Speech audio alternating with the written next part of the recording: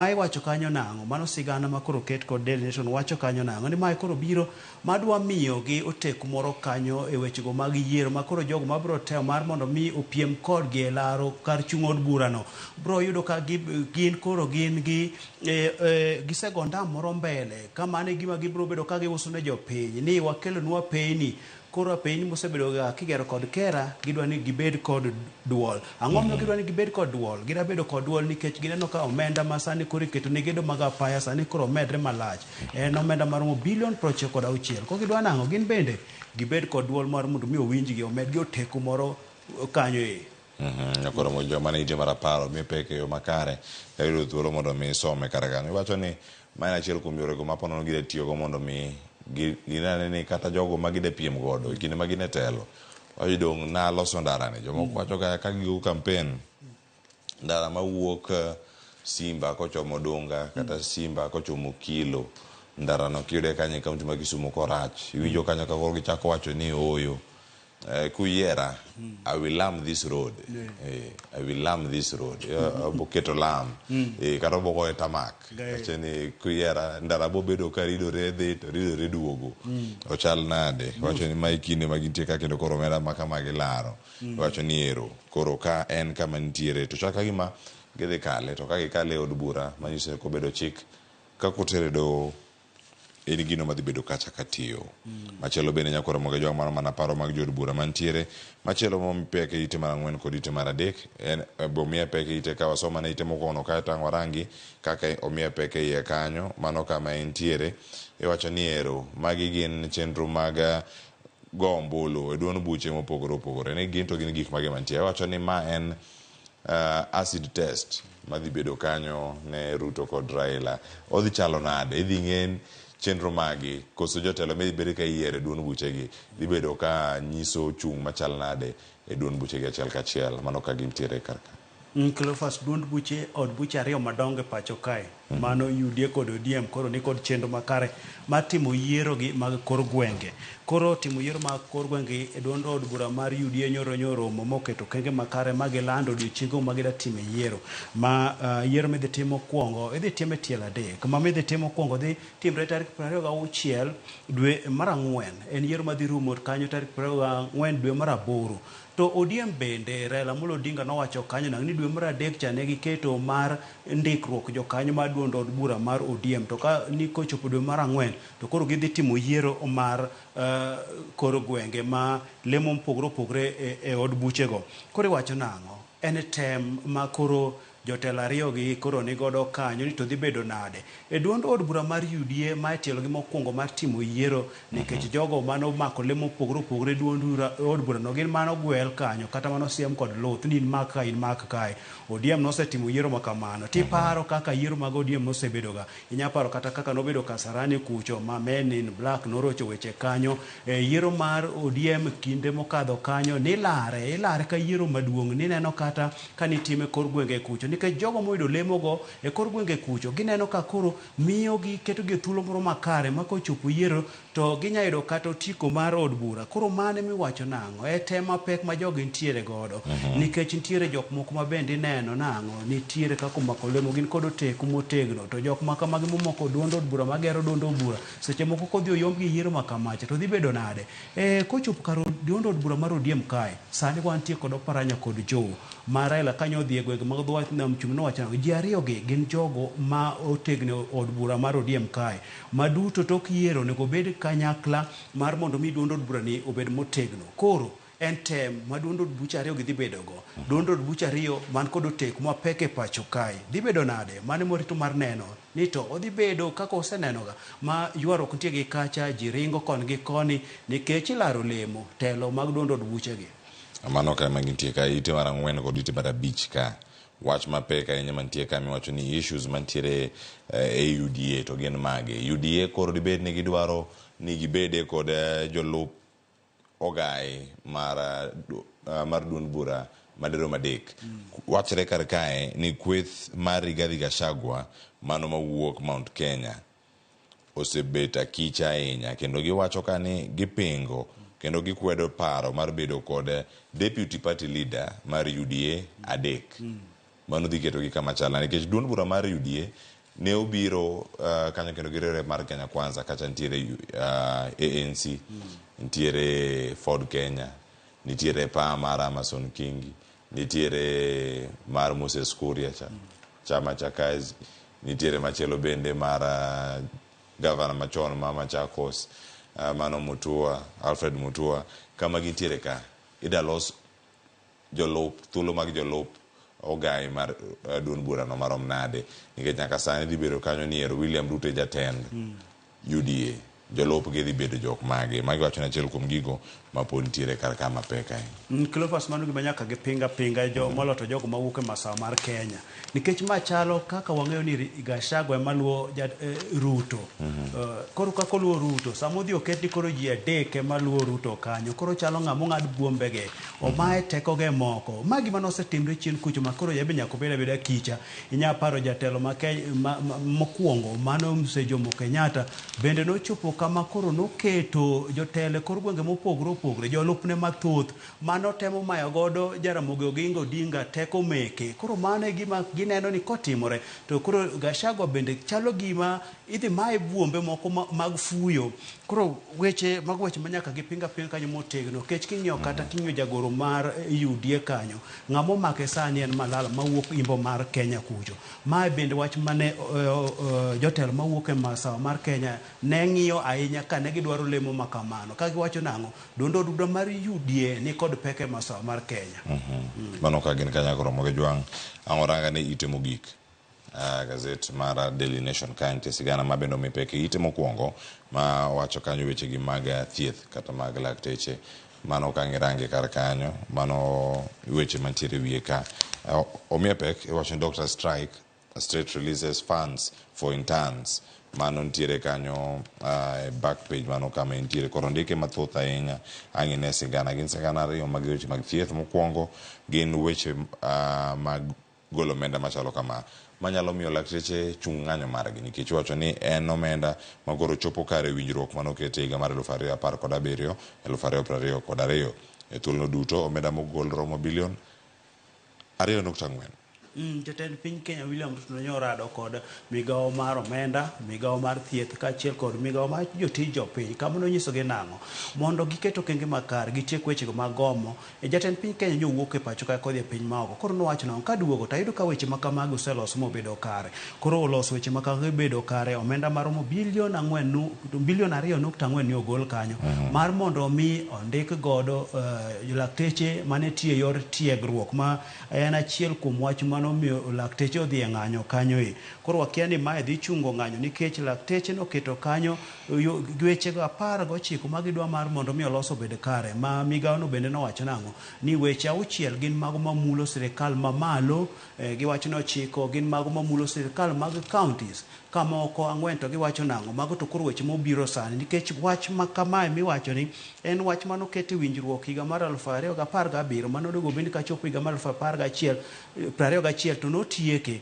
to koro nokotieke ma weche moko manyien bende onyuolre ma giwacho nang'o gin 4 koro kama ochopo ni omenda to osegol koro dang'iyo nang'o omenda mogol ni dhi chungo ng'anyo cha nikech koro manende nang'o lakteche mane tiyo yor tiegruok koro dhi chulgi to lakteche kane gi ng'anyo ne giwacho nang'o ng'anyo gi ni bende oting'o ka gidwaro nang'o ober yore mag thieth masinde mitiyo godo obed mago matiyo makare mago manyien giwacho nang'o ne girango nyaka ngima mar japiny koro wadhi ng'iyo nang'o wach mar omenda ni kosechopo gidhi chungo ng'anyo koso gidhi neno nang'o nyaka weche 19 mantie ga ket duto eka gichung ng'anyo koro mano wach mwarito mar mondo mi onenane to dhi bedo nade kinde go nyakoro moge jwang piny kanyo gazet ma Daily Nation ondiki kar kanyo ka gidu thuolo mar some wacho nitiere ripode ma bende biro kawuok e counties ma opogore kendo gino ma iwacho ni en idho mag thoe mago mabiro wacho ni en kwan mamalo mag jogo matho ka gintiere referral hospitals mathoth mag sirkal kama ng'anyo gi bende osebedo katimore thoth gi e counties mopogore pacho kae kendo wacho ni Kosgei kano loso wacho ni lakteche bende onego nyisgi wacho ni en goodwill kendo reciprocate kata gitim gino ma sirkal bende otimonegi mondo mi gichung' ng'anyo gidhi nyime kod weche mag thieth osuptende. Lakteche bende oramo kawuono warito winjogi mondo gilosi nyoro otieno kata bang' obokeno bang' kane osegole lakteche bende ne oduoko. Mano bende warito winjo kendo wadhi luwe ahinya odiochieng'ni ma kawuono bende ne kod ng'eyo ni gigi rito chal nade mano kama gintiere ka giwacho ni ero nitie kotodas monego bed ni rito. To bende en adier koso chal mar wach en mane. Itimogi kanyo kapok wawuoke kata nitiere weche motenore kod ringre jogo mano wito ngimagi e osiptal no mano mar Kenyatta National Hospital. Kuom ringre maromo 607 yangore kar kae, mano 500 ringre 541 ringre 475 gin mag nyithindo kendo inyalo ikgi e bur makanyakla. Mano e bur ma minyalo ikgi kapo ni ndalo 7 girumo to anyuola gi ok owuok oko mar yango ni magi gin jowa to wadagologi kata wadakawogi kata bil mantie kacha ka otieki mondo okaw ringre nikech thoth gi yudo kae yangore ni gin moko ma mantiere e osiptal kata mantiere mochari kanyo ma omenda moko emomiyo ringre ma kamago pok ogol. Mano ka yangore kanyo ka nitiere iteni mogik mar 31.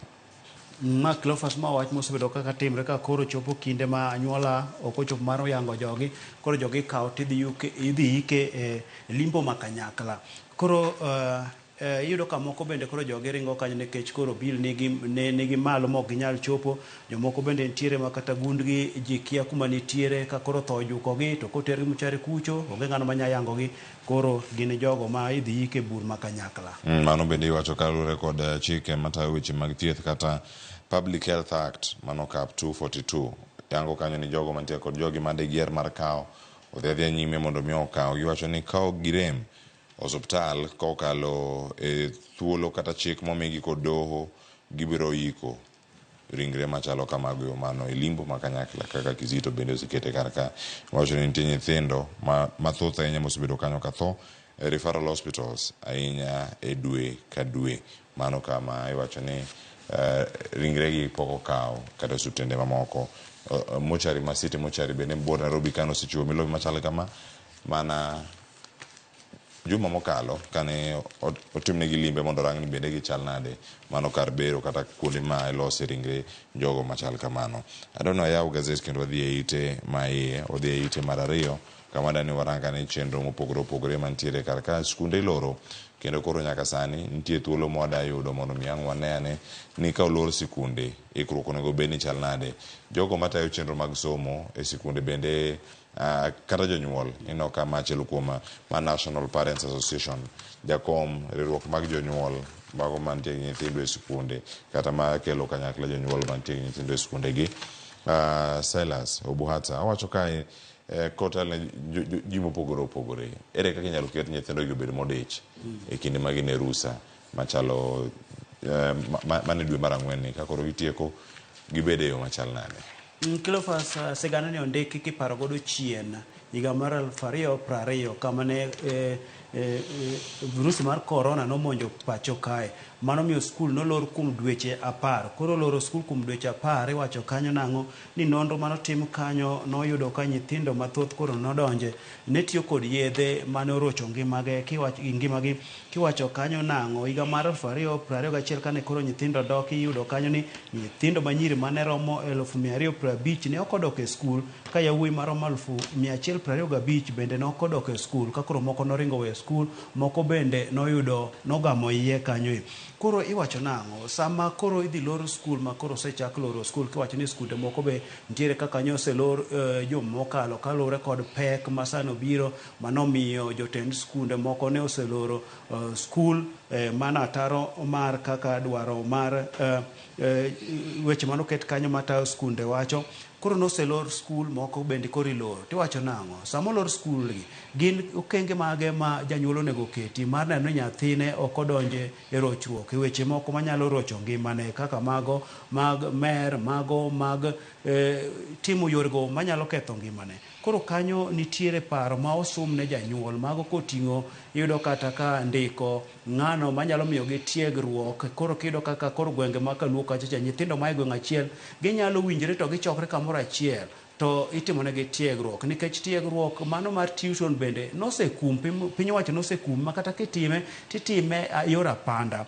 Iwacho nang'o nitiere yore mag tuke mopogore opogore, loso tuke, weche mag adhula, weche mag wer. Koro magi gigo ma nyithindo nyalo dhi timo maketo gi gidich sate nikech ma koro biro sani wacho nang'o janyuol koro yudo pek orango nang'o odwa dhi e yor mag tijege mar kelo mogo koso dwa bet mar mondo mi orang nyithindo gi kik bed kod rochruok makanyo makamano. Koro kanyo mokele gi yore go magi nyalo tiyo godo mar keto nyithindo yore mag sport, gidhi e yore mag wende, yore go manyalo keto gi gibed modich seche duto makoro ok gibayo ka gidhi timo gigo manyalo ketho ngimagi. Haya, ite mar adek nitie sigana machielo ka ng'eni ang' wayudo e thuolo mar nene onyachalo nare nyakora Ramogi Jwang'. Koro nitiere jadolo ma koro dhi yalo injili mano mar kedo mager ahinya kod iwacho ni rocho ratiro mag jogo matindo. To koro twech ma oyudo twech mar higni 7 mano ka entiere kanyo e twech machalo kamae obiro yore mopogore ni mare wacho ni Jumapil ka Jumapil odhi yudo thuolo mar yalo to koyalo oyalo mondo ji olok timbe kotenre kod gima chalo kama.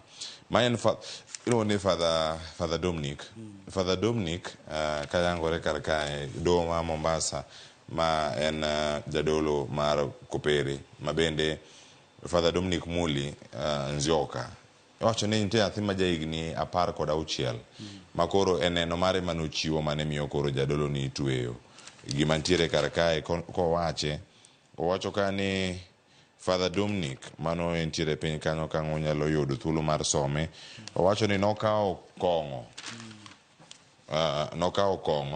mana piny kar kanyo, nokawo kong'o to kong'ono nokete kofi to kokete kofi mano kahawa kawe kanyo to kete kahawa to koro omiye kanyo madhe to kose madhe to chako mule yo moro ma ok ni kare.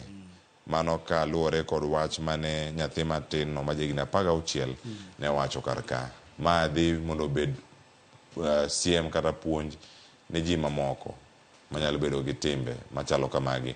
Mane nyako mane nitie youth group mar kanisa ema timni notimore ne. Owacho ni min gi nobedo ka kwere wach ni mar dhi kata wuoyo gi jadolo ni e yor ng'we yamo messages ma kama ok amor godo. Koro nochopo kama koro nogone simu mar mondo odhi kanyo. Kano dhi to noyudo ka jadolo bende nigi ng'ato kanyo, ng'ano nowuok owegi ema koro nokawo kong'o okete kofi no. Kano keto kofi koro nyathini nochako mule to kata kamano ne min gi ogone simu mar mondo oduog ot. Koro nyathini kane timone nowacho ni simu mane min gi ogone no nende ka gima ne okonye nikech okia gima dino timre dine bed ni min gi ne ok ogone simu modhi kanyo. Koro jadolo nong'adne bura doho ma Mombasa maduong' nong'adone bura higni 7. Kata kamano kanodhi e doho mar ywagruok ne oduok ng'eto ni piny kata noyude kod ketho nyaka higni 3. Koro higni 3 ne wach nang'o okete kirange okete probation kanyo ma onyis nang'o Jumapil achiel dwe ka dwe obro dhiga kolando injili mag wechego mag ketho ratiro mag rowere jogo matindo. Koro mano injili momiye kowach nang'o jadolo maduong' bro bedo karange machiegni ka bende ochiwo puonj makamano. Koro miye mar chiwo puonj. Koro mane kaka koro tich momiye mar mondo ti ka koro iwacho kanyo ni nitiere kaka ne otimo timok kare ne nyathino to nokochopo nikech koro ji nyaparo seche moko notimo ogik nomule to koro simu mane min gi nyathi chogoyo noreso weche to bende min nyathino duogo wacho kar kanyo koro Ramogi Jwang' kowuok e sigana no mantiere ite no mar adek wadhi e ite machielo.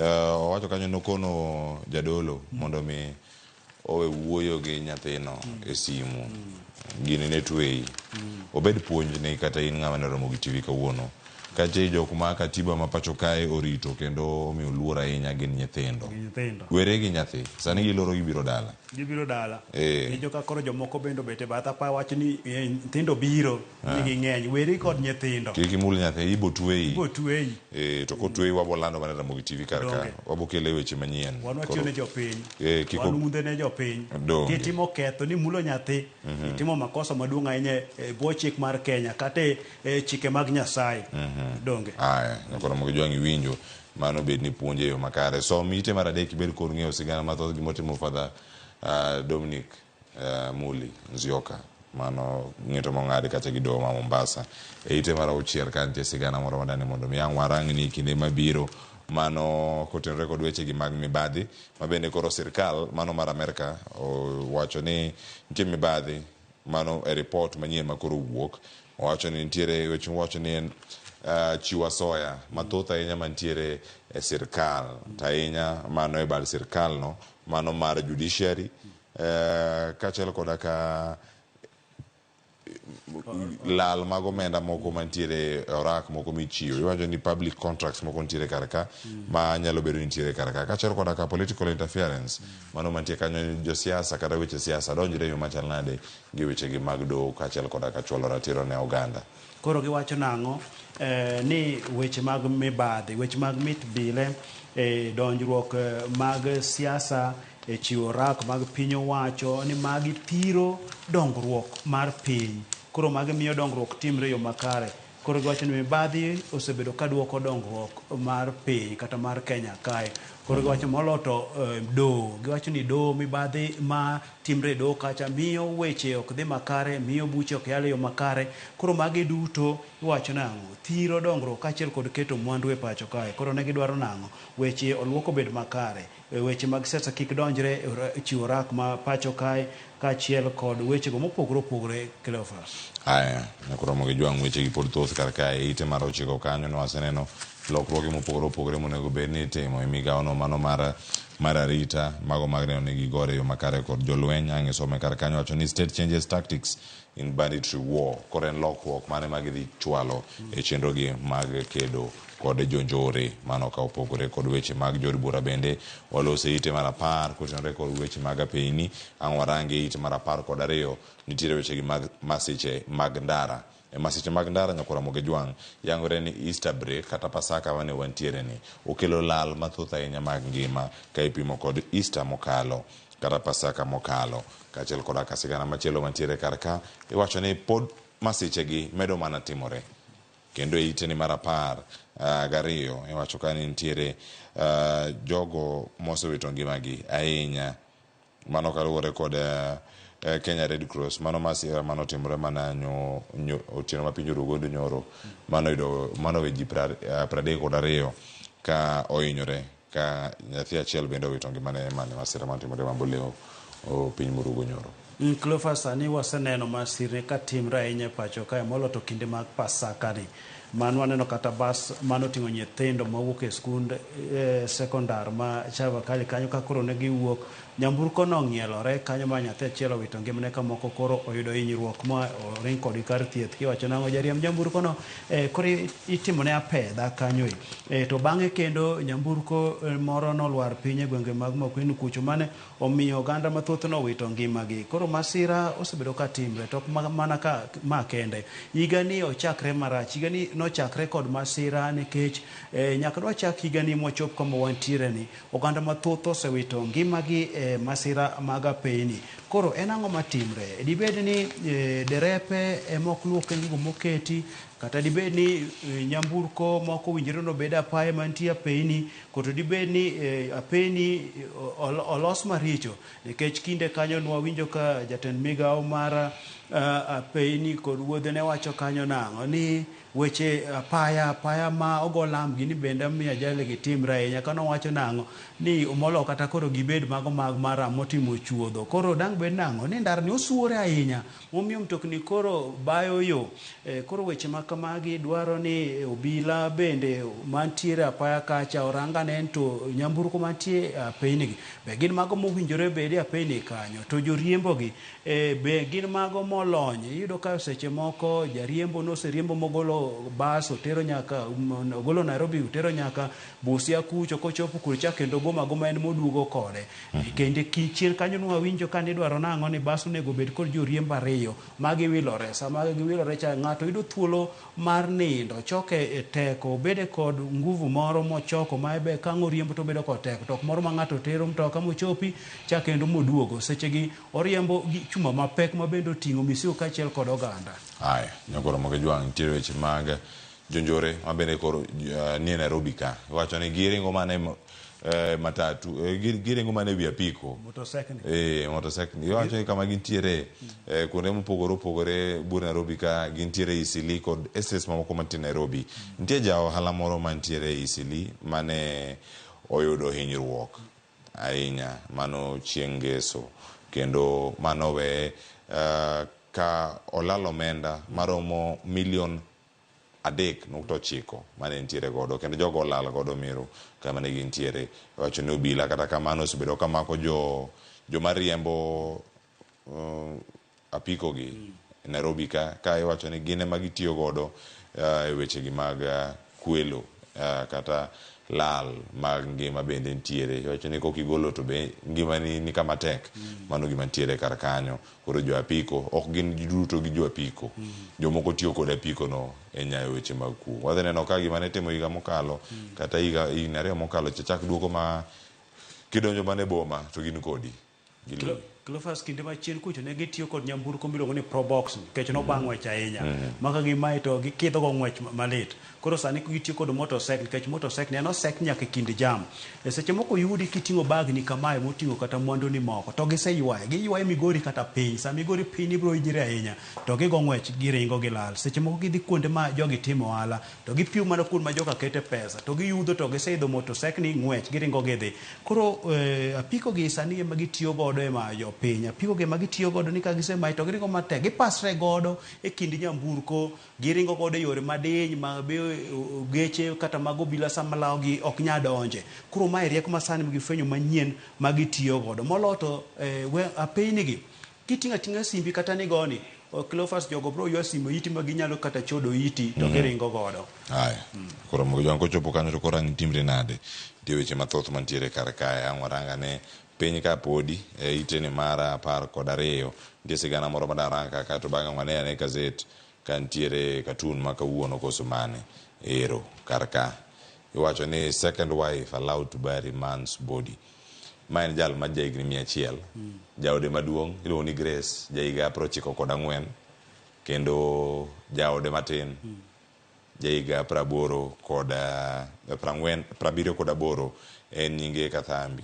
Iwacho ni koro Grace ne wacho ni en kaluwore kod kitgi kod timbegi kaka oganda jo Ameru noneno mondo mi nen ratiro mare mondo mi odhi oik jaode ma jaiga 100 mane giwere godo higni 10 mokalo. Koro yangore ni karka kaluwore kod ng'eto mane do chiwo nyakora Ramogi Jwang'. Ng'eto ni wacho ka ni ma en nyachira miyo mar ariyo mantiere ot ka wacho ni koro Mikai dong koro nosewere gi wuon pargi higni 10 mokalo. Mosenindo nonindo buore Nairobi ka Westlands. Okil Danstan Omari kachiel kod okine mamoko mantiere kar kanyo moting'o Shadrack Wambui kod Nelson Githinji mano mane ochung' ne Miss Kathambi ma bende koro ne omi ringre omi thuolo mondo mi odhi oik ringre mar jaode ma jaiga 100. Wacho ni katiba ma pacho kae ok oyango kama jadoho onego bed ni iko e kinde ma otho kata e kinde ma owito ngimane ero. Mago koro wacho ni kido kod timbe kada obedo onagi kocha to kata Mikacha de onge to nosedhi onyombi to kama ode ne ntiere mane dhi ike jagoni to koro Meru ge kama ochopo ni koro dono miye thuolo nyachira moro mondo dhi oiki wacho nang'o en mosedak kode kata notho e ode ne tho ka gidak kumoro achiel kata notho gidak kumoro achiel do bed korwa kocha timanyo mana kuma ne Mikai nitiere od Mikai nitiere kacha midhi ike to koro kai iwacho nang'o en mano dak kode koro dono miye thuolo mar mondo dhi okaw ringre oiki. Haya mano nyakoro Mujong ndike kar kanyo ni the court should not do the normal mano marie mondo dhi oike ka kuom dhako maduong' kata Mikai mano kama gintie kanyo koro Ramogi Jwang'. Gazet ma Daily Nation gik mathoth ahinya mamite ya kanyo ta inya ite mar 15 ang'wane ane kanyo ite mar 15 gimantie kar kanyo kaeto bang'e ang'wane ni en ang'o matimore kar kanyo. Ntiere AUC ntiere endorsement ntiere ng'ama osolweti ntiere high cost of living moro ma bende iweyo piny koche dustbin ero malo kacha bende nitie gik mathoth matimore. Kona gimineno ka Wokano. Aneno jatelo gai maduong' mano ochal kata kako gore nikech wang'eyo ng'ama dwaro kom mar riwruok pinje Afrika en baba. Piny owacho mar Kenya osire, to samo sire ni jago ni bende ne kedo ne oganda mag Kenya kalure kod ngima moidho. Koro wacho ni ngima moidho cha koro odhi ling, odhi dhiro gi kucho, kodhi wuoyo wechego nikech koro ikawo zip iywayo imogo dhoge mondo kik owuo. Ne nyiso nang'o in koro kik iwuo nikech kom idwaro ni ok dwa ni wuoyo weche mag siasa. Koro sani nitie jogo maywak, koro lor dhogi wadhi bedo nade, tin manchi ywaknwa, in manchi kiwuoyo tiwinje duondi che teto piny owacho, koro onge olor dhoge. Mane gima neno kanyo Cleophas. Mano ka gintiere kar kanyo koro mo jwara no tiek gazet mar Daily Nation gi sigana achiel mag weche mag tuke manyalo kelo no mora ahinya ite mar 29 toke kanyo mano ite mar 31 iwacho ni gin weche go mag loso talanta, iwacho ni talent development, Kenya Academy mano kachiel koda ka Nastic Academy mano mantiere piny no mano mar Spain. Nitie jandiko kanyo mabende nitiere kar kanyo, picha no e page nithineno nyaka Arteta mano page 31 mano kama idhi yudo gi kanyo achiel kachiel, mano ka ngiyudo gi ka ngiyudane ka achiel kachiel kama gintiere. Jafwambo Toto Arege ondiko sigana ni ka nitiere Barcelona Spain, to gimwacho kar ka manyalo kelo lokruok ahinya kaka itayo chenro gi mag tugo e pacho ka. To piny kanyo kirange nitiere jatend migawo mochung' weche mag tuke, eneno kaka piny Kenya nyalo tiyo machiegni kod piny mar Spain ahinya e boma ma Barcelona mondo mi gibede kod tugo moro makare kata gibed gi exposure moro madwarore. Weche mag academy gi kokete pacho ka nyamiyo wanyachwalo mbele, nyamiyo jo nthiwa ma ni kod skill e tugo adhula kata tuke mopogore opogore nyalo dhi oko. Koro kanyo waneno ka academy Nicolas kanyo nyamiyo jogi ni obede kod tugruok moro e piny mar Spain kanyo. Koro ber, iwacho ni gini ber. Adhula kelo mor, adhula kelo mwandu nikech jogo magoye loso pesa. Koro mo jo mane wadan warang kar kanyo weche mag English Premier League to ng'wech pod nitie yawuot Arteta pod kawuono girakore kod Luton Town ka Man City rakore kod Aston Villa. Mano gidhi bedo kanyo yo machal nade, mano ka gintiere e tukego mag Ingereza. Watieko gazet mar Daily Nation gi kanyo welo sedonjo kar kada ne mondo wanene ite mokwongo mar The Standard kato bang'e ang'wech ite ka gi kanyo ka warango gi achiel kachiel. Ka iwacho ni nitiere inside power struggle mano e Raila Odinga Party, mano mar ODM, mano kama entiere kar ka. Pichni mineno ka ite mokwongo en adieri mar wache iselere kacha tielo mokwongo kano wachako inyalo miwa mana paro ka nitiere kar ka. Wanene ite ni maya mwada lose pichni mantiere kar ka. Ero nitie Mbadi, jakom ODM, jolupo gai mar ODM, Ali Hassan Jo, gavana machon ma Mombasa, gavana machon ma Kakamega Wycliffe Ambeto Paranya, jatend jood bura manok e od bura Opiyo Wandayi kod jood bura ma Embakasi, mano baboyeno. Cleophas kanyo ting'o Raila Amolo Odinga mano gai mar ODM mancho selando en kod lek mar dhi dwaro bedo jakom mar riwruok pinje Afrika. To koro iwacho nang'o ka dipo nono bi oyudo olemo no, ng'ama dhi mako olemo mar telo ne duond od bura mar ODM? Kanyo wan kod Jerio Maluwe, wan kod Jo, gavana machon ma Mombasa, kachiel kod gavana machon ma Kakamega, ma bende kinde manodhi e campaign Wajia kucho noting'o lweti ka wacho ni dongi yawigi oromo, jopiny wacho ni giromo. Koro sama giromo ni jogi koro laro lemo nikech ng'ata achiel be nyaka bed kanyo e. Koro Raila Amolo Odinga be kanyo dok e gwenge mag Dhowadh Nam Chumbi nowacho nang'o, odwaro nang'o ni kata tok yiero ng'ata achiel mobi yier kuom jogi gibi bed ka gimakore mar mondo mi duond od bura mar ODM no bed motegno. To seche ma kamago bende kore range kano wacho nang'o kik ka ODM olok gir kabila nikech koro ntiere jo siasa moko kata jotelo moko mawuok ka lukucho mawacho nang'o gino ok giwedhi kamano nikech koro gineno ka gima ODM ni dwa wegi matin.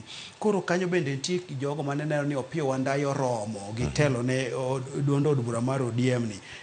Mbadi bende nitiere kanyo. Koro wane neno to odhi bedo nade ni wan kod yawuoyi motegno.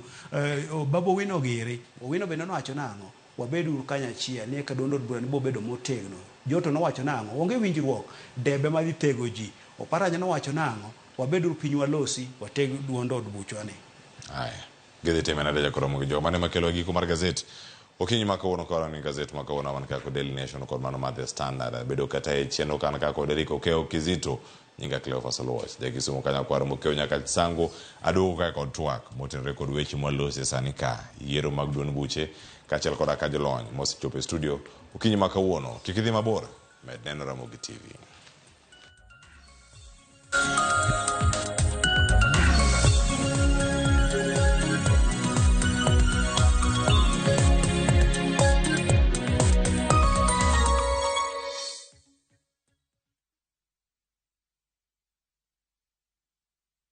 Jichukulie 30 days third-party cover for your motor vehicle kwa thao moja tu and say goodbye to expensive motor vehicle insurance. Pata bima kutoka Direct Line Assurance. Kujisajili bonyeza *487*4# na uweke number plate ya gari yako, ID number yako, email address yako na ulipe thao moja tu and your digital cover will be sent to you instantly. Collect your sticker at your nearest Total service station. Dial *487*4# upate third-party motor vehicle insurance valid for 30 days pap.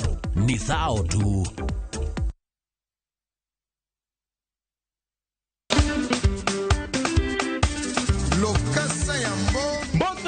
Malamu Lungani Ninja the entertainer. Lungai DJ Smollett le principal de la rumba.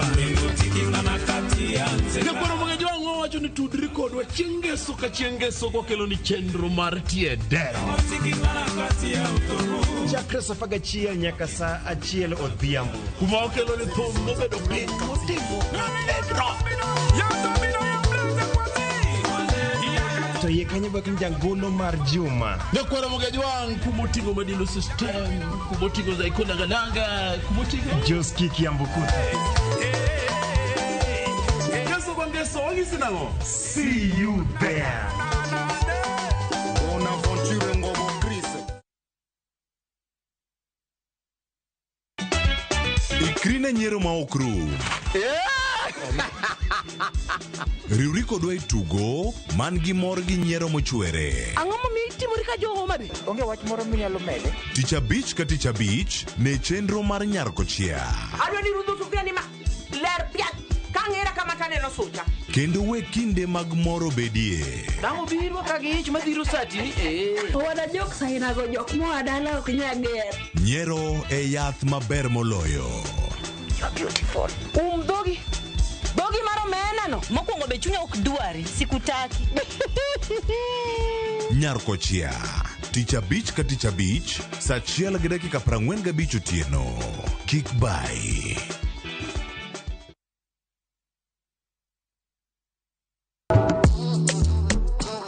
Riuri kodwa gawa pako teko mar thum. Mar jiwo, ting'o kod riwo ji.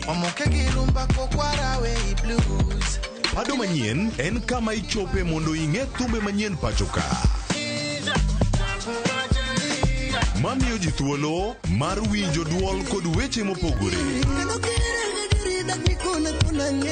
Kik thumbegi kod ngolo ma ogo mamit bai. Before the camera catch me for 4K. We mondo thum owuo kodi. Pado manyien wuok tich nyaka ngeso saa 5 okinyi e Ramogi TV. Oh no.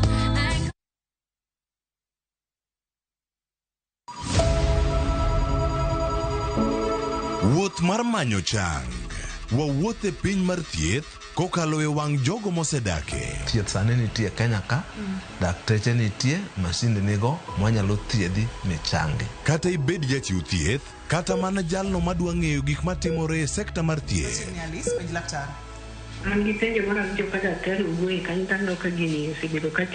Wakolo pach jolony ka wayudo sigana tok kode marochere. Waweuru keto reputation mbele ne ngima mar ng'ato. Ng'eyo matut e weche mag thieth chako gi goyo mbaka. Advice jowani ne uru penj laktar mondo ing'e kuma inyalo konyorie kapok iyumba yumba. Penj laktar. Wuok tich nyaka tich abich saa 12 odhiambo. Mana e Ramogi TV.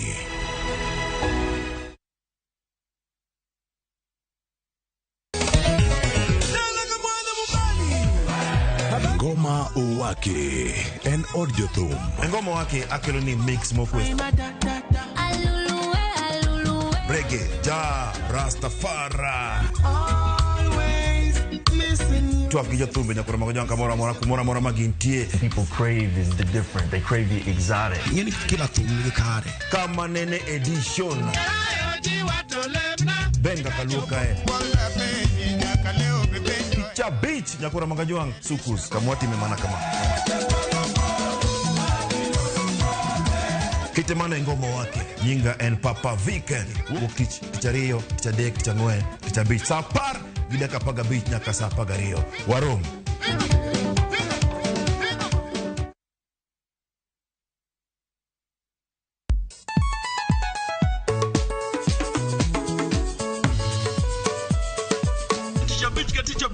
Kochakore Samuel wakelo ni ngoma mobedo play design makare.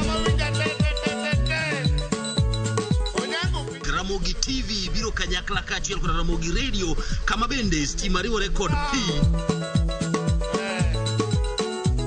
Yawanya wauntie kikubed mabori kwa mgajen nikech kai ekumi yudo gik mamit kabisa Ramogi Night Disco. Romani ninja the entertainer wajon maintain your position. Idi udakanyo kika fire goody a local instrumental. Wawachoni kete manaka. Teacher Beach ka Teacher Beach sangweno tieno.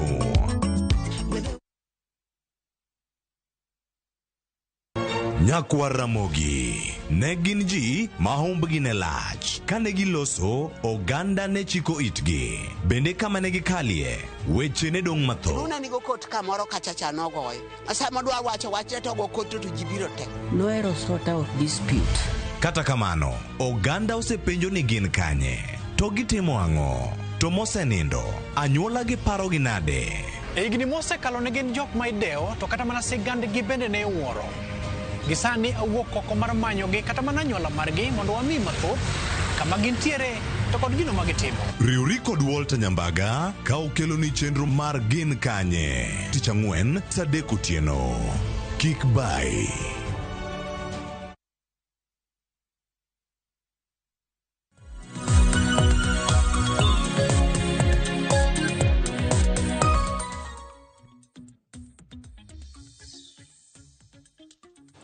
Nyakwara moge jwango yawre kendo machiegni kinyi makawuono e chenro mar piny wada menyo ni gik mopogore kama gitimore kaka gitimore e yo makare iwacho ni kama gintiere kanyo nego bed ni tayo gi achiel kachiel mago yiero mag duon buche kama ne twak mobedo godo kinyi makawuono Nyakwara moge jwango wada rango duon bura mar UDA oselano ni gichako yiero margi dwe mamantien dweni mar Ang'wen to oporingo nyaka dwe mar 8 ita time kidienje mopogore duon bura mar ODM romo odiochieng' ma kawuono gidhi bedo kanyo ka gilose wi ang'o hie kotenre kod weche gi mag luto ombulu kata mag goyo ombulu ne jotelo ma opogore chenro ni wada bedo kaya kod jolony man janon siasa Dina Agai kachiel koda ka Tabitha Ogutu moda bedo kachiel kato bang'e amigi thuolo mar gamoso achiel kachiel oyawre uru kendo machiegni e Ramogi TV Nyakwara moge jwango magi welo man go kawuono kinyi to mokwongo kapok wachako twak wawinjane sigana mantie kama loso kod nyawadwa Walter Nyambaga kotenre kod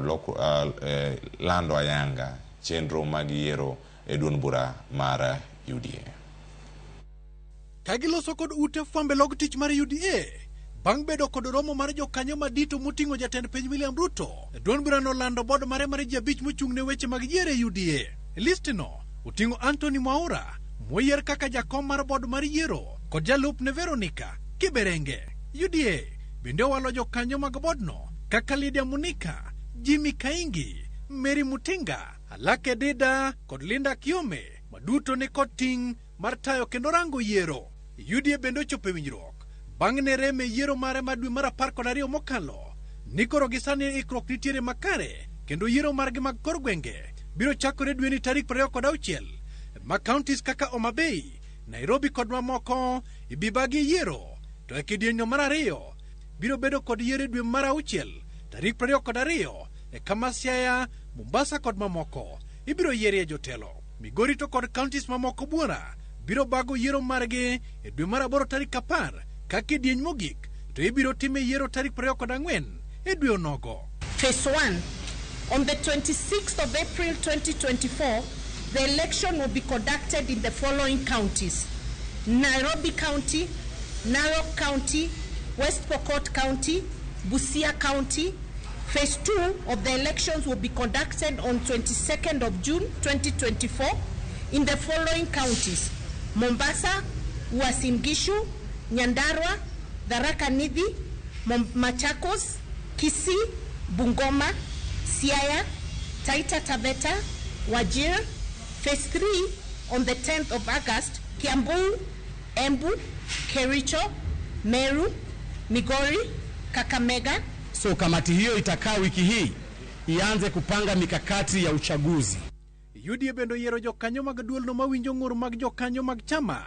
Kalis noting'o Joy Mudivo e kaka jakom mar duolno to kod jalupne Adrian Kamodho. Moko ma jokanyo mag duolno bende gin kaka Ellen Makone, Yvonne Cherop, Duncan Ojwang, Beria Isaac, Barbara Japan, Gigi Joseph, Zipora Karimi. Jokanyo molap dhogi ndong' ne lemo mag kombe duond burano e koro jiw mondo tiawre pap mar manyo lemogo. Katend duond bura mar UDA to singo welo makor gwenge man thuolo kendo maoyanga. So kama unataka kusimama kiti mahali popote, hata zile kaunti ambazo tumetaja tunaanza nazo, portal yetu imefunguka, unaweza jisajili. Wale members wa chama ndio watapiga kura peke yao. Walter Nyambaga, Ramogi TV, Nairobi.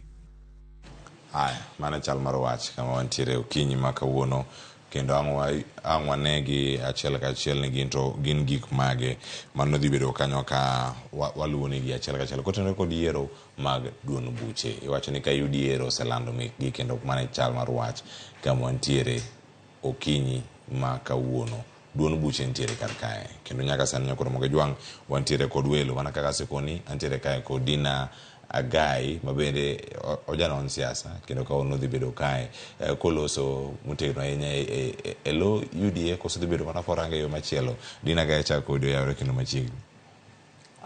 Ayawo nyiko Ramogi ni okwe uru kendo mor bedo kae kawuono. Erokamano ahinya. Kamachielo Tabitha Ogutu oyawre kendo machiegni Ramogi. Erokamano ahinya Cleophas. Mor bedo Ramogi studio TV ka kendo mondo watwage weche ma jopiny bende rito winjo gi sironyo. Erokamano ahinya. Nyako Ramogi Tabitha Ogutu jalonyo weche mag telo dhi bedo ko leronwa bende e yo makare. To gazet odiochieng' ma kawuono bende ntiere sigana mane ochiwo kar ka. En tem machal nade kinene kanya achiel kachiel e yamo mano kama ntiere sani. Iwacho ni en planned party polls acid test for Ruto Raila. Mane kama gintiere kar kanyo ochal nade. Dibed ni mano e gima dhi bedo kanyo ka iloso kata ka iluwe yo machal nade. Achako di Dina Agai ineno kanyo mano chal ne test maduong' ahinya mantie ka. Walose weche mag yiero mag duond buche timi peka ahinya duond buche ariyo ODM kod UDA. En ang'o miyo duond buche ariyo to duond buche mathoth ahinya mapod ntiere kar ka? Erokamano ahinya Cleophas. Mokwongo we awach ni duond buche nyaka tim yiero e gwenge nikech mano kende manyalo miyo jopiny bedo gi nafas mar chung' mondo yiergi mondo gibede party kendo ndalo mitimo registration ki irito wach yiero no to gipuonjore mang'eny kaluwore gi parties kata duond buche magidwaro donjo kata magihero.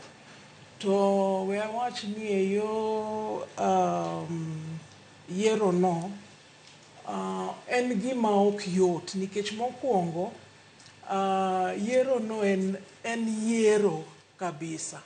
Ok en gima ikawo mayot nikech yiero ji nyaka e gwenge ok yot, omiyo en gima kawo pesa mang'eny, paro mang'eny kendo chenro nyaka bed chenro ma clear maber mawinjore. To adwa ni mondo awach ni kaka sirikal en sama koro yiero dhi keto sirikal e wang' jopiny nikech ka un sirikal tidwa nonu ni be uketo matek e weche mag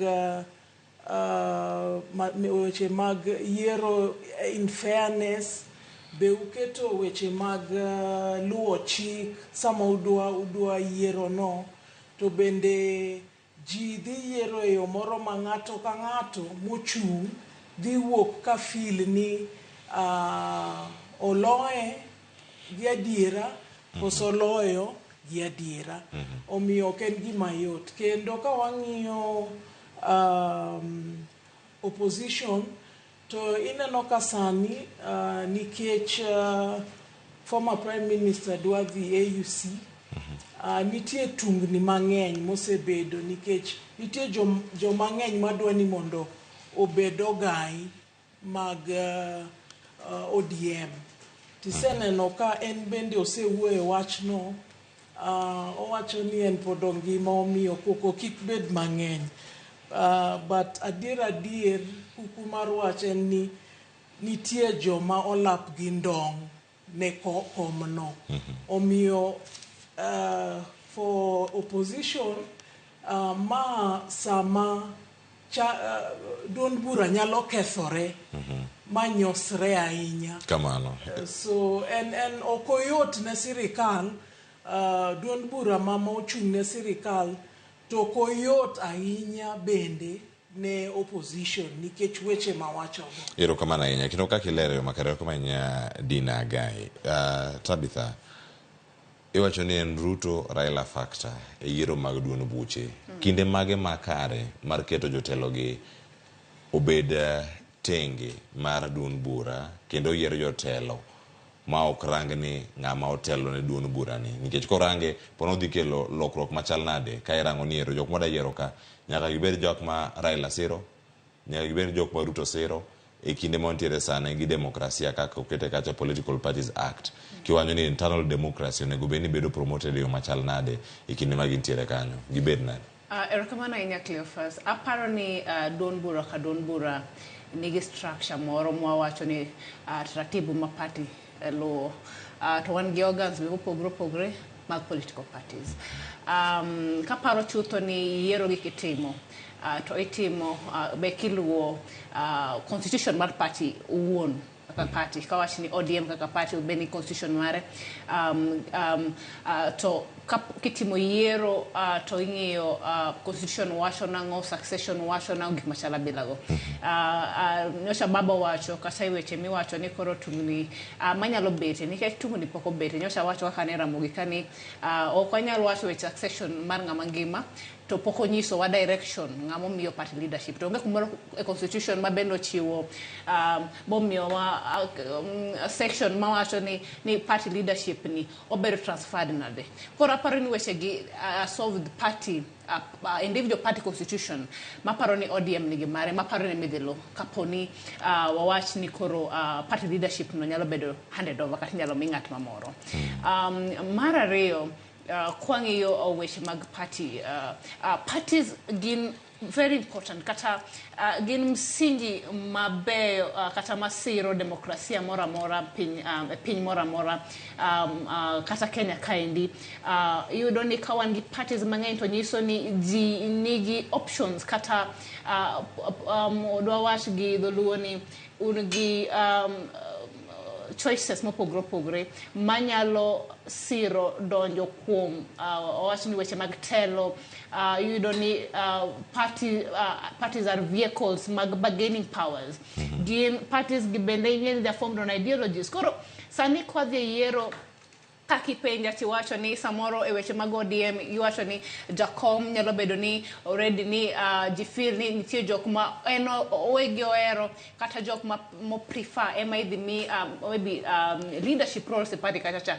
To daero wacho ni parties are formed also based on loyalty. Kaka in loyal, performance mari kata bobedo nade neno.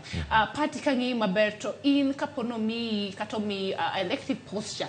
To nyalo bedo ni inyalo tero party mbele kosi nyalo mi party bagni.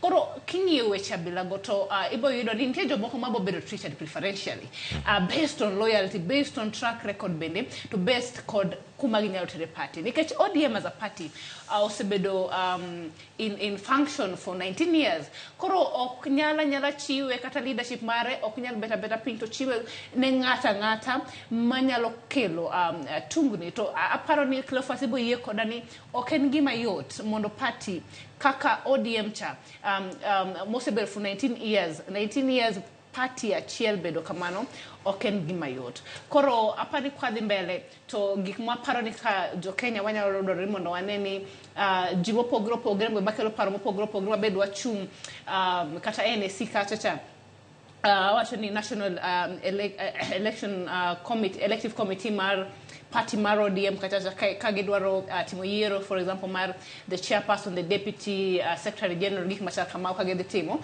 to gitimre yo moro ma ji tebo winjo ni the ideas kata the fact ni ne gichung bagi wacho ni gidwa telo ka ochiugi na way mang'iyo ratiro kata ng'iyo nyaka interest mag joma moko koro kikwa ber gitungi machal kamago kanyo emu yiero kod Dina Agai ni onego bed ni ng'ato wuok e yiero ka wacho ni adieri nadie yiero kendo amor gi duoko mar yiero mawuok demokrasia e yiero ni Dina kai golo Raila Odinga tigolo William Ruto to gara yodhi e yiero kai wacho ni ng'amo yiere mabro kawo kendo adhi go mbele kaka jotelo mag duond bura biro dhi neno ka demokrasia wacho ni internal democracy mantiere Political Parties Act wacho ni onego bed ni inyayo kata inyayo weche mag demokrasia mantiere party kata kapok owuok kata oko mondo mikoro dio manya ne jok madai laro lemo opogore kaka MP, woman rep ka ngada bedo senator, ngada bedo governor kapok owuok oko mondo dhi watim yiero machalo kamacha. Yiero mitimo gi jokano e iye ka kugol jotend duond buchegi bende wadhi neno demokrasia e yiero kata e duond bura mar UDA makoro selando tarigegi ni gidhi time yiero. Ng'eni party ka party nigi chike to chike go ema tayo duond bura kata duond buche omiyo joma nie party go kata ka ogai ariyo gi onge onego lu chike moketi kapok gichopo kata chik mar piny mar political party adwa ni mondo awach ni sali kaka wadhi e yiero okinyal koso jok ma ok bi mor gi kaka weche odhinegi nitie jok ma ok mor amora ni gin gidwa kele koko to nitie jok ma ok mor gi adiera emomiyo ni neno ka nyoro ka ker ma en ogai mar UDA party kendo gi jalupne ma en Mheshimiwa Gachagua no dhi NEC meeting National Steering Committee meeting mane gi poro wach kendo ne giriwore e paro ma giyudo structures mechanisms gi structures kendo gi jok matelo ne structures go kaka National Elections Board ne wayudo Mheshimiwa Mwaura internal dispute resolution committee ne wayudo ng'at ma mochung'ne kaito electoral dispute resolution committee bende ne wayudo jomochung'negi to king'iyo jogo awinjo ka ji wacho ni ang'o momiyo yiero joma nie sirikal adwa ni mondo awach kae ni ka in a citizen to in gi a political expression manyiso ni inyalo bedo affiliated to a party mano right mar ng'ato mar ariyo en ni jogi noyier gi nikech yiero manokalo mar Kenya ne gi play a very big role kendo gin joma nchopuonji kako onego ota yiero omiyo emomiyo party odok mokawo gi kendo adwa kendo mondo awach ni joma noyier ineno ka UDA temo ahinya moketo 2/3 gender cha ne giyude nikech ineno ka nitie mine mang'eny manoyudo positions e structure ni omiyo aneno ni gitemo matek kendo ginyiso e timbegi ni gidwa ni mondo yiero mar gwenge obed yiero maler maonge koko mang'eny, to ka koko no dibedi oseket jogo ma nigi the expertise to be able to sort issues gi. Omiyo ananeno ni gini dhi maber, to en gima ber e demokrasia ni duond buchewa temo mondo gibed gi yiero e gwenge, nikech gini ema biro miyo demokrasia wa bedo gi teko. Structures mopogore opogore mantiere kar kae. Gazet ma kawuono iti mar 4 kod iti mar 5 mana kama gintiere kar kanyo. Yangore ni jalup jatend piny Kenya Rigathi Gachagua kod Lange mawuok Mount Kenya ok gimor gi paro mar bedo gi lemo adek mag deputy party leader. Paro makama okipani odhi bedo ka othiro demokrasia kata duond buche mamoko maponono ntiere riwruok mar Kenya Kwanza, to koro saoro moponono mar wacho niero ma en duond bura mar UDA kama ntiere kende jogo man dare rekodi to gin bene gin gimbi margi mag siasa. Wange jogo mano bano piende gi kendo no wacho ni oyo an duond bura na biro chunka an ma wuoko ka jatende Musalim David no lande kamano kano miyo isatima mithuolo mar tayo chenro mag ANC mano sani ka irangi kama ntiere. Oketi kama chal nade kaka jakanyo mano mar UDA, to bende ka itemo nono lemo ma iwachogi gin lemo mag nyayo demokrasia koso gin ma lemo mag neno jotelo moko yudo lemo koso Rigathi Gachagua kod Lange mawuok Mount Kenya nikech changore ni gin mana jok mawuok Mount Kenya go gin ma giwacho ni ero ok oda lemo ni obed mar ji adek, jalup ogai mar duond bura obed ng'at achiel ma en jalup jatend piny Kenya. Aparo ni adwa ni monda awach ni kineno ka gima chal kamano timore to ji obedo piny moyie. Nitie joma kosebedo kamoro to loko pachgi machiko yie ni ji nyalo loko pachgi. To okanyal bet kae ma wach gi full confidence ni koro gino bro lokore kata ni koro jo central ema dhiro gino ahinya. Nikech ing'e ni e siasa be nitie propaganda. To propaganda go itimo gi wasikwa koso joma wa compete go mondo giyud mileage, mondo gimed yudo members kendo giyud mileage. To an ang'eyo ni neno nyoro ka jalup ogai mar UDA kendo jalup mar Kenya Gachagua noromo gi president e party office kendo ne gitimo gini kanyakla. An gima ng'eyo ni en UDA en gimoro mani intact, koko nyalo bedo kata ji nyalo gwarore kaka ji gwarore, but gimoro ni gini biro kethore kata wuodhore.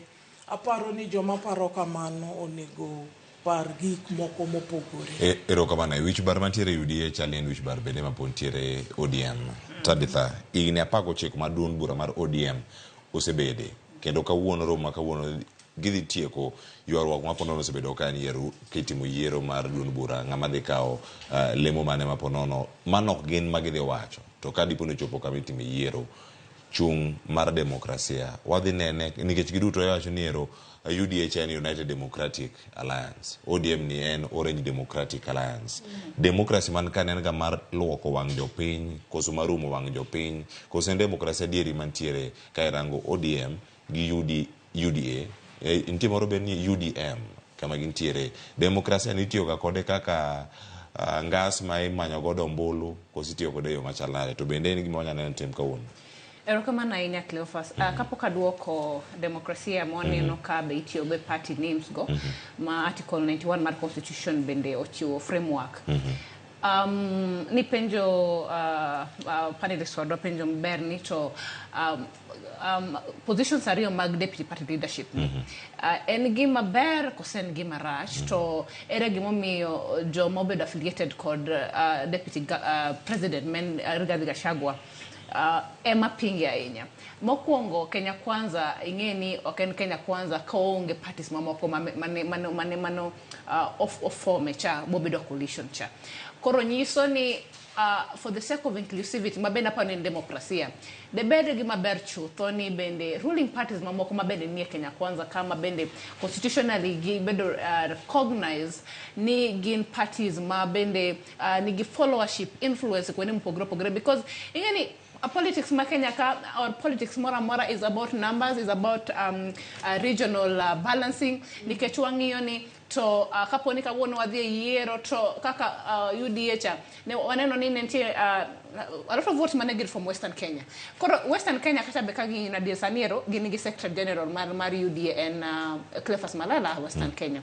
Asto ka deputy kai bende ging'iyo ni to koro one kaka maybe Western Kenya kata jotelo mane oriwore gi riwruok mar Kenya Kwanza ni form coalition wabende say enango kata cha nikech wakwang'iyo tineno Mudavadi kata cha obende ndalo mane miye position mar prime cabinet secretary ni nitie tunguni kod weche moko ariyo adek kata ka jo mobedo file to Gachagua bene wacho ni to ere kaka ni obende chalma powers differentiation kindegi deputy president kuno bedo team maber.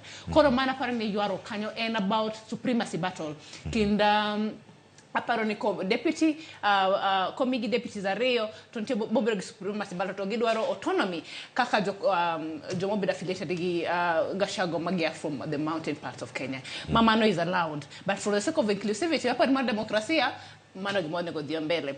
Aparo ni gadira ni kumwacho ka Kenya kauno kado ke penjo mani penja ok dine wachopo kaponi ndalo mane ogai mar ODM sani Ramogi Odinga notuwe gini ochiko ne wanene lead political campaigns on multi-party democracy to kano wachopo kumwachopo ni ba omiwa ability kato miwa constitution right mar bedo gi a number of parties mondo advance democracy needs mago kaka country mamiwa thuolo ngata nyalo chung kawuono nitie mang'enya nitie moko maber neno ni their parties their work is just to advance the issues of environment aparo isene no green movements parties momoko Kenya kaendi.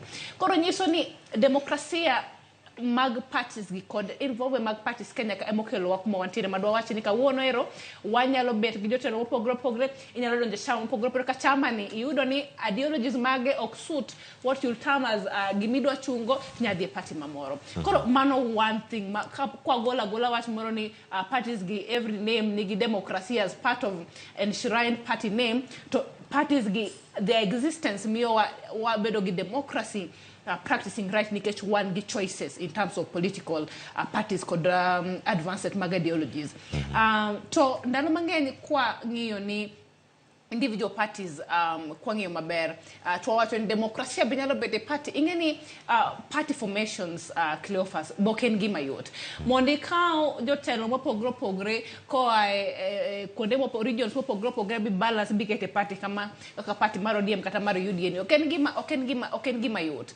Koro iyudo ni kichiwo lemo mag party to nyaka consider nikech at the end of the day parties gi bedo ga form mondo ubagen go power you'd go power udhigo yiero mopogre lemo mopogre mag telo. Koro kitimo party elections to be nyaka ng'ini to jok mimiyo party ing'eni nyaka bed very realistic kala kwa dhi wachi mag demokrasia mano be democracy nikech ng'amo mino ber mana ja Kenya mabende deserving. Koro maybe the question would be ni to ng'ani be jo party be no yie kode but kata ne jo party ko yie kode to ing'iyo ni to what value in terms of influence because politics is about influence and numbers all the influence ang'we party a region mo wae kata Kenya kaendi mabro miyo wacho pedegwa kaka party. Ero kama na Dina e post independence kata to ka piny Kenya nosedo loch mare ka wuok e lwet jowagunda gik mathoth ne otimore duond buche moko ne nitiere moko ne obano piende gi moko ne onywandi kaeto bang'e kirango higa mar 1969 nyaka 1991 ne nitiere gima mar single party kendo kanyo kan nyado kanyo ne nitiere duond bura mar KANU kende nitiere yiero mane timo i KANU ne gin mana ceremonial no ken gimoro manya wacho ni itime ka ni odhi kelo lokruok moro amora mane itime mondo tanga ranyisi e kinde machon no ma piny Kenya nobedo e mudho mag duond buche machalo kamago ma duond bura achiel kende wacho ne ma de facto political party mantie legal political party e kinde go mane KANU bang' ka duond buche moko chako donjo kendo gimedo nyayo weche mag demokrasia tinende ka ODM gi UDA ka gidhi chano yiero magi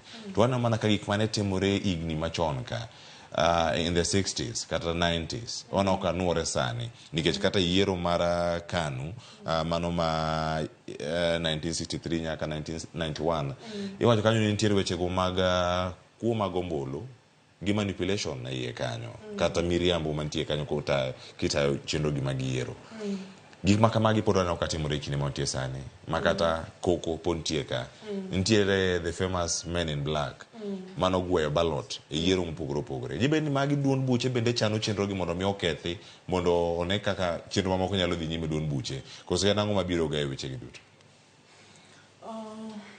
Wang'eyo maber ni kaka nyamino osewacho ni political parties gin geche ma iriembo mondo giyud loch to gima chal kamano en gima ji laro omiyo tungni bede nikech ji laro gimoro ma gineno ni ber mabiro konyogi omiyo gigi watemo dhi mbele to samoro wadok chien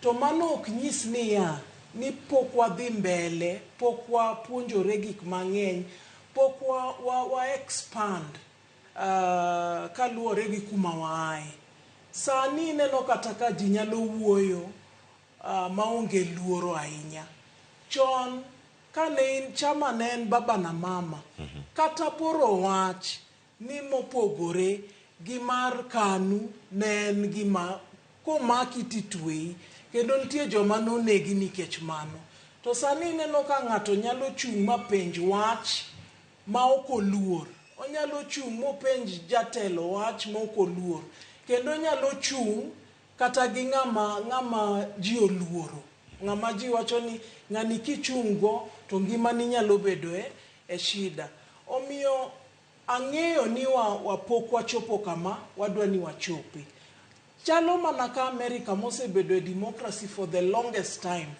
to pod nyochi neno kaka weche owichore gi wach Donald Trump gi election mokalo omiyo kik wabed joma feel ni onge gima timore nitie gik matimore kendo gik matimore mabeyogo onego kete lela mondo ji ong'e ni ka to sani wan kae to bedo ni nitie gik monego pogre gik monego tim mopogore mabeyo mano nyaka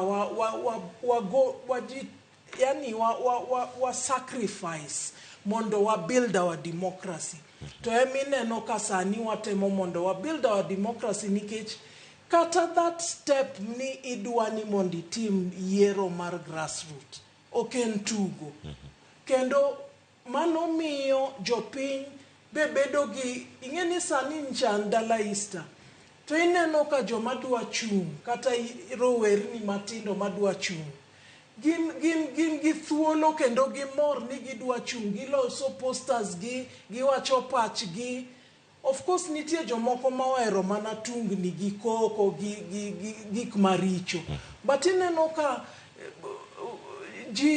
jopiny osechako ng'eyo weche siasa kendo gisechako ng'iyo siasa kaluwore gi kaka gidak ong'iyo siasa kopimo gi weche kata skul ong'iyo siasa kopimo gi weche kata osiptal kako nyalo yudo yath omiyo that means ni nitie consciousness nitie awareness political awareness ma sani nitie kuom jopiny. Erokamano ahinya Dina kaselo koda katambi nyakora moga jwang kama wantie sani ka yangore ni UDA oselando milome margi kaka gidibiro ka gitayo yiero mabende gichiwe e bwo gino ma katiba mapacho ka oyie mano kerango penchike ma pacho kama tayo duond buche ma opogore mano ka intiere Political Parties Act yango kanyo ni nyaki bed kanyo ka isechiwo milome ni ndalo 21 nigi chiwo chieng' manyoro ka intiere ka nyaka tayo 26 ka yiero biro kata ka itayo ibiro kanyo ka itime e yo machal nade adano lok tanga ni matin ka onen chieng' tich adek wacho ga nchiri chade kwa kete ne wakeni to kaona ntie ka kod nyidendi mabedo dane mondo mi walos godo achiel kachiel kotene kod weche mag duond buche mo ntiere karaka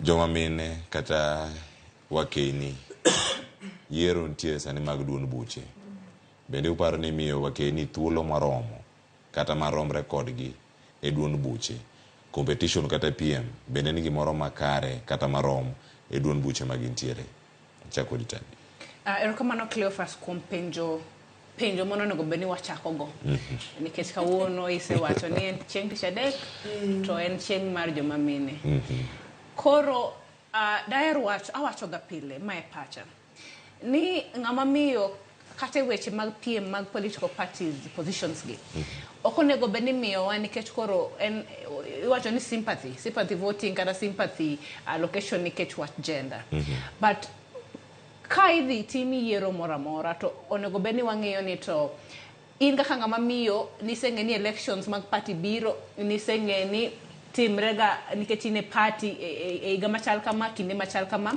to ing'e ni parties gi ntie gik maging'iyo ABCD kore ka gichiw lemo ma chal kama in positioning mari ne chal nade kaka ng'ama dichuo mane ni party cha in bende loyalty mari ne chal nade party kata cha to in bende party membership mari bende ne chal nade party kata cha ko sengi factors gite nikech onge kaka party bro treat gini kaka gender issue ka ponono ni joma mine party kata cha to gin mana ngeni ndalo mang'eny luongo joma mine ni flower girls wan mana yes ni tijo mana wacho yes party leadership wacho ni watim kama mana gimwadhe timo to wan kidwaro mondo ne visibility marwa kata cha mabo determine ko ido positions ka to onge go koro kae miudo ni joma chuo mane parties ma very aggressive kata cha to ka wacho ni joma mine bogina aggressive of late waneno ka joma mine bende wuok oko to bedo equally aggressive but ngeni koro yudo ni king'yo factors mamoko ma bende wang'ega ni ging'iyoga to kata eba golo wa oko kata kamano factors gin magi factors yudo ni kaponi visibility yudo ni party loyalty one guy very loyal people mano question boko mojo mamine but gik moko kaka ground wakati sa in bende jopiny winji nade bende ground onge koro kiwacho weche mag influence party kata kwa ngiyo regional balance to in region mi ae to wacha ngokuo mina na gik machal kamaja koro mago gik mabende wangiyo elective political positions ni wadwaro ni more elective positions mondo mi joma mine igone gi kura to igone gi kura on the basis ni gibende omigi equal opportunity miyoga jite ni jodhi mondo o PM ko use PM to connect kremari e ground kata chama enyisi ni party teko mar party en kaka onyalo influence jopiny to jopiny mo influence golure gi leadership mamare ma form ga en NGC mar party doge kata wan gi elected members as a structure mar party ko magik manyakongi but kase wacho mano in consideration mar constitution 2/3 gender kawa chiwo lemo mag party to wayudo ni samoro joma mine ntie matin to mano bedo nikech magi factors must still are challenges to our appearance positioning and leadership katacha to wangini to joma mine mabendo setemo ma very deserving mabe waseneno kago watu kaka ODM katacha Gladys Wanga gini jok matiyo matek Ruth Odinga gini waneno kata jok makidhie ground kata tiyo ni tekre ng'eny waneno milio dhiambo giri wanigi jok matek joma mine mabende dawach ni waseneno kagitiyo equally kaka wa male counterparts kagichunge lemo kata bene wamegi chance kuang'iyo ni sani siasa maneno asomo gazeti taneno ka iwacho weche mag ODM gi mabende anabeja aja party kanyo iwacho ni waneno ka Joho go para nyagiri mapiem kata wandai gire mapiem kata be dinaneno ng'ama mia chela ria dex sani dikoro an gigeno nikech wan gintie wadwaro conversation no kaka wuno meeting ni rumo jakom kaponi nena to jakom consider ni to joma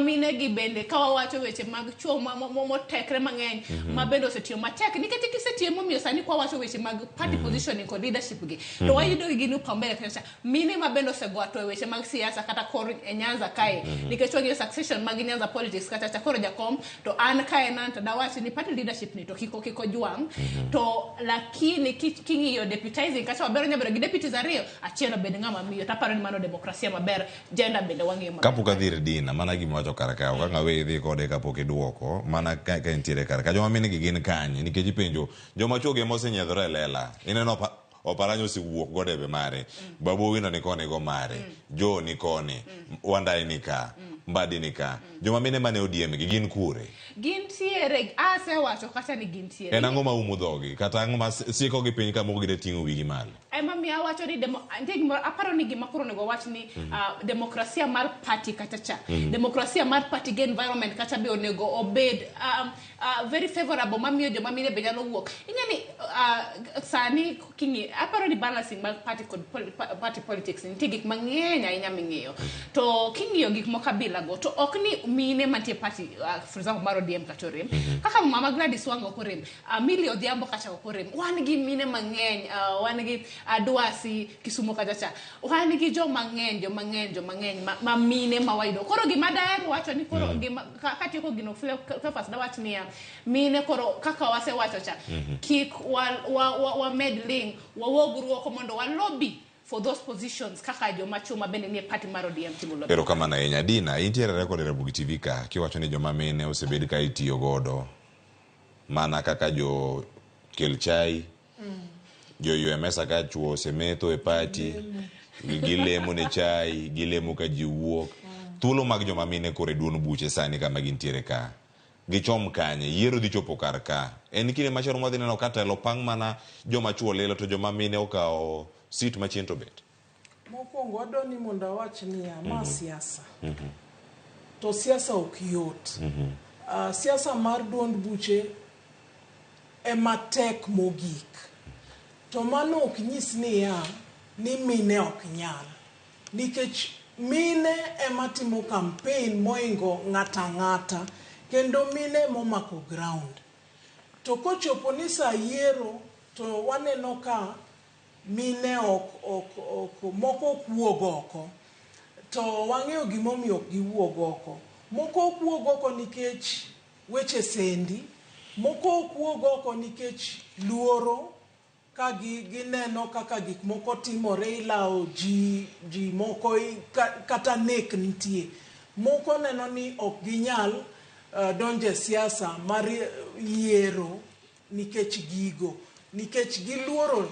for their families but adoni mondo awach kawuono e lela niya kidonje siasa to ng'eni donjo e war ng'eni chiwori ni donje gino kabisa ok idonjo ni tiendi moro ni oko tiendi moro ni iye in ja siasa to in mana ja siasa kaka dichuono ja siasa kinyalo manyo ne dichuono ji magone kura mayiere to in ang'o momiyo kinyal chung mayieri omiyo mine be nyaka jitokeza machung mayiergi to adwani mondo awach niya adieri to en ni duond buchegi pod ok ong'iyo mine ka jotelo e siasa kendo nafas mang'eny pod gimiyo mana chuo ker osetemo UDA osetemo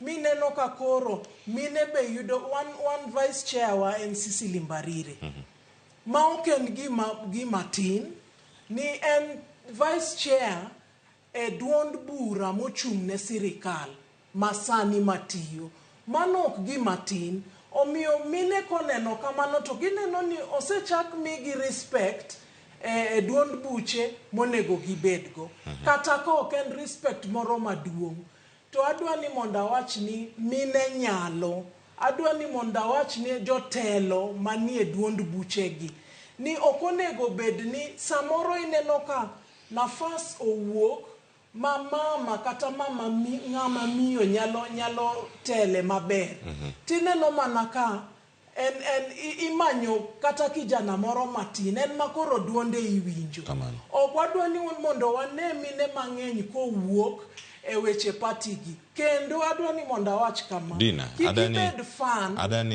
adani make gi kanyo. Dakika ariyo mosekalo tok saa ariyo ni wadhi adhi e duka matin ka waduogo.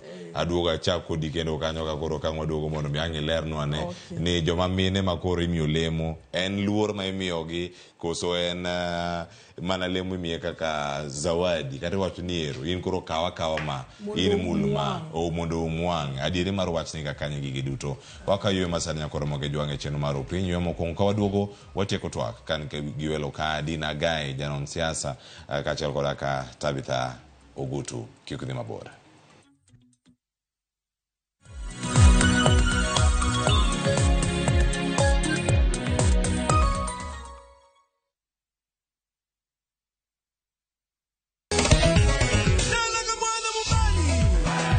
Ngoma Uwake en od jothum. Ngoma Uwake akelo ni mix mokwe. Reggae, ja, Rastafari. Twak gi jothumbe nyakoro mago janka mora magintie. People crave is the different. They crave the exotic. Yeni kila thum ni kare. Kama nene edition. Benga kaluka Cha beach nyakora magajuang sukus kamwati memana kama Kitemana Ngoma Uwake nyinga en Papa Vic wuok tich ariyo tich adek tich ang'wen tich abich saa apar gi dakika 15 nyaka saa 12 warom.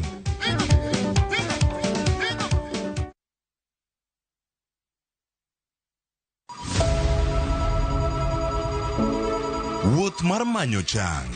Wawuothe piny mar thieth kokalo e wang' jogo mosedake. Thieth sani nitie Kenya ka, dakteche nitie, masinde nigo mwanyalo thiedhi ni changi. Kata ibed jachiw thieth, kata mana jalno madwa ng'eyo gik matimore e sekta mar thieth.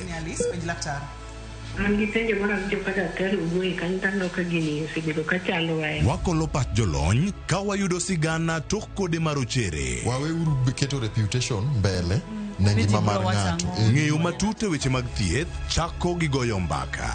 Advice jowa ni neuru penj laktar mondo ing'e kuma inyalo konyorie kapok iyumba. Penj laktar wuok tich nyaka tich abich saa 12 odhiambo mana e RamogiTV.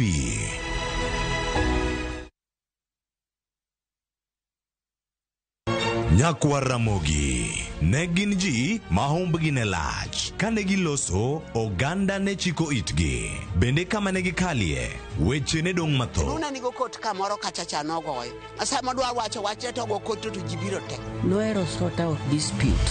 Kata kamano, oganda osepenjo ni gin kanye. To gitimo ang'o? To mosenindo, anyuola gi paro gi nade? Higni mosekalo ne gin jok ma ideo to kata mana sigandgi bende ne wuoro.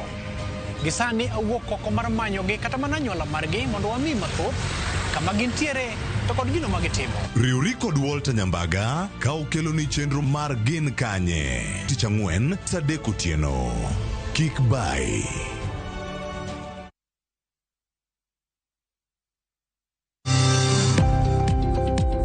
Ohala gi mwandu wakelo ni jolony e weche ohala. It is important mondo wan kaka joluo wabed gi dongruok. Wafwenyo ni adiera matut mag timo ohala. Tijni kidwa time en mana mashin mar luoko to gi kuma inya yude pi. Wawuoyo e wi yore makare mag timo ohala. Kisechopo e level mabedo brand, ono bende gimoro amora mitimo en gima timogo makelo pesa. Wakonyi dongo ohandi ka wami yore mag kano mwandu.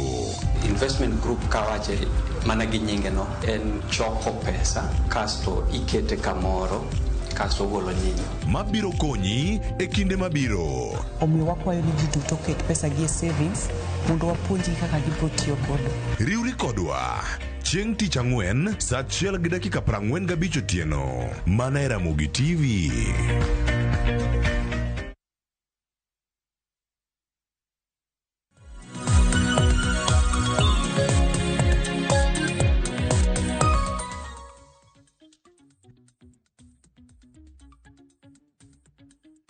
Nyakora mogi jong machiegni kendo en moro ni podi kete kar kae chenro mar piny kwa medo mana puonji kendo jiwi iwuogo ko chieng' ma idhi luto mbulu ke jakanyo mag duond buche idhi luto mbulu mondo iket demokrasia mari e tich kaka dwarore. Wantiere kod welo ka pod dhi nyime kod twak ka okang' mano akawo en rango thuolo mag mine e duond buchegi kaachiel koda ke yiero ma pod wantiere godo ma wadhi go nyime. To sani nitiere duoko moko kata penjo ma bende ne wapenji kar kanyo e mbui ni duond buche kama gintiere idhi tagi e yo machal nade, inyalo chung' kodgi e yo mane. Mano e kama wantiere kar kae. Ka penjo no bende kan wakoni kanyo achiel kachiel, mano kokalo e mbui magwa duto te kama gintiere, ang' iyude ane kanyo. Mano kotenore kod penjo mwapenji ni yiero mag duond buche okayo, diher ni otagi e yo machal nade. Nitiere duoko ma bende untiere godo, ang' wakala ni kuom gi achiel kachiel. Alan Otieno Pondo wacho ni chenro ka nitiere gul kona mbaya, mosna jogul kona mbaya te kotelegi kod pin namba Shakira. Erokamano ahinya. Wuod Nyamwalo Mako Pondo bende wacho ni neno chenro achiel kachiel. Erokamano ahinya. Kio wacho ni mago joka Nyalaro. Erokamano ahinya. Kotelo kod Kwara Lucas gintiere e chenro kachiel koda ka mamana wacho ni untie kanyo yudo chenro ma wuod gol. Erokamano ahinya. Esa Odhiambo wacho ni yawre uru nitiere chenro kina mora ahinya gi twak okinyi ma kawuono e chenro mar Opinya Dero Caleb Adero wacho ni mar seme manywanda aneno chenro ka nitiere kanyo mosna jotelo duto ka untiere kod chenro. Tiboyo Deo wacho ni asedonjo matoni ka nitiere Mititi. Erokamano ahinya. Push Jim nitiere kar kae wacho ni Runya Kanam kendo nitiere kod achiel kachiel e chenro. Ruth Nyathi Ochieng nitiere ote manoro kanyo dano yudo achiel kachiel ka wanyalo yudo ote ma e Facebook kanyo mondo mi ang'wa kale ane kanyo achiel kachiel. Ruth Nyathi Ochieng wacho ni yiero mag duond buchegi tinde opong' gi mibadhi. Mondo ng'ato yud lemo nyaka oduok lwete e ofuko. Ochal matinde itime ng'eruok. Penjna jolony ni to tulo wuok ga kure sa chiero, to okenge mage ma chama oketo makedo gi tulo bilago. Wacho ni wan waol gi tulo maseche te kitimo yiero, awinjo twakano moja. Erokamano ahinya. Abudho Eric utemo gik mantie ka wacho ni yiero mag duond buche miyiero go josiasa tiweyo jotelo ok morwa kaka jopiny. Gima sirkal onego timnwa wacho ni giranga ne owach dakteche ma kod masirni matimore okinyi godhiambo. An Eric mar Homa Bay. Erokamano ahinya. Achak gi penjo mar Ruth Nyathi Ochieng ka watieko odong' gi thuolo ma dakika 10 kende ka twa e chenro kiny ma kawuono. Mana kama na aweye kata kedi nyime ang' itiek mana point mari mane nitiere godo Dina kaeto bang'e ang' iduoka ne weche mag tulo gi kaka gimono ji chopo mondo mi oluto ombulu kata duond buche mondo mi oyud ane telo makare duond buche. Nadwa mana wacho ni mondo ibed jachama kata jaduond bura nyaka ing'e ni ibedo memba ma in bende nitie gimoro matin michulo mondo ibed memba. Kamano kitimo kamano to ibedo gi ownership ni ma girwa, ok ni in isupport duond bura to in chala ka fan manoromo gi gimoro to ero to ok dwa invest. Omiyo kidwa ni mondo ibed ni oluori e chama nitie gigo ma nyaka itim. Emomiyo awacho ni nyaka ng'ato sacrifice, especially mine. Adwa ni mondo awach ni amor ni mine mang'eny e Kenya duto te ochiwore sani dhi e yiero mabiro mar UDA. Kendo gitiyo matek, gin mine mong'e e oganda kuonde ma giaye, kendo gibolore giwuok oko ni giwacho ni ok gidwa ni omigi. Gitiyo matek, gidwa ni jopinye moyiergi. Ageno ni by the time watieko yiero ni to wabro neno mine mang'eny ahinya moa e gwenge. Adwa ni mondo awach ni tulo wuok ka nitie jogo maneno ka gima gidwaro ok gidhi yudo. Koro gineno ni ka giketho gik moko to mano nyalo delay the fact ni gidhi lose kata nyalo miyo gik moko iloko in their favor. To adwa ni mondo awach ni sani in 2024 gig tulo go gin gik ma sani opitwa na wakati magi ji okonego inyre ni nikech ji yiero Jotimango duono boro timango mondo mi ogenga ne weche machal kamano. Emomiyo oket okenge mana wacho kaka internal dispute resolution committee, emomiyo oket electoral dispute resolution committees. Ji onego dhie chik mondo chik okonygi. Dina mano post election kata tok yiero. Ka yiero poko tim duono bura timango mondo mi tulo ni kik wuogi. Ka yiero timore to nikech sama pod yiero poko timore to nitie jogo mamanyo nyaka jomaundu giloso grube magi buogogo ji gik moko machal kamano gimiyo ji asoya gik ma Political Parties Act okoyie.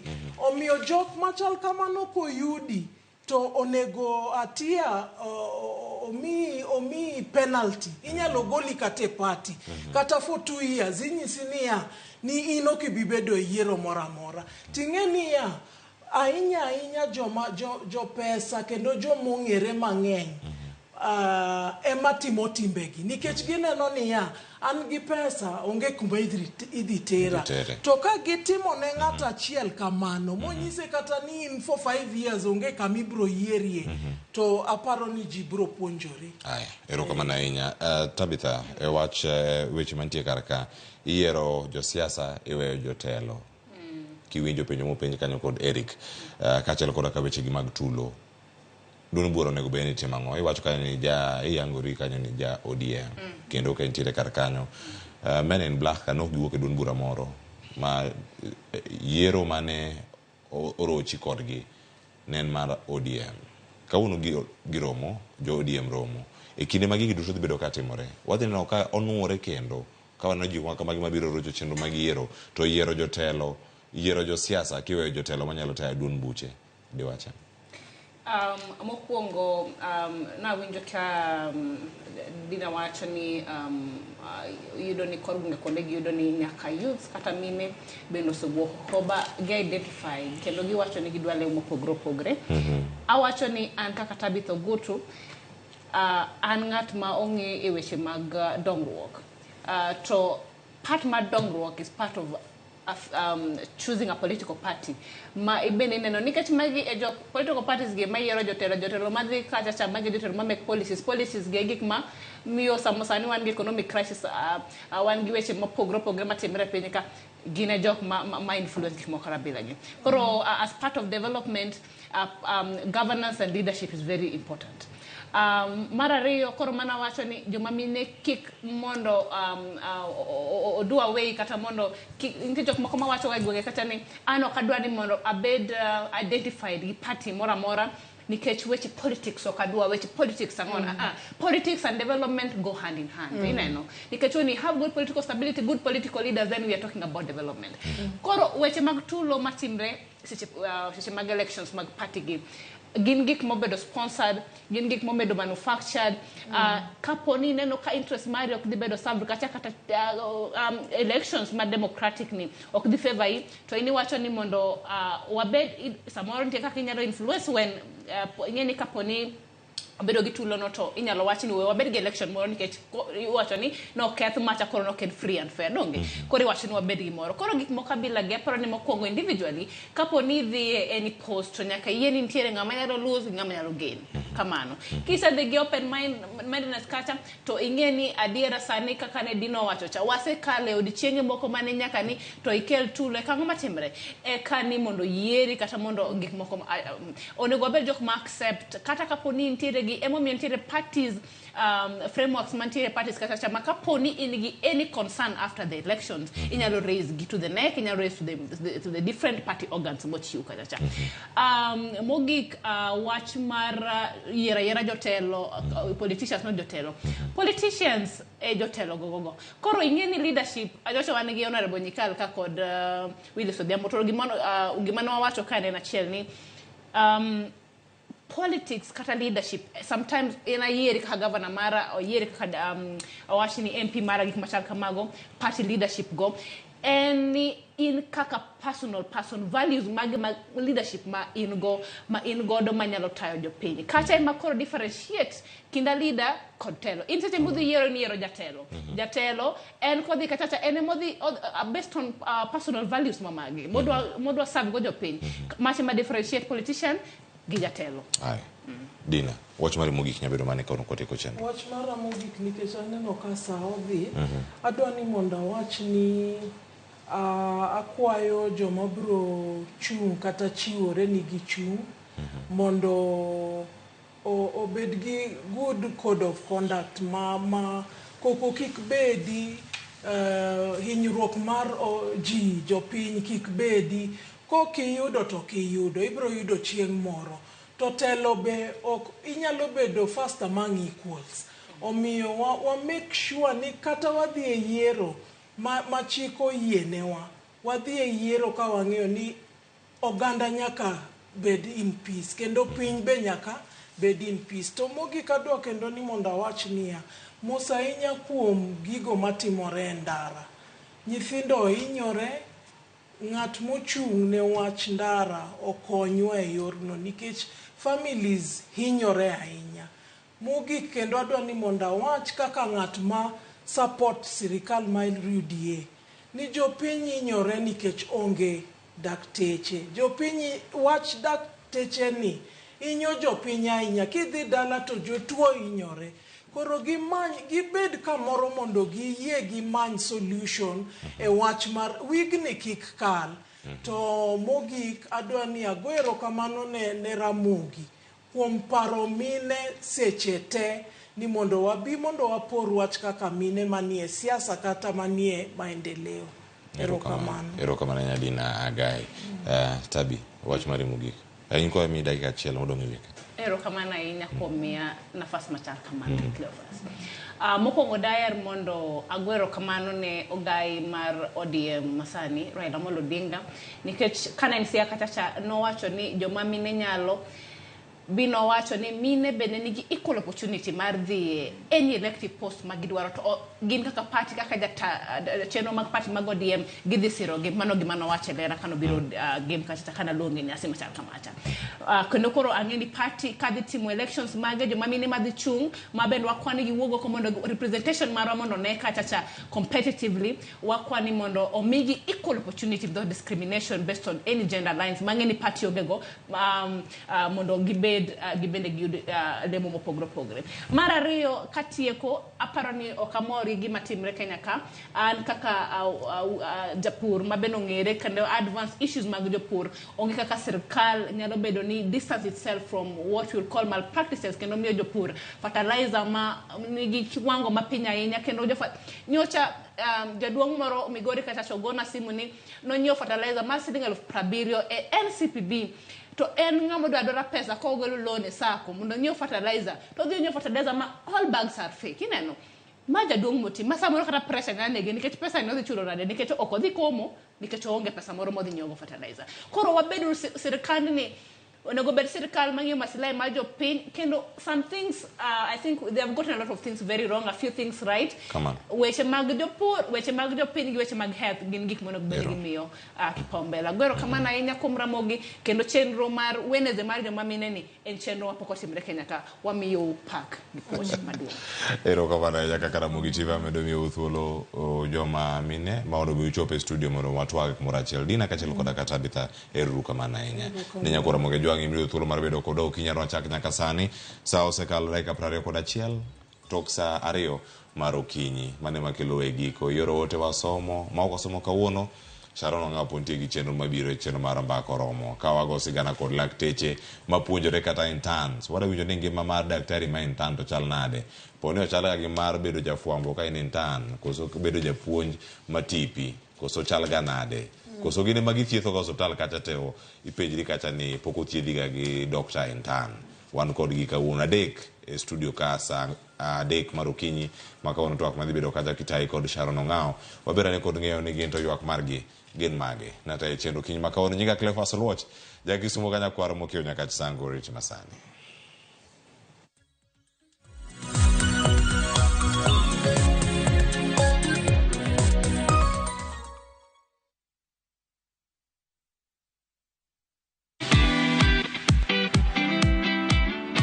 Get inspired as we welcome you to the world of stories. History, culture, heritage. Afrimax brings you stories that turn dreams into reality. Stories designed to connect you with people and give a glimpse of African sounds. Definitely good. Watch these intriguing stories of Afrimax only on View Sasa. This is where the magic happens.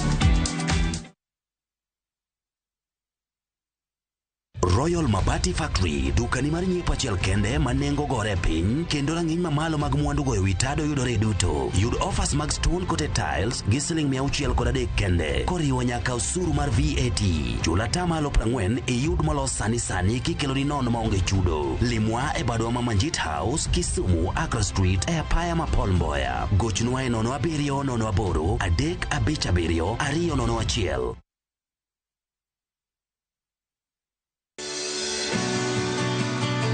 Donje chuny pur kama kodhi ka kodhi nyiso sigande. Kendo keyo ka keyo en nyasi. Eka achiel kao mananas 14,000 nyaka 18,000. Tiyo matek kelo nyak maber. Winj sigand jopur mokadho e yamo kod apaka maduong'. To girwako lokruok manyien kod nyago ngima maber ne jopur. Farmyard manure with compost is the best. It berne nango oduoko lo kaka lo ne chalo chon. Bi kodwa sama wakedo gi pek ma waromo godo kendo yudo gweth ma kit ngima maber. Sama wachako tich mar lowo nyaka bed gi kwer. Kae tabedo gi beti, kae tabedo go pao. Kaluo kae dhano owuok oko ne pur. Pur gi ohala. Tich adek ka tich adek, saa 1:45 otieno.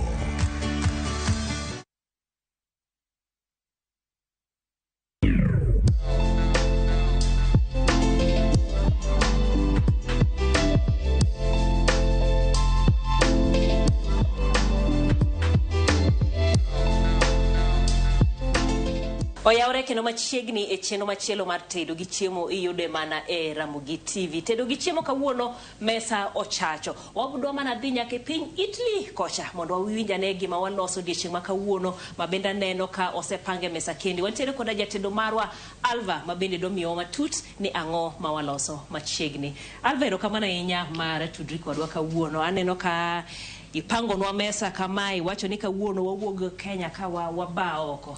Ang'o mantie mesa? Kawuono wadhi loso mushroom chicken sauce gi pasta mar elbow. Gima wanyalo timo kawuono, wadwa marinate gweno ni, breast chicken, ema dhi loso recipe ma. Ema dhi loso gige te. Ka be aneno gik mopogore ma watiyo godo gin kaka ang'o? Wan gi wacho chicken ni, gweno ma boneless, chest. Wan gi yogurt, be wan gi mushroom ka. Ma yogurt maonge. Ma plain yogurt. Ma meat ne cha onge. Ma plain yogurt ma wadhi tiyogo nikech wakwadwa ni flavor opogore gi recipe marwa. Okay? Wan gi mushroom ka, iluonge ni button mushroom. Mano obuolo? Obuolo ma button. To wan gi elbow pasta emani. Okay. Wadhi chako loso marination maber. Okay? First thing, gima adwa nyisi ni kwadwa marinate gweno. Nyakwa obed motuo. Kik obed gi pi mar gweno no. Aneno ka pote cha be skin be aneno ka igolo. Nikech wadwa ni flavor no odonje gweno. To wadhi wipe gweno no gi kitchen towel nikech wadwa ni obed dry. Okwadwa pi mar ringo no obed kanyo nikech wadhi wash away our marination. So that is our first thing. Bedo matuo. Marination marwa in gi freedom malos marination mora as long as you have garlic, ginger, oil, salad and salt. Magi ma ochuno ni nyaki bed godo. Modongi koro ibe en mana maridadi flavor maber, lakini these are the essential things wanyalo tiyogo to bado result odhi bedo maber. So gima adwa ni timna, adwa ni ilos na gigi obed paste. So magoromo. So mai machako. Mai michako. Kichako gimano anyalo ngado gigi save time. Mani wacho ni gweno maonge chogo moro amora, choke te osegol ne. To en broiler ma ilonge ni? Mana broiler no? Kienyeji ka watiyo go to otek ahinya. Otek.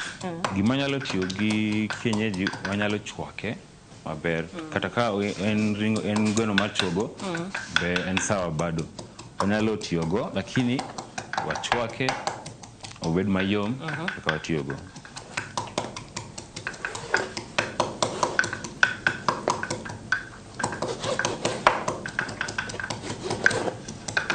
Gweno ni wadwa loso in small portions.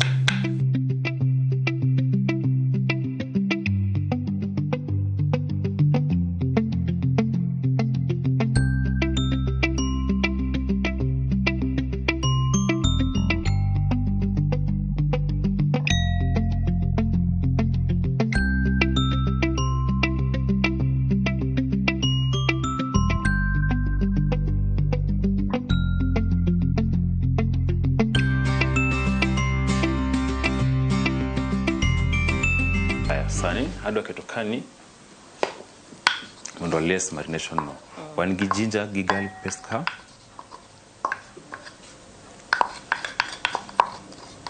Wadhi chako gi gima essential mondi. So wan gi ginger. Koro medo ne chumbi koso chumbi nikech ne osekete iye. Ma chumbi no nen mar tongo kende. So wadhi medo lakini nyakipar chumbi no. So keto chumbi matin.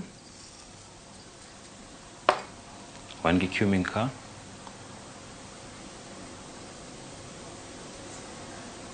To oil cha. Kamano. Kanen normal marination, my marination marwa. Lakini kech wadwa medo flavor opogore, obed maber moloyo ma. Wadhi medo soy sauce matin.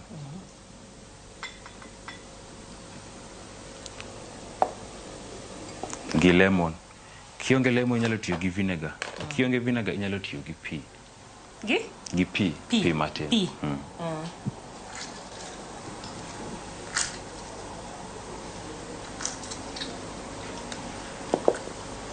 Ndima chielo rome.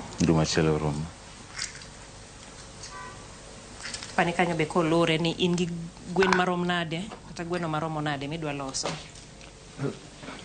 Marination nyaka bed constant. Sasa kiseloso marination no, sa ineno gweno mingo to ipogo ma mineno koro kiasi ma idwaro. Kamano. Sa marination marwa. My marination marwa. Inyalo Mano test midwaro mondo bede gweno. Exactly. Marination mar gweno ni. Wadhi marinate. Kwasi marinate wadhi set. Obed matin. Oyua mare flavor no. E gweno.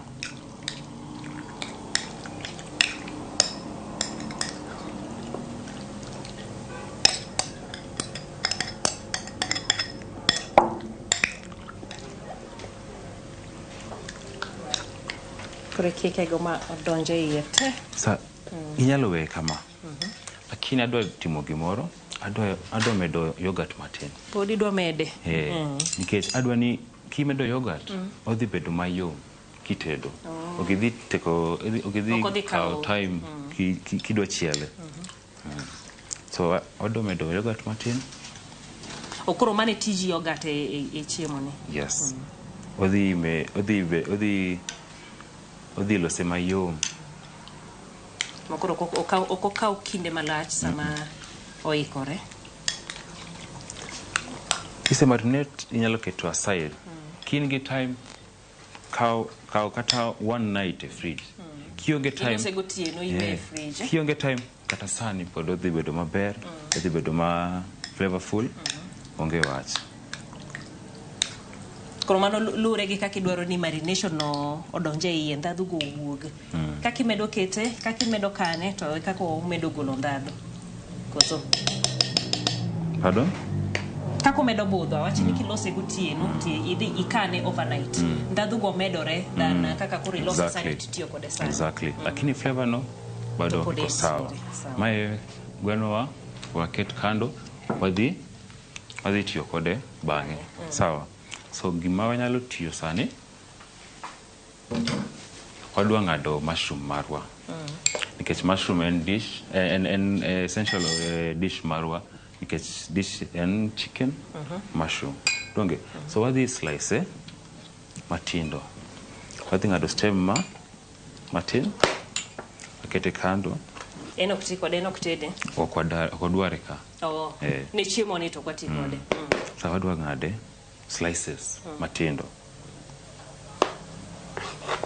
Kaka wasene en fresh nyaking'i gik makama ka en fresh neno ing'iyo coating mare kama en button to en white to en clear lakini kiyudo ni en gi brown weya kaw moro mano sekethre kato osebudho flavor ne opogore matin so wadhi loso slices ma mushroom anase luoke nakiluok gigi nikech ing'eyo shamba samoro podho samoro en nyabedo ni kod odong' gi lolo moke isetiyo gi mushroom chon anya wacho ni pok waherore ahinya gi mushroom. Jomoko mang'eny okia ni ma en chiemo. Kidhi e market, kidhi Marikiti to idwa ng'iewo chiemo. Ging'iewo onions gi nyanya gi skuma. To ma ji ok dwa. Ok ging'eyo. Apani lose mabedo ga gi challenge moro kaka iloso mushroom. Apani mani mathago ga ji. En super easy. Adwa ni utang' maber nikech gini en super easy to ok odwa gik moko mang'eny. Kin gi kitungu gi pi ichwake maber gi kitungu to iketo kanyo after 20 minutes inyalo chamo kamano. So kuma nitie sani aneno ka wan kare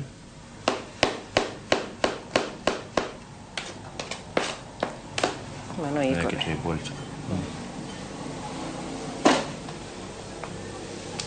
Wan gi mushroom marwa and ready.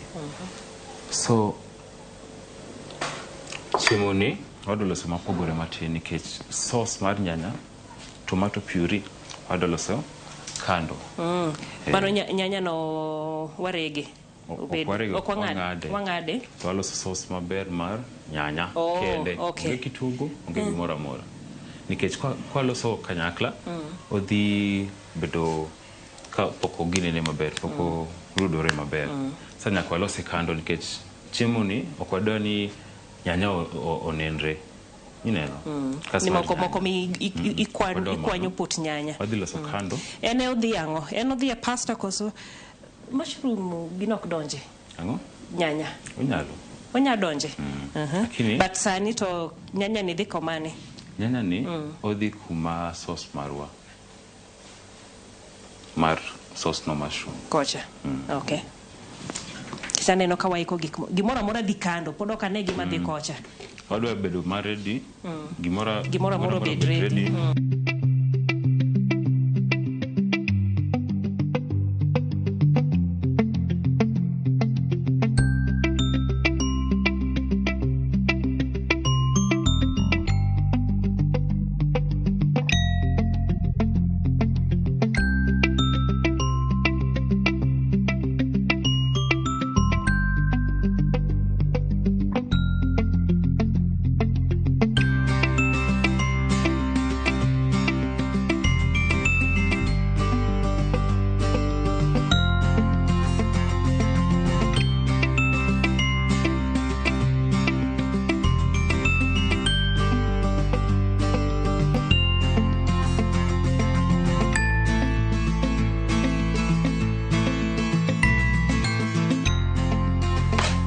sauce ni opogore matin nikech iyo watiyoga gi protocol ma waketo mafuta waketo kitungu warudo kitungu to waketo nyanya sauce lakini sauce ni wadhi kete nyanya no mafuta wadhi fry nyanya ni obed gi flavor mar tomato nyaka kanyo in sawa nyaka ka wan kare an kawuono apuonjra kawuono aling apuonjra itang'ona kaka itimo gima wadwa timo wadwa loso sauce no mar tomato iluonge ni tomato puree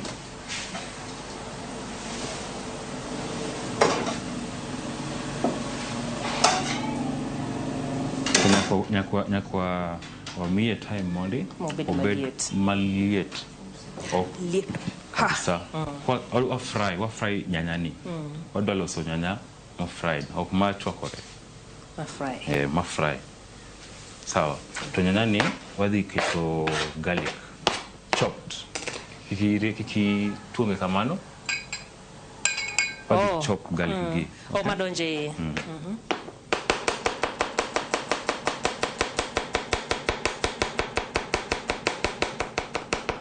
kamano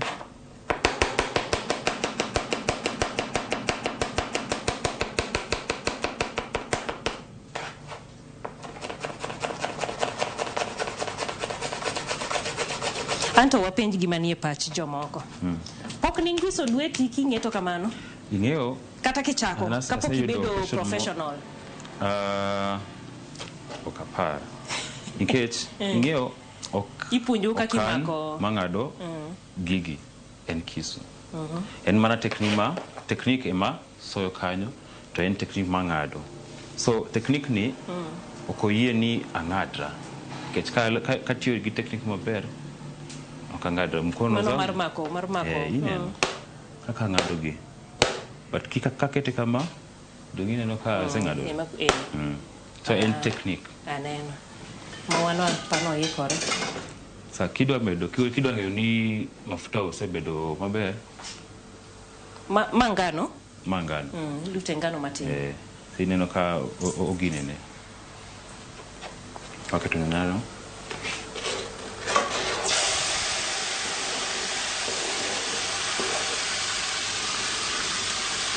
kirude iwewe kamano kirudo odhi koyo mafuta marwa so wewe kamano kata kidwaro idhi chok idhi kumara mora idwaro we kamano ani ngina manyo lukuon chon mondo chak rudo wewe kamano lukuon budo biro banyo sasa kwa selo sauce no wadhi keto kando to wachako fry gweno koso mushroom gweno wadwa flavor mar gweno odong' e pan kwachako mushroom marwa okaw mar gweno cha kamano gima nyalo timo sani wadhi loso iluonge ni butter BATTER matas aseneno mo losego wadhi keto mok matin gi pi mok ngano matin warudo matin ka pancake dongi pancake waketo gweno no kose marinate to kase kao fry kanyo the reason why we are not doing direct is because wadwa ni gweno no samoro kitedo gweno obedo matin o shrink to obedo matuo lakini kwaketo butter no eti bedo juicy inside dry oko lakini ndani ni juicy oko tuo ahinya hiyo samoro gweno matuo oko meat kasa wadwa loso butter no madwa mix gweno mondo bed ma juicy okay so waketo mok ngano matin kiket karachumbi kiket ene kamano gibi matin kidwaro igenyo keto baking powder matin mondo kik obed magineni mano to welos ni pero kamano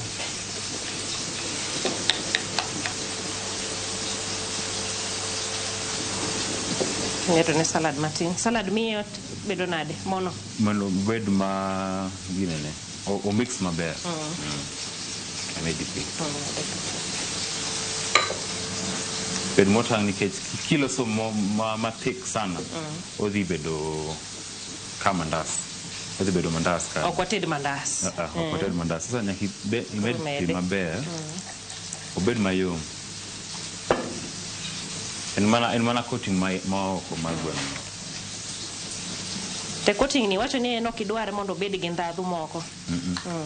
Mana kamano wadwa ni kik gwenwa obed ginene, obed motuo. That's what we are avoiding. Kurere kaki ng'iyo ni consistency ni en sawa koso mede. Wadwa ni balls mar ngano no wuog kanyo.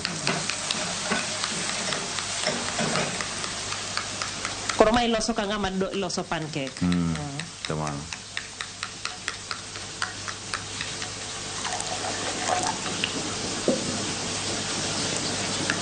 Adwa ni obed ma light.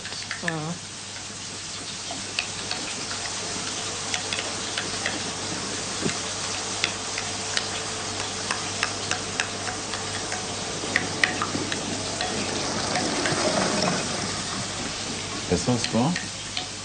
Na waket chumbi for tasting the garlic. So mi ng'ado go koro kadonje.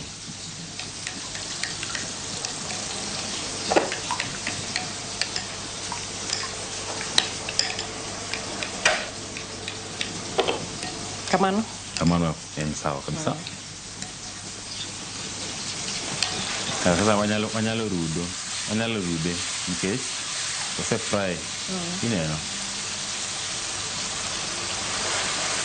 Mama pinga neno ko chako tore.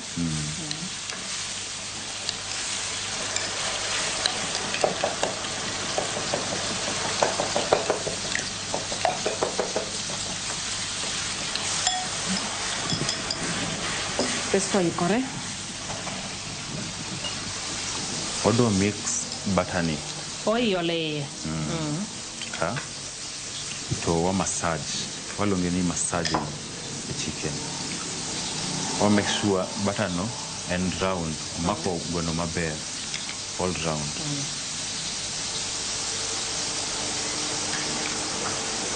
Come on. Manoro me maber.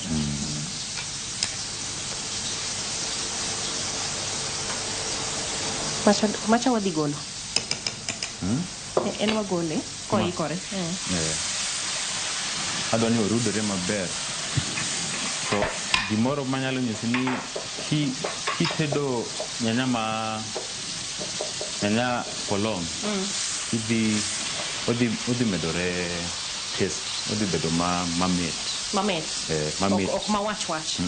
Odhi bedo mamit. Especially kiumo to imiye time gi mach matin to odhi bedo maber moloyo kwaloso piyo. Koro kikase ni time ne. Ko wan gi time wanyalo chwake kata 30 minutes. Keta kose fry kamano to umo to wanyalo kata miye 30 minutes ko fry mos kamano. Odhi bedo malich moloyo kaka wanyalo gole sana. End result kanyi idwa no chal nade? Odwa ni reduce monde. Odwa ni reduce kendo nyanya orudore maber. To oil ni adwa ni odonj gi flavor mar nyanya. Koro en podi we en sane podi.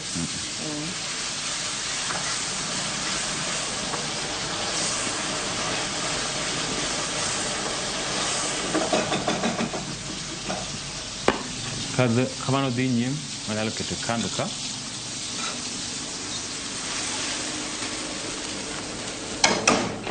Or save time. Okoro omed chwakore kono.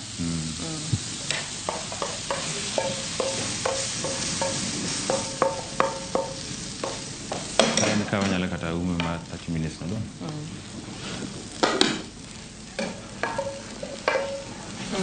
Gima dwa timo sani wadwa fry gweno gi.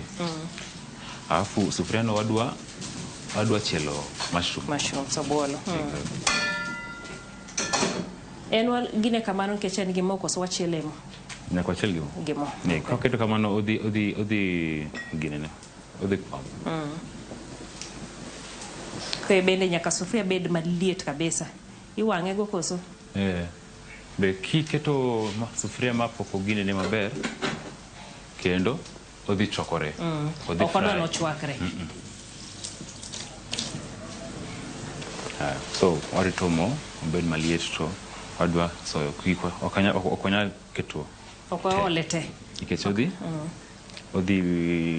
koyo odhi bedo koyo mo to mo wadwa mo bed maliet koro wakaw matin tin to nyaka bed maliet iluonge ni stir frying or stir fry gweno wa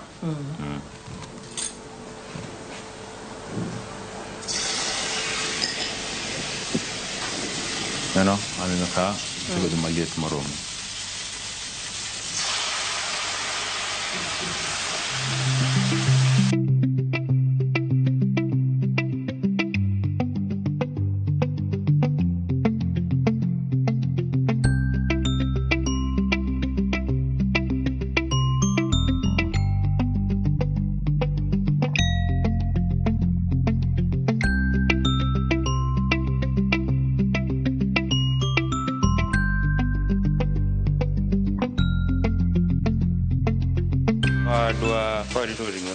ngado onions madhi loso obuolo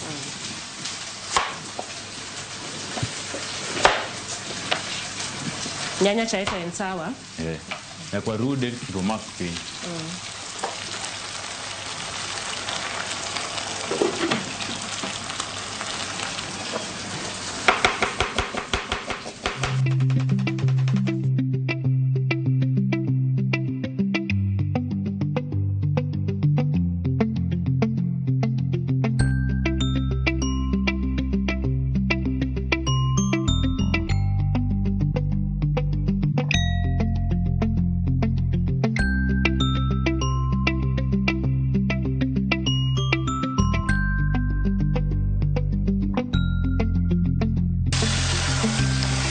chako loke kirude sana nikech odwa ni machno kik odhi piny nikech kodhi piny odhi barore nikech ochokore to pok otuo maber koro chako were koro wachalo ng'ama oloso means gweno means so wadwa ni omiye time kik obarore bed gi flavor nikech pia kwa rudo flavor no odhi wuok chicken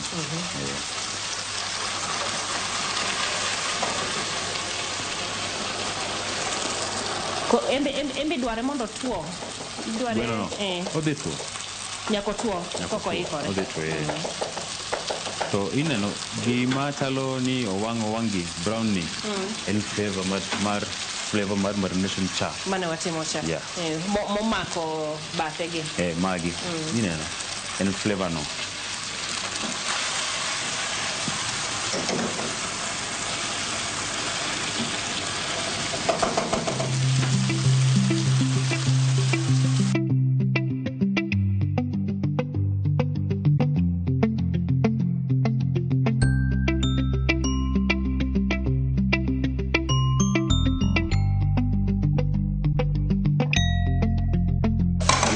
ni adwa loso the same pan kanyal nikech sasa aneno ka odwa wa nyaka kete gimoro mpogore lakini flavor no bado biro kuom gweno no kro otiyo gi mo mar onions na wacho ni nadwa ni mafuta no ineno ka orato masala ga look makwar ineno en gi flavor mar nyanya ineno wakao ginene no to waketo kitungu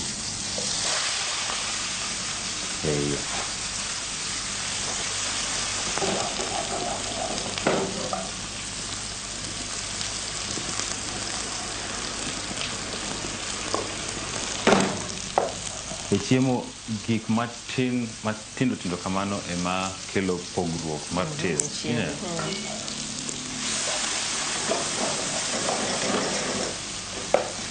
Nyalo paro ni oil ni nen gi nyanya to nen gi saumu. So we don't need to put saumu ka. Waweyo ka. Nikech osetiyo iye kocha. So gima nyalo keto ka en tomato paste. Tomato paste. Ado tomato paste sauce marwa.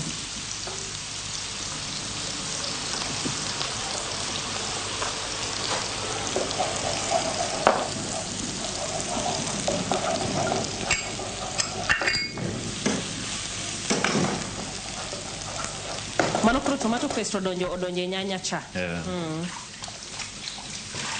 Podwa miye time. Mano poko ikore. Tomato paste waketo pi matin. Poko ikore. Poko ikore. Manyiso ni the more waloso kitungu no, obedo mamit, omedore taste no mawadwaro.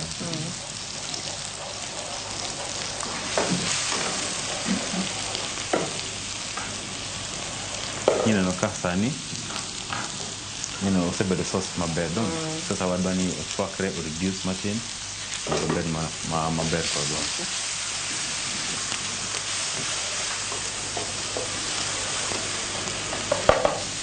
Kabe sote kosebe hodhi mobed marabuor. Wadwa obed marabuor, lakini odhi bedo marabuor ka en gi ginene e iye.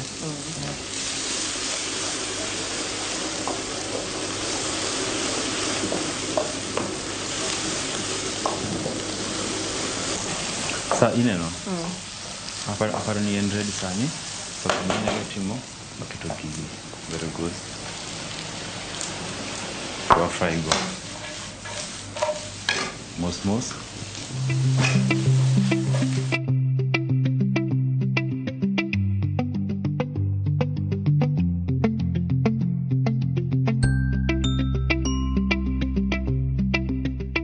Gimodong en mana loso curry no. Wadwa keto sauce mar nyanya ka. Ma chef makoro waolo koni. Wadhi olo ka. Chwakre maber. Afu wadhi medo plain yogurt. Modong cha. Mondo bed ma thick ma cream ma wadwaro.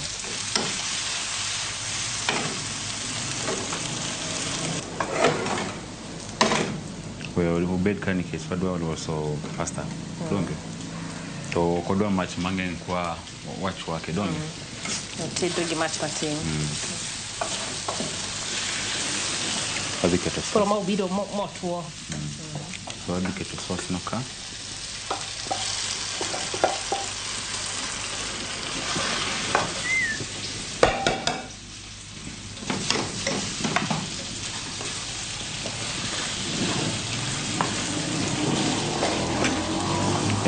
Obedo ka warude kanyakla donge.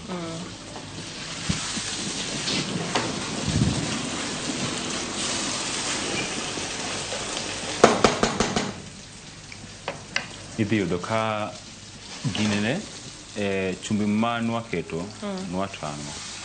Sasa ok odhi bedo mang'eny.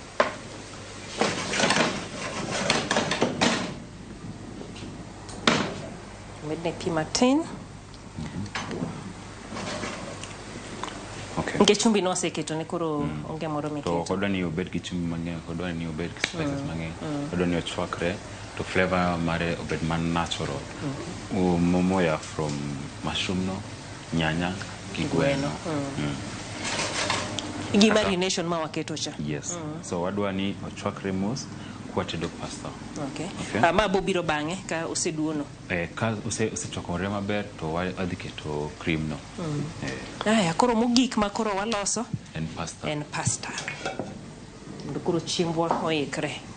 To pasta en simple, ok waket gimoro amora mopogore, waketa pi, ochwakre gi chumbi gi oil matin. Okay. Ana kamano. Kare margarine ni dhi kanye? Margarine ni wadhi keto e sauce no. Obodonjo kocha. Mondo oleny. Oleny molo kako leny no. Mondo oleny. So pasta And 7 minutes. Like a bit of Kiko overcook, nikech ko overcook to all the makore kuon don. So the I don't know where beda chela chel. When you get salt, maber, ki oil.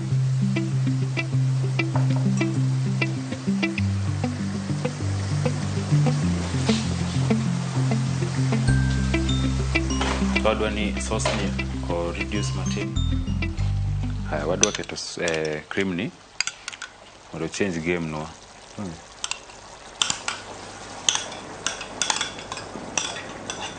Ngamonge plain yogurt nyati yogango. Nyati yoge mala. To mala moket ne sukari. So mora. Kata kwa tiyo gi vanilla gi yogurt mora and sour. Ko diketere lakini taste no dipogore. Koro kidware taste cha to kiko bed mantiere gi sukari. Kino buchalo mosaico.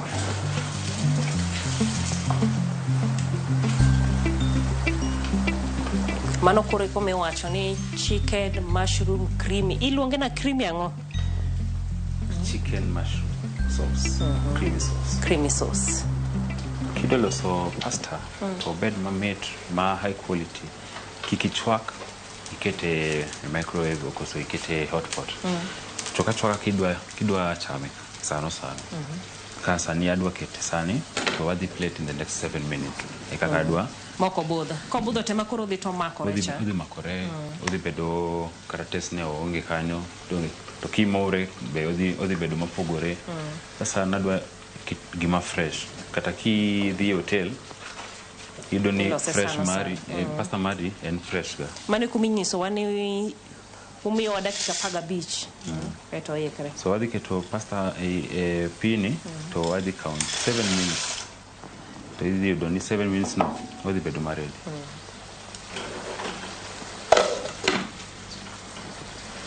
So kidwaro inyalo keto pasta no but kose ikore.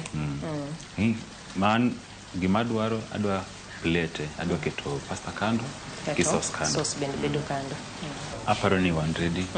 Mora se ikore. Nya ile ne wangiane kako chalo. Bas. Neno ka pasta nwa and ready. Yes. Enzo bedo mayom maber. Adwa gole to kwa gole wadwa stop the process of cooking. Wadwa olo pim mang'ich. Owolo ne pim mang'ich. Kiko gine kiko bed masok moloyo ma. So wadhi keto strainer marwa kanyo. To kose teko aket pim mang'ich.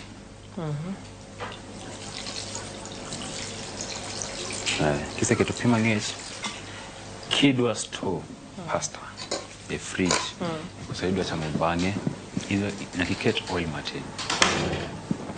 Mosalad. Mosalad cha ka.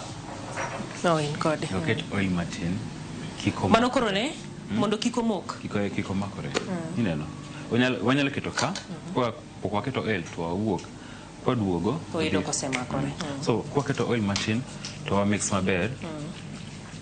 Wadhi bedo achiel. Okay. Kamano.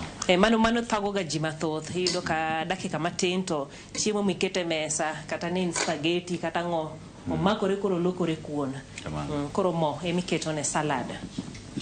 So I don't know it's okay if we plate.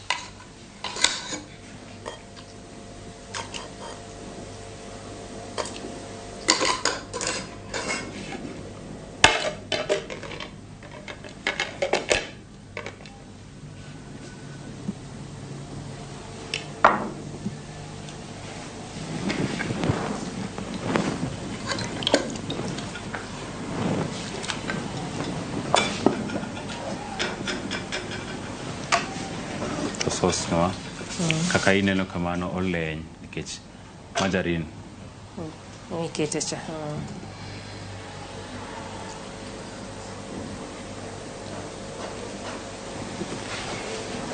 Alose. So wachiko gi dania as a garnish. Kiket dania kitedo. Kidwa mit mar dania no, iketo mabangi. Iketo bangi.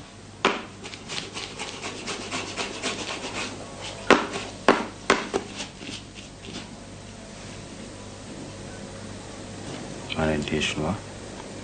Iluonge ni pasta. Aya, iwacho ni chiemo molos gi hera. Yes. Chiemo miloso kihero, mano e koro giko mare kaka ochalo. Wantiere kende koda pasta, kanyakla kod chicken, mushroom, curry, kata sauce. Mane chiembwa mabende waiko ni odiechieng' kata okinyi makawuono makoro dong'. Owinjo ni to hera molose godo. Chalo nade sama koro ichame, donge? Yes. Aya, i fork mari. Bende mara itego nango wadonji ka ingeni koro pogo ni to obuolo ni kanye bedo matek.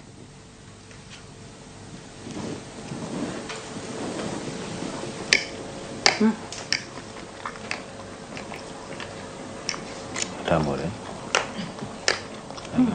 Omit.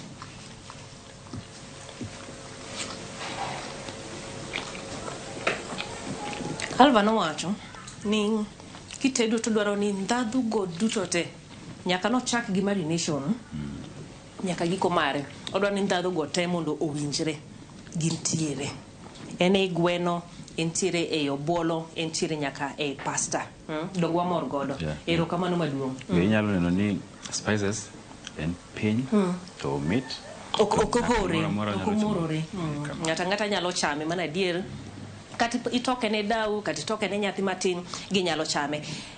To ni wacho ni ng'ama bendo hera pilo nitie kuma koro onyalo kete itoke ne nyithindo margi gicham kandu. In koro keta pilo ok kwa umbali ket ne apilo mondo koro iyude maber. Donge wamorgo kabisa. Ogairo kamano moro ipuonjowa kaka iloso chiemo mamit kabisa. Mana matin kuomi kaka ng'ato nyalo yudi. Nyinga en Alva Ojuka. Inyalo luonga ni Cook Alvas. Kidwa manya, inyalo manya in Instagram Cook Alvas, Facebook en Alva Ojuka, en TikTok en Alvas Kitchen. Bi ine chakula mopogore minyalo temo, minyalo order from us. Feel free. Erokamano, amor bedo kodu. RamogiTV. Erokamano ahinya Alva kuom biro kendo tedonwa e okinyi makawuono. Nyaka odiechieng' machielo e chenro ni mar tedo gi chiemo nyinga Jailieta.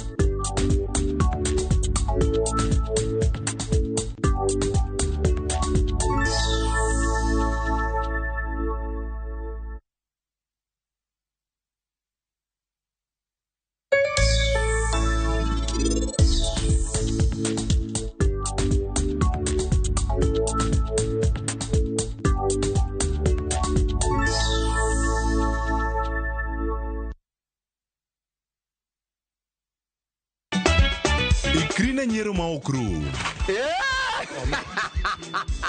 Riwri kodwa e tugo man gi mor gi nyiero mochwere. Ang'o momiyo itimori ka jo Homa Bay? Onge wach moro minyalo mede. Tich abich ka tich abich ne chenro mar Nyarkochia. Adwa ni rudho sufria ni ma ler piat kang'era kama taneno sucha. Kendo we kinde mag moro bedie. Dang'o biro ka gi ich madhiro sati.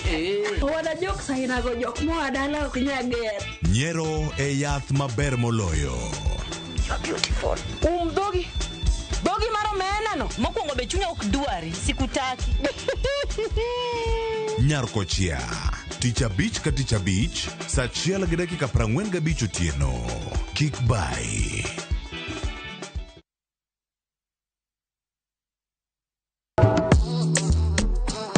Riwri kodwa ka wapako teko mar thum mar jiwo, ting'o kod riwo ji. Pado manyien en kama ichope mondo ing'e thumbe manyien pachoka. Mamiyo ji thuolo mar winjo duol kod weche mopogore. Kik thumbegi kod ngolo ma ogo mamit bai. We mondo thum owuo kodi. Pado manyien wuok tich nyaka ngeso saa 5 okinyi e Ramogi TV.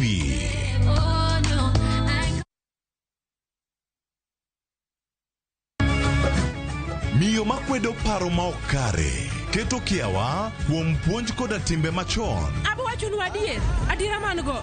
Ng'at ma chunye tek to chung motegno.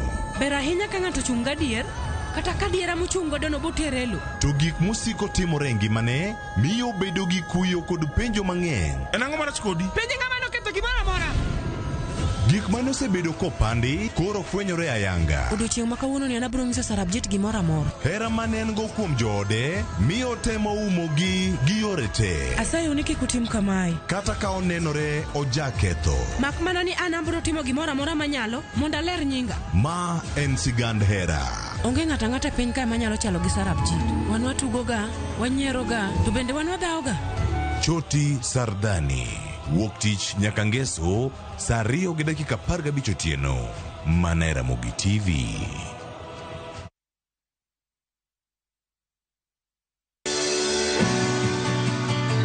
Donje chuny pur kama kodhi ka kodhi nyiso sigande. Kendo keyo ka keyo en nyasi. Eka achiel kawo mananas 14,000 nyaka 18,000. Tiyo matek kelo nyak maber. Winj sigand jopur mokadho e yamo kod apaka maduong'. To girwako lokruok manyien kod nyago ngima maber ne jopur.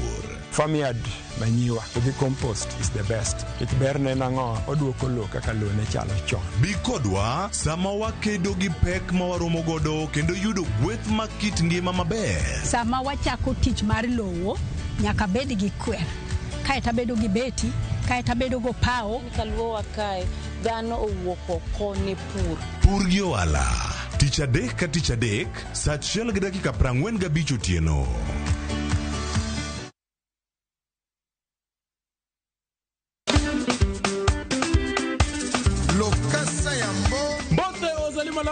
Ninja the entertainer. Nongai DJ Smollett le principal la rumba. Ngaporo mwenye wangu wacho ni tudri kodwa chengeso ka chengeso kwa kelo ni chendro mar tiede. Chakra safaga chia nyaka saa 1 odhiambo. Kuma okelo ni thumbo bedo piny motigo.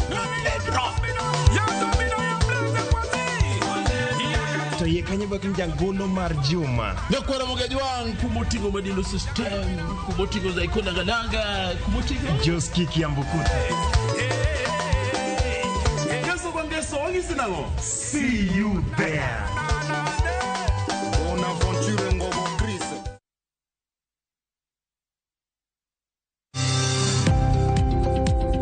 Ohala gi mwando wakelo ni jolony e weche ohala. It is important mondo wan kaka joluo wabed gi dongruok. Wafwenyo ni adiera matut mag timo ohala. Tijni kidwa time en mana mashin mar luoko to gi kuminya yude pi. Wawuoyo e wi yore makare mag timo ohala. Kisechopo level mabedo brand, onego bed ni gimoro amora mitimo en gima timogo makelo pesa. Wakonyi dongo handi ka wami yore mag kano mwandu. Investment group kawache mana gi nyinge no en choko pesa kasto ikete kamoro kasto golo nyinyo. Mabiro konyi e kinde mabiro. Omiyo wakwayo ni ji duto ket pesa gi e savings mondo wapuonji kaka gibiro tiyo godo. Riwri kodwa chieng' tich ang'wen saa 1:45 otieno. Mana Ramogi TV.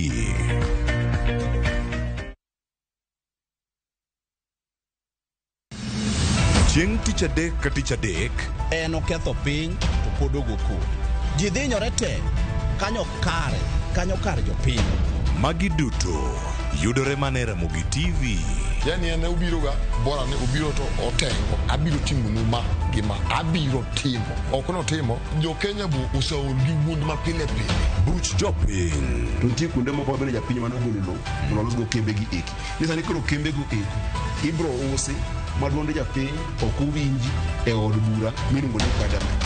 Nyinga Trevor Ombija jandingo panga jo nyakach dendo nombija tai nyakwar guok kocha pesa tich adek saa 3 otieno kik bai.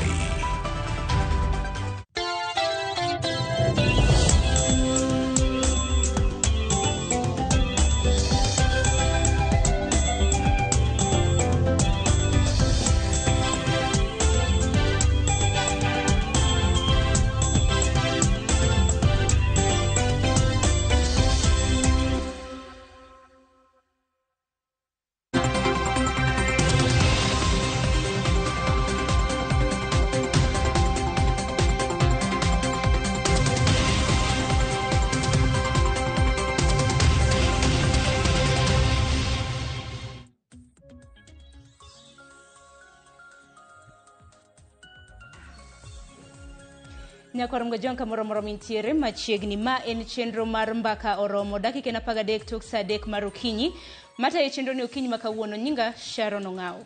Okinyi makawuono nyakorom ga jong mana kapile wacho ko gi chal mar fwambo magi gin weche ma bende waluoni duto te ma bende biro bedo kiyudo e weche magwa manyiena. Mokwongo wacha kan nagi ng'anyo mago mag lakteche chopo tieno manyoro lakteche bende no chopne gi winjruok ma bende ne gi kwedo mano kaluore kod jal ma bende ochung' ne jotije mago mag piny owacho Felix Kosgei wacho ni piny owacho nosichiwo omenda maromo siling bilion 2.4 mano mar chopo winjruok mano mar lakteche ka bende owacho ni omenda makama nanego bedni ichwalo kaluore gi winjruok ma bende ne gisebedo godo kata kamano riwruok mar lakteche mano mar KMPDU mano kotelnegi kod Davji Atela kanyakla kod jakom margi Abi Mwachi bende koro wacho ni ogirimiti makamano poko chopie kaka owinjore mano kaluore gi ogirimiti margi mano mar higa mar 2017 maneno wach ma bende waluoni machiegni nyakorom ga juang ka bende nyaka gisani sirikal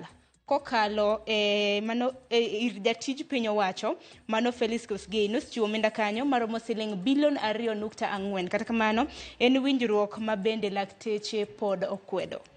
Kopogore gi mano kawuone en chieng' tarik 3 mano mar dwe mar 4 higa mar 2023 manyiso ni en odiochieng' mano mar 21 ka bende pod wang'iyo ni ng'anyo mago mag lakteche. Okinyi makawuono riwruok mar lakteche kanyakla kod jood bura 30 mago mawuok e od bura maduong' ma pacho ka kanyakla kod senators bende aneno ka nitiere kod romo manorom kanyo saa 7:15 romo mar gi nyakorom ga juang en kotenre kod ng'anyo mano mar lakteche ma bende dhi nyime gibiro bedo ka girome magawa moro mantiere e apaya mano ma Dennis Pret wabiro bedo kwa luoni machiegni kama kokom jood bura ma bende dhi bedo ka chopo e romo makamano oriwo jood bura mano Embakasi East Babu Owino mano Gadhoni Mushomba kanyakla kod jood bura mago mamoko romo makamano biro bedo ka chako kar saa 7 mano gi dakika 15. Kopogore gi mano wach machielo ma bende waluoni en kaluore kod kedo gi oboke mano mabandia.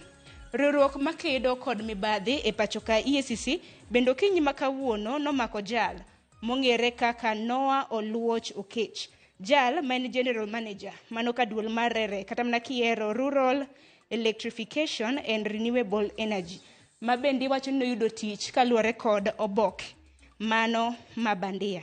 Koro nomake ka bende igeno chwale mane nyim doho ma Milimani en wach ma bende waluoni machiegni nyakorom ga juang. Wach machielo ma bende waluo en kotenre kod masiche mago mag apaya ma bende osebedo ka medore e kor gwenge mago mapachoka. Nitiere jal mong'ere kaka Mwenda Ali ma en jalup speaker mano ka e county mano Mameru ma bende waluoni kata kamanya nyakorom ga juang we wakaw yo matin aduogi mathoth.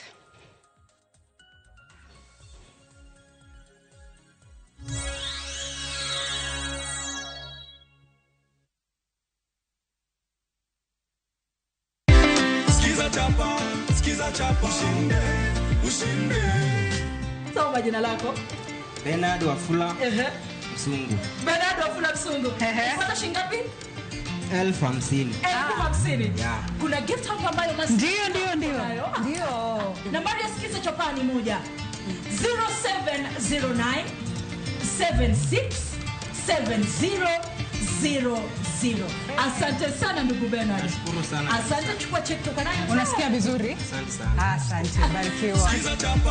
Sikiza chapa. Ushinde.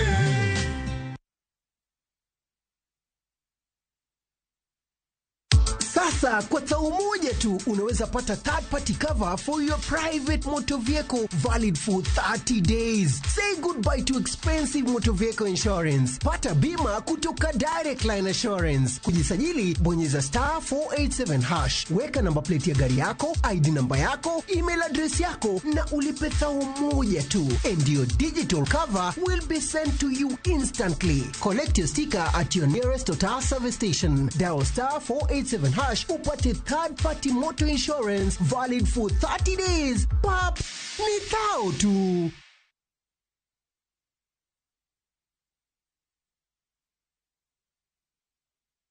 Looking for the perfect staycation that combines comfort, luxury, and captivating experiences? View Travel got you. Enjoy up to 30% discount to exotic destinations. Experience Nanyuki at the luxurious Sarova Mayan for only 9,500. Come soak up the calmness and relaxation of the Sarova Lion Hill in the Nakuru National Park for only 8,500 Kenya shillings.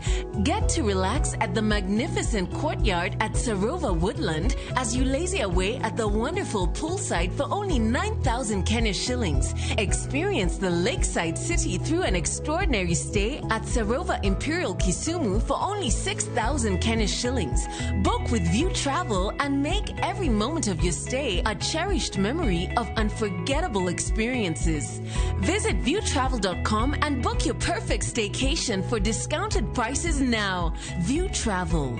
Dream, explore, discover.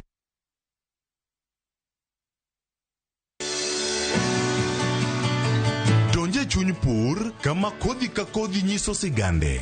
Kendo keyo ka keyo en nyasi. Eka chiel kao mananas 14,000 nyaka 18,000. Tiyo matek kelo nyak maber. Winj sigand jopur mokadho e yamo kod apaka maduong'. To girwako lokruok manyien kod nyago ngima maber ne jopur.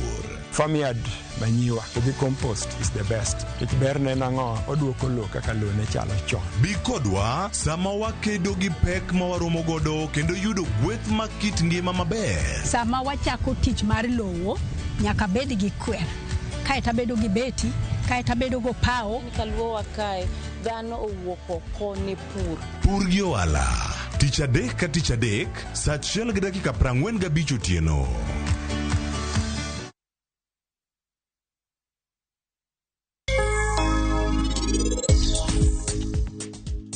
Donge inibire yoda kanyo bi inikwalo karan. To pod an na linga. To koro wang ikalo alama Mr. Diwar ma ano kapar kabro ng'uono ni kata matin. Koro kata mana ngimana maber manaloso, mago te bendo kethore. An naparo ni an anyalo wuoyo kode maber, mondo an adok kendo abed jatelo mar Punjab. At miluongo ni Manav Sharma, wano kwa biyiene mondo en okaw karano dhigo. Ere kaka in inyalo wacho kamano? Ha? In laktar adite, ok in okil.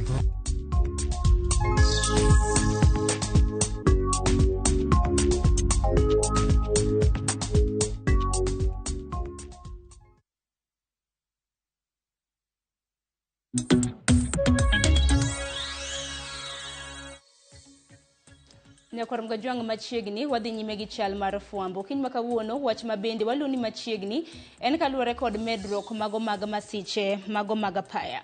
Jalup spika e kaunti ma Meru mong'ere kaka Mwenda Ali bende noyudo hinyruok makoni kod kocha e masira mar apaya mabende notimore machiegni gi Olalo mong'ere kaka Kivuye Kitunguri, mano matudo apaya, mano mamiru kochomo e gwenge mag Embu. Kaluwore kod masira makamano, jalup spika makamano bende nowito nyige kata mana nyithinde ariyo manyiri e masira makamano.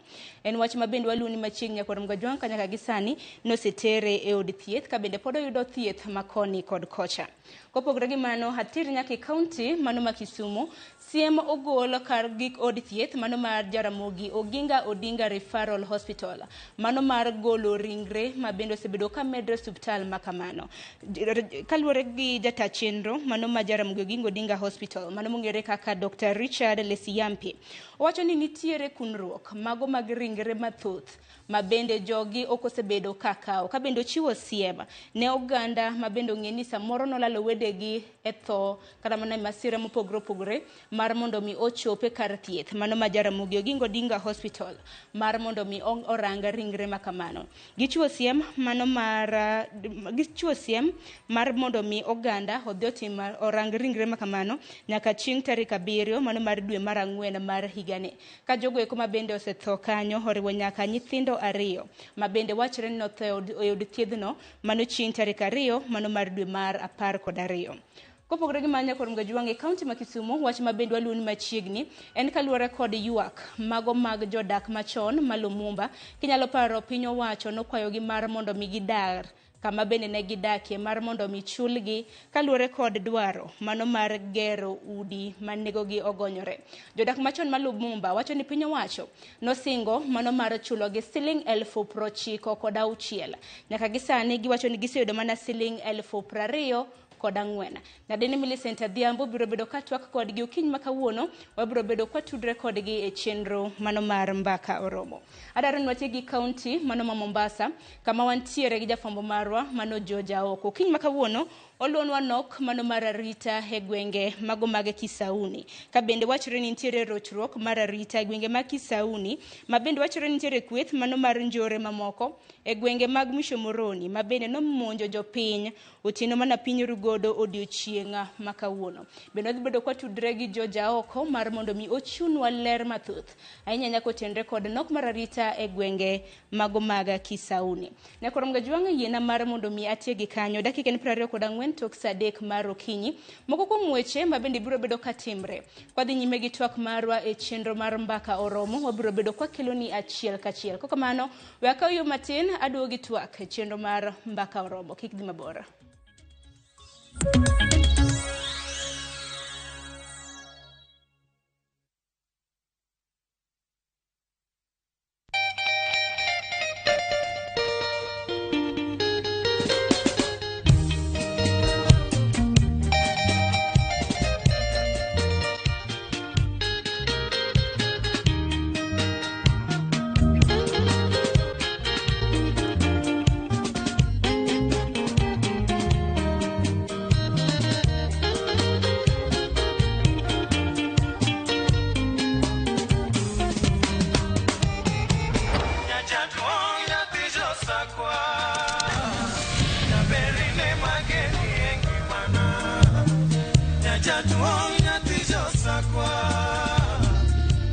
Radio Ramogi, Karchun Jaluo. Radio Ramogi.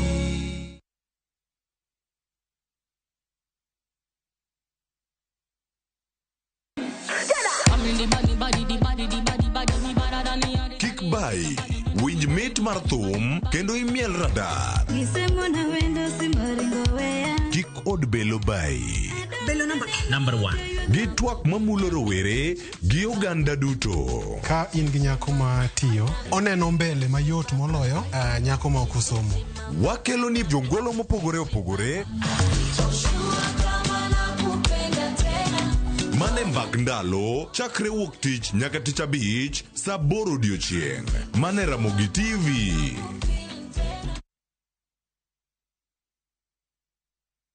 Nyakwa Ramogi ne gin ji mahumbgi ne lach. Kane giloso, oganda ne chiko itgi. Bende kama ne gikalie, weche ne dong' matho. Nuna nigo kot kamoro kachacha nogoyo. Asa modwa wacho wache to go kot to jibiro tek. Noero sort out dispute. Kata kamano, oganda osepenjo ni gin kanye. to gitimo ang'o? To mosenindo, anyuola gi paro gi nade? Higni mosekalo ne gin jok ma idewo to kata mana sigandgi bende ne wuoro. Gisani awuok oko mar manyogi kata mana anyuola margi mondo wami mathoth kama gintiere to kod gino ma gitimo. Riwri kod Walter Nyambaga ka okelo ni chenro mar Gin Kanye. Tich Ang'wen saa 3 otieno. Kik bai.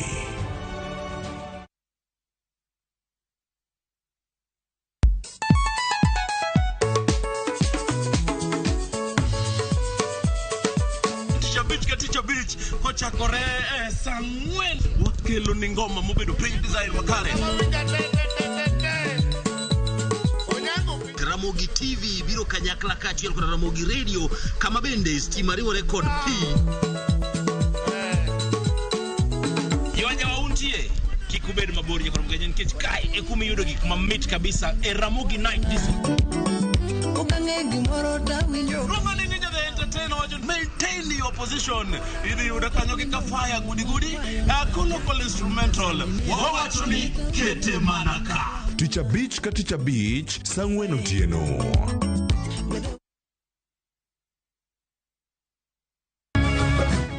Miyo makwedo paro ma okare keto kiawa kuom puonj koda timbe machon. Abwachonu adiera mango.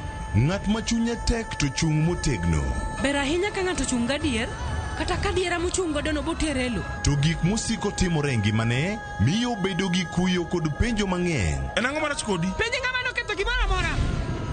Gik mane osebedo kopandi koro fwenyore ayanga. Odiochieng' ma kawuono ni anabiro ng'iso Sarabjit gimoro amora. Hera mane en go kuom joode miyo temo umogi gi yore te. Asayo ni kik utim kamae. Kata ka onenore ojaketho. Mak mana ni an abiro timo gimoro amora manyalo mondo aler nyinga. Ma en sigand hera. Onge ng'ata ng'ata piny kae manyalo chalo gi Sarabjit. Wan watugoga, wanyieroga, to bende wan wadhaoga. Choti Sardani. Wuok tich nyaka ngeso saa 2:15 otieno. Mana RamogiTV.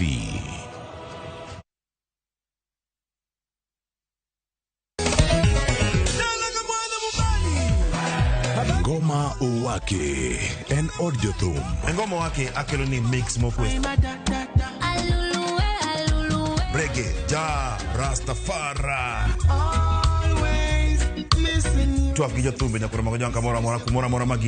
People crave is the different. They crave the exotic. Kama nene edition. Benga kaluka Cha beach nyakura magajuang sukus kamwati memana kama. Kitemana ngoma wake nyinga en Papa Weekend. Ukich tichario tichadek tichangwe tichabich sapar vida kapaga beach nyaka sapaga rio warom.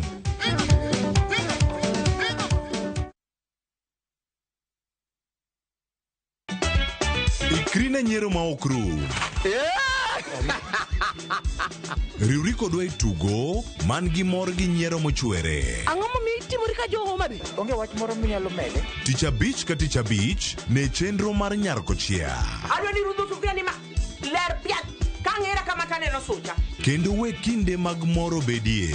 Damo biro ka gi ich madhiro sati. Wada jok saina go jok moa dala ok nyager. Nyiero e yath maber moloyo. Beautiful. Dogi. Dogi maro mena no. Mokwongo be chunya ok dwari, sikutaki. Nyarkochia. Tich Abich ka Tich Abich, saa 1:45 otieno. Kik bai.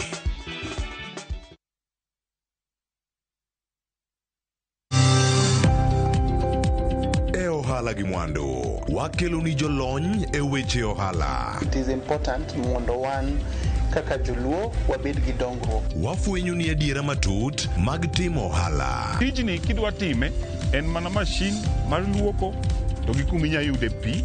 Wawuoyo e wi yore makare mag timo ohala. Kisechopo level mabedo brand, ono bende gimoro amora mitimo en gima timo ang'o makelo pesa. Wakonyi dongo ohandi ka wami yore mag kano mwandu.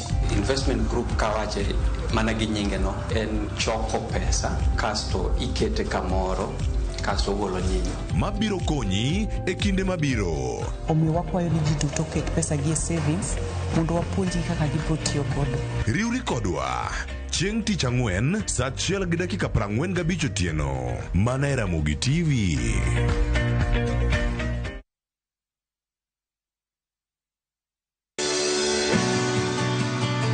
Donje chuny pur kama kodhi ka kodhi nyiso sigande. Kendo keyo ka keyo en nyasi. Eka achiel kao mananas 14,000 nyaka 18,000. Tiyo matek kelo nyak maber. Winj sigand jopur mokadho e yamo kod apaka maduong'. To girwako lokruok manyien kod nyago ngima maber ne jopur. Farmyard manyiwa gi compost is the best. Ich berne nango oduoko lo kaka lo ne chalo chon. Bi kodwa sama wakedo gi pek ma waromo godo kendo yudo gweth ma kit ngima maber. Sama wachako tich mar lowo nyaka bed gi kwer. Kae tabedo gi beti, kae tabedo go pao. Kaluowa kae dhano owuok oko ne pur. Pur gi ohala. Tich adek ka tich adek saa 1:45 otieno.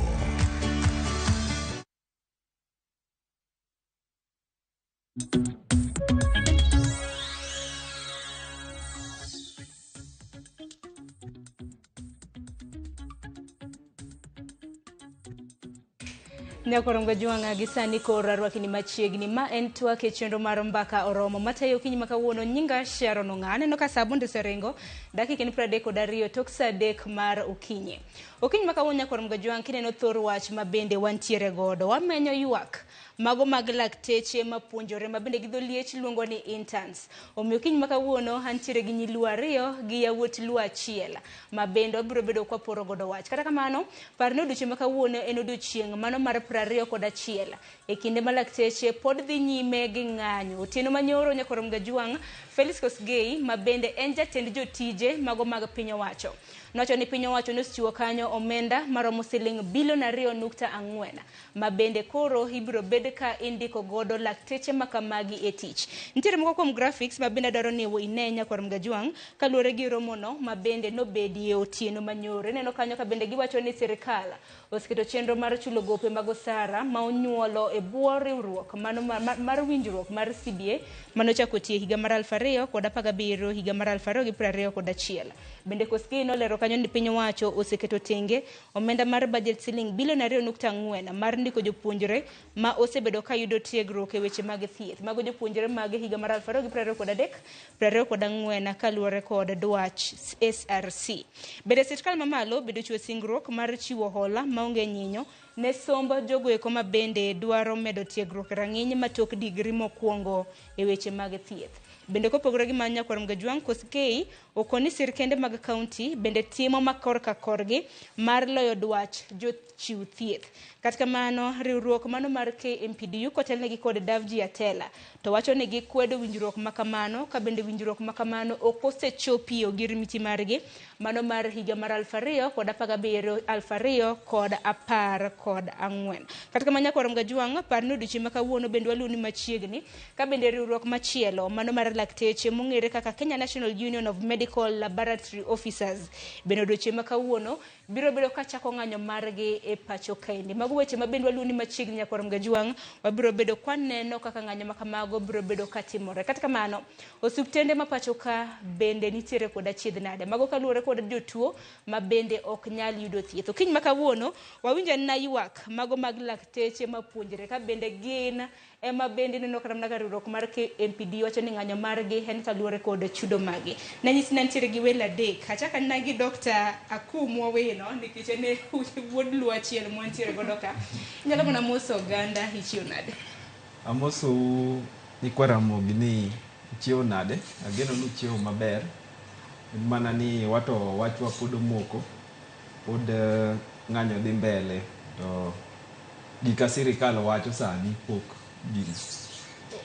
Erokamano ahinya. Ng'eni Dr. Akum wabiro bedo kwa mulo ng'anyo mag lakteche kanyakla kod achiedh nade ma bende osebedo koyudo. Kopogore gi Dr. Akum nyakorongo juang bende antiere gi Dr. Feli Odera. Thuolo mari inyalo moso jopiny. Erokamano. An Feli Odera, Nyarhaman Odera, aa Kisumu West. Kawuono erokamano kumiwa platform mondo wawuo kuom gima chando doctors in this country and the reason why we have a strike kawuono. Erokamano ahinya kendo machiegni. Dr. Net? Papin mari mos jopiny. Amoso jo Ramogi, anilonga Dr. Anet Adhiambo, aninya ugenya nyakager, madak Sigombre, an unposted and employed medical officer intern. Yeah, erokamano. Erokamano ahinya. Kawuono en odiochieng' noero mar 23 mabende lakteche pod dhi nyime gi ng'anyo e pacho ka. Dr. Kumu, awinjo mana pachi kotenore kod ng'anyo mag lakteche. Koro kuom jogi te ane mano kawacho kuma ae. Koro atiluonga ni Dr. Kumu, ge Masumbi. Koro ng'anyo madhi mbele ni, wach mar interns nonego bed ni wadhi e tiegruok dwe mar 7 higa mokalo. Bang' ka wasetieko sikul, nikech chik wacho ni kokalo ndalo 30 kotieko sikul kata pok wa graduate, onego bed ni miyowa kama wadhi time internship, kato kama wadhi time tiegruok, kato wadhi gi ndalo 30 kapok oromo. Koro mano osekalo gi ndalo dweche 9 kuom jomoko kata higa achiel. Koro pod warito to sirkal osiko mana gi singo. Kato koro sani ne gibukore kendo koro ginduso sacho. Koro pod tek ok wanyal dhi. Ginyisowa ni wadwa kawo barua, to barua ok wanyal kawo ka pesa ng'adi. Ichalo ng'ama nosipimo ne wadgi lo kamoro ni puodho kamoro kae ni ang' idhi do. To ka sagi doyo gik tibukori koro gi nengo machielo. Koro nyaka wakuong wawinjre ka. Erokamano ahinya. Ng'ino kiny ma kawuono kata mana kwang'iyo ng'anyo mago bag lakteche bedo biro bedo kwang'iyo achiedh nade mabendu sebedo kukadhe, nikech achiedh nade ma kamano ok en paro kata mana ok en gino mara ni japiny samoro ng'eyo. Kuom ranyisi, kinjo Dr. Kumu wacho ni ka usetieko somo e kinde thuolo mano mar ndalo 30 kusetieko tiegruok maru, mano internship, nego bed ni indiko uwe tich. To nyaka sani pok ondiku. Samoro kachako kodi Dr. Feli, nyiso man nyaka sani in intern doctor donge ne graduate karang'o kata mana kapok i graduate nyalo na lero ni nyakwarom gajuang. School nwatieko in September last year. Currently, graduation notimore December to warito posting. Posting no onego wabed posted in January. To warito nikech kawuono en April, wasechopo April. To it has been very frustrating. Nikech koro mano it has been 4 months to mano bang 8 years in medical school. Ne watieko school 2014, 2015 kanyo. And watiyo. We put a lot of effort mondo watiek medical school. We use what we have mondo wakony jopiny to koro nikech there's certain inconsistencies kagika imebidi koro warito posting no mar April. Koro rito mano mar April to kawuono en chieng' tarik 3 dwe mar 4. Kaluwore kod posting kata mana dwaro maru mar ndiko uwe tich mar mondo miu lesen mano mar tich. Gino mara neno milome mano mowuok kuom Felix Kosgei, mano jatend jotije piny owacho odiochieng' otieno manyoro, ka bende wacho nyaka gisani piny owacho osechiwo omenda maromo siling bilion 2.4 mano mar chulo lakteche. To en gino mara ni gin lakteche ma un intern doctors. Nyaka sani akia ni Dr. Anet diwach nang kotenre gi mano nikech kaluwore kod milome makamano bende onywando chieng' manego bed ni ukawe letters mago mag posting. Wacho ni chieng' tarik 4 odiochieng' makiny nanego bed ni ukawo posting letters magu mar mondo mi une kaka uchako tich. Adwa chako kawacho ni wan ka interns, medical officer interns, ntie dental officer to ntie pharmacist interns. Wawacho ni kiny onge ng'at mabro dhi kao barupego. Nkech the terms that are in those letters, one, wadwa mondo gindikwa terms mandiko osendiko CBA 2017. CBA 2017 wacho na medical officer interns nyaka gindikwa job group L. And job group L ntie salary monego gichulwa. To National Internship Policy 2019 wacho that onegichulwa salary okay stipend. To salary ni en ntie gross amount to ntie basic. Adwa wacho ni jopiny nkech watu wa jite gisewinjo in 206,000 shillings. Mano en gross. Ntie basic salary moromo around 47,000. To gik moko te in allowances. One of the allowances in risk allowance. And ka intern, kan kanyo, I'm exposed to risk when I'm collecting samples, when I'm clerking patients. One of them needle pricks. I collect samples, I come to contact with blood. Ka collect samples, abro come in contact with patients, kama COVID. You know, so such things. And those risk allowances is what makes that gross amount, and community allowance and house allowance. So I do actually one, okwanyal kao barupego on 4th of April, nkech terms magimiwa, gidua miwa stipend, gidua ndikowa, terms ma SRC, which are not in the CBA 2017. To Dr. Net kanjole penyo ni karo dwaro nango nikech ka penyo wacho bende koro wacho ni ero oseket nok tenge omenda mar siling bilion 2.4 ne jogo eko ma bende no se graduate kata mana ma bende no setieko tiegruok margi e higa mar 2023-2024. Mano bende no ka KMPDU bende no dagi. Un kaka interns mago lakteche mosebedo ka tiegore bende koro wacho ni barupe ma ongisu ni bende ka odiochieng' makiny bende kodwa kaluore koda osara. Osari wacho ni noket gross mano gross mapoko ngade. Mapoko ngade. 260. To ko ngade mo bedo basic salary bedo 40 ngadi. Mano okanyal wacho cause it depends where you're working. Kantie jomoko work in hardship areas. Ntie jomoko man towns like Nairobi where it's very expensive. Mano luereg kamitiyo. Ma 260 ni okene group L modwaro no. Gima SRC terms in around 47,000. And adwa nyisi kaka as an intern. Before I went to medical school, when I was in high school, no nyisa ni monda team attack, a bed disciplined, at this school monda bed laktar. Tonati na gikmokote na timo tonabedo laktar jimokote walikupiga negigo sigalagala wasego bedo daktar kae odhisomo daktar obro biro konyowa to as a medical intern adwa nyisi kaka medical intern tiyo. A medical intern I would give an example of a hospital like Makueni County Referral Hospital or even Siaya County Referral Hospital.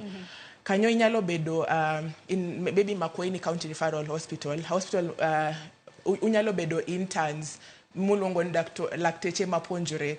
Adwa nyisi medical career ipuonjore sechete kataka in consultant tipuonjore. So as a medical intern you wake up in the morning, you're supposed to be most of the time you'll be in the hospital maybe by around 6 a.m. You do your ward rounds. Maybe give you an example. If you're in maternity, you'll do your ward rounds. Then the consultants will come, you will present all the patients, you will collect samples, you will prepare a list for theater, Jomadi Young, Ibro prepare a list, and you will also do the surgeries. So the first few days you will do it under a consultant, Manod Lakteche Madongo, Magiseti Mo Masters, to Ibro Tio under a consultant, Gibro maybe the first inene kakotiyo tikonye to koro iwachoni mondi perform to ntie amount number of surgeries must perform certain sections of your medical intern and those are requirements that are in the logbook that you have to fulfill as a medical intern. That's one thing. So itiyo isiptalno to inyalo tiyo inyalo katatimo CSS kata angwen adek seche moko nyalo timo kata abirio depends with how that hospital is. And after that you will review this patient kose yang ibro advice to ibro ndiko discharge summaries to discharge ye manyiso ni tich mutimo chal mana kamar daktar en mana mar exactly en mar daktar en mar laktar mwatimo no to inyalo yudo seche moko in interns mana interns ariyo to ntie hospital nyaka ka Siaya County Referral Hospital we only have lakteche gin mana abirios, only maybe seven medical officers, and maybe one intern in one rotation like obstetrics and gynecology, mana CS wachon giseromo to you're only one intern. manyiso ni hie utimo tije mathoth tok chulo. Lakini Dr. Kumona kinyalo lero ne japiny mar mondo mi wagol kata mno duoke it japiny mar mondo mi ginge kata mna kuma twak maka mochomo kata mna giywak maru. Nyaka sani akini ichulo marupurupu gimoro mongere kaka stipend gi dhongere koso. Koro nyaka ne Kenya yudo uhuru interns osebedo ka ichulo.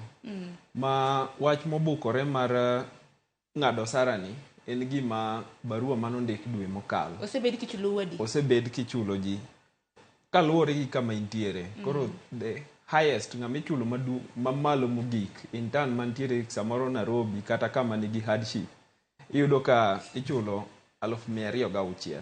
Mano kapok ong'ad osuru gi gimoro amora. To basic salary mare en 42,000. Koro gimoro ni ng'anyo ni ok en mar medo sara. Yani mano nyaka jopiny ng'e. En ni wabed posted nikech wan wadwaro dhi tiyo ne jopiny. Koro otero mana gi pesa mane ondike winjruok 2017 ma sirikal osebedo ka luwe higni 8 mokalo. En mana ni luwe tieng' ne tete mapok otimo. Nitiere bethene moko mapok sirikal otimo. To koro sara mar interns lakteche mapuonjore osebed kichulo pesano. Ma gima gibukore godo kawuono ni dwa ng'ad pesani en gima wendo. To daktari ma intern en otiyo mana kaka daktari mamoro ma kata kawuono kiwuok idhi osiptal kata bathwa kae gine Mbagathi ng'ami bro yudo mokwongo mabro thiedhi en daktari mapuonjore ni intern. Machutho bende japiny bende okia nikech ok ondikre kata mna kamoro amora donge. Ma ka gimoro ang' otamore kabisa eka ang' ogo simu ne daktari iluongo ni on call. Nitiere ng'ama kwongo, mar ariyo. Koro mokwongo en intern ni, mar ariyo en medical officer. Intern mano osetieko internship mare. Kato nitiere consultant ng'ama nosetimo osomo laktar modok omedo sombe otimo masters. Koro laini ringo kamano kadhi malo. Ma intern ka onge to osiptal ok nyal ringo. To kata sani ma wantiere ng'anyo ni nitiere interns 300 mane odhi dwe mar 7. Ma kata gin sani pesa ma sirikal bukore ni imiyo wani mang'eny no be mimiyo gi sani. To pesa magi gi bukore ni koro nego be ni chulowa nochul dakteche mogik 1998. To gimomiyo osara ni nomedi gin weche mang'eny. Mokwongo intern biro tiyo are wuok tich kata nyaka Jumapil. To samoro intern ibiro gochni gotieno ndalo 2 ka ndalo 2 ibede osiptal gotieno kata inyalo bede odi tigochuni gotieno ni bi. Koro allowances ema choro salary no madhi malo. Koro achiel kuom allowances go gin risk allowance kaka daktari nowacho. Tuoche ma wanyalo yudo nikech gima watimo nikech kata corona nyiche korumo kae. Thoth ji nobede udi. To ini wuok oko inyalo dhi migam kata corona midog godo e ot. Nikech onge rageng' makare donge. Koro nyaka medi pesa moro wiye health risk allowance no mondo o compensate for mano. Machielo kendo nitiere iluongo ni strenuous allowance nikech itiyo kuom thuolo mang'eny maloyo joma moko. Pile thoth ji tiyo saa 2 nyaka saa 10 wuok tich nyaka tich 5. Koro kaluongi ni bi ti chieng' Jumapil to mondo mi dhi e tich nyaka med ni gimoro e wiye. To kata imbi ing'eyo samoro idhi e tich kata saa 8 otieno. Ing'eyo ni kata japike mikao kowuok dala teri osiptal saa 8 otieno. Pesa mibiro chule saa 8 otieno opogore gi pesa michule godiochieng'. Koro kaka intern samoro koluongi saa 8 otieno nyaka ibed gi yo moro minyalo chopo godo e osiptal. Machielo kendo dakteche internship ni ionge ok mi thuolo mar yiero kama idwa dhiye. Koro inyalo teri Nairobi ka, inyalo teri Naivasha, inyalo teri Lodwa kata Garissa, kumoro amora ei Kenya kae. Koro kionge thuolo mar yiero ni an adwa dhi time ka. Gini Garissa ok dalau. Koro kidhi Garissa ka, nyaka iti gi fare, nyaka ang' idhi many ot moro, idage. Koro nyaka ibed mana gi pesa moromo ma imbe nyalo romi michul fare michop kama idhieno, mimany godo kata ot moro midage. To proposal mitimo sani ok donji. Ma hihi en Nyakwar Mgajong samoro maneno chenro ng'anyo maru mabende utimo kaka intern doctors na jo lakteche mosebedo ka yudo tiegruok. Ok en mar meto mar osara. Ok en mar meto ng'anyo mar makamano en mar ng'iyo chal maru mar tich. Bende ung'anyo bende kaluwore ni mar mondo mi kik duoko osara mabende miucha piny. Donge? Kato gideko mar terowa timo tiegruok kuma deko mar mago internships bende. Onego bed ni kwatieko sikul ndalo 30 to kapok ndalo 30 okalo imiyi kama idhi timo internship kato iwuok tidhi timo internship no kuom dweche 12. Ang'eny magote wadhi bedo kwa losa ahinya nyadeko mar internship no bende aneno kata mana ka piny owacho bende wacho ni scholarship bende biro bedo ka imiyo. Ang'eny Dr. Phil ni akili yetu waka ahinya winjo kaka Dr. Net gi Dr. Kumu bedo ka lero midhiero ma bende osebedo kukadhe. Wacho ni in tiegruok mar ni tieko last year mano higa mokalo. Nyaka sani gin achiel nade magi kaka Dr. Phil ma samoro osebedo kikadhe. Abro chako gi adwa clarify gimoro. This whole struggle mawatimo sani ok marwa kendwa. We are doing this mondo wakony nyithindo ma podi nie school. Wadwa konyo jogi mondo sami somo ing'eyo ni if I do this and I work hard anyalo konyo ji. You know, anyalo konyo jowa mondwa so that they can move and we can be able to afford proper education, proper lifestyle, you know. It is okwatim maendi ni one kendwa. We are doing this so that wanyalo luongo the government mondo gibed accountable for the promises mag negiwacho.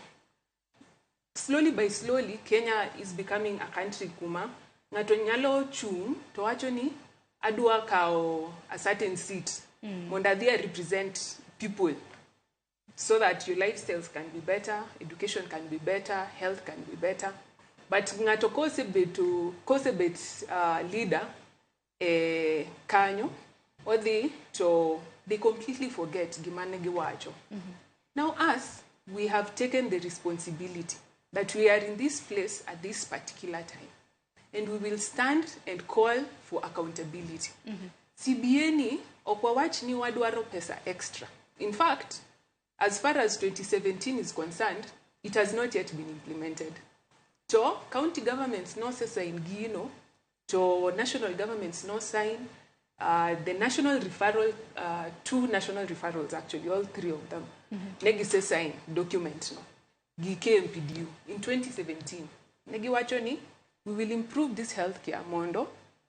Joping, that person a hospital cha in Samburu, Isiolo, Makueni, Migori, nyalo yudo the quality of care ne kuom ngato mano se the school to somo so that you can be able to walk out of the hospital well. So adwaro make it very clear ni watemo call the government to be accountable.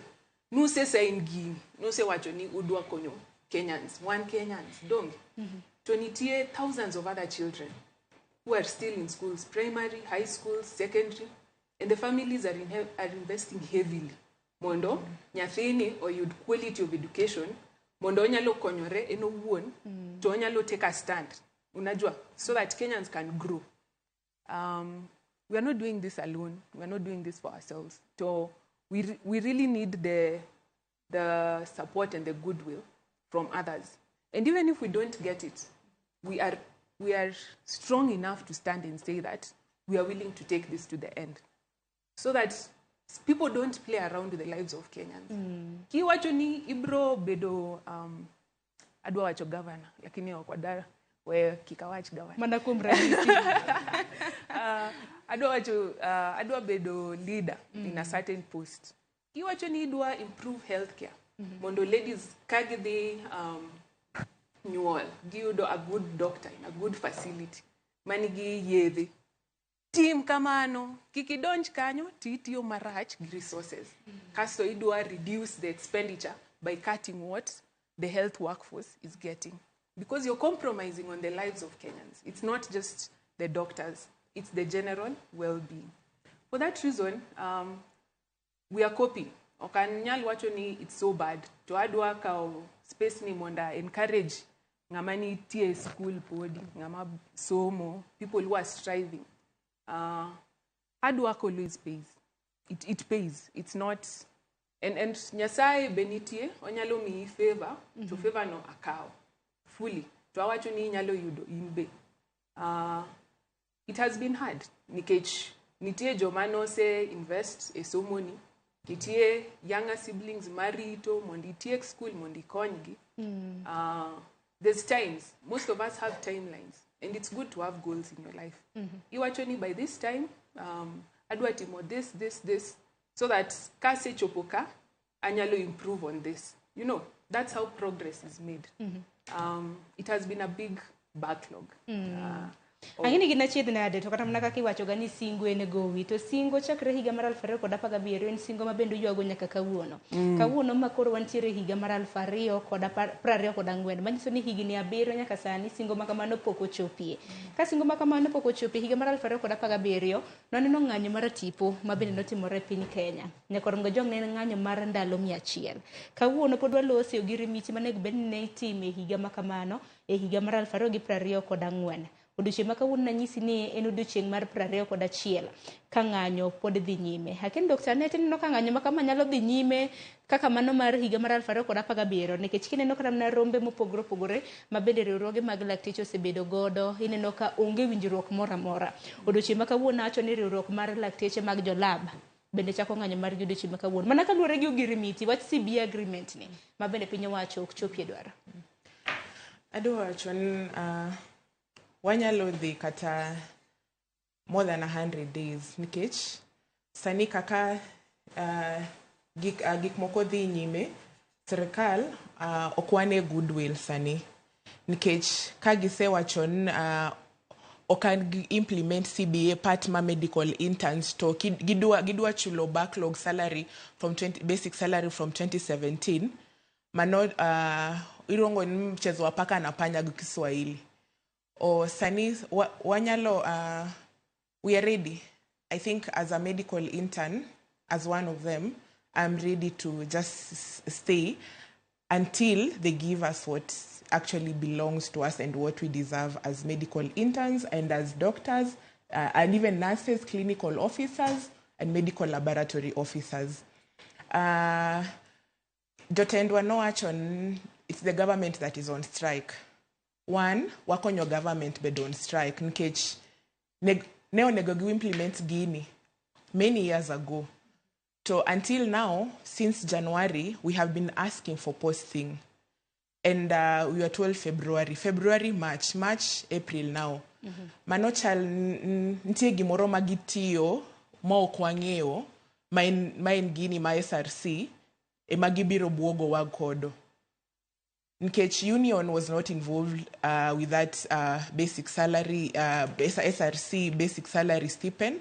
No one knew about it. It is a letter that we just saw and it was all over in the news. So I want to say there is no goodwill from the government as at now. And I think everyone deserves fair wages. Jimokote dua mondo ochuli kakitiyo to one ka lakteche, kod nurses, kod medical officers, medical laboratory officers, kata clinical officers.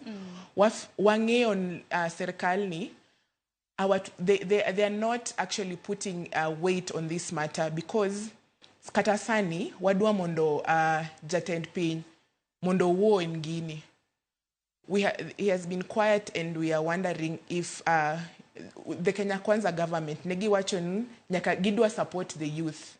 One youth wase this school, wase somo, wase bedo disciplined, our parents have already given resources. Educating a medical doctor is very expensive. Sani, ichulo around 600,000 per year. Sani kawachon sani. Kumtulu mara higni auchiel mano in higni achiel.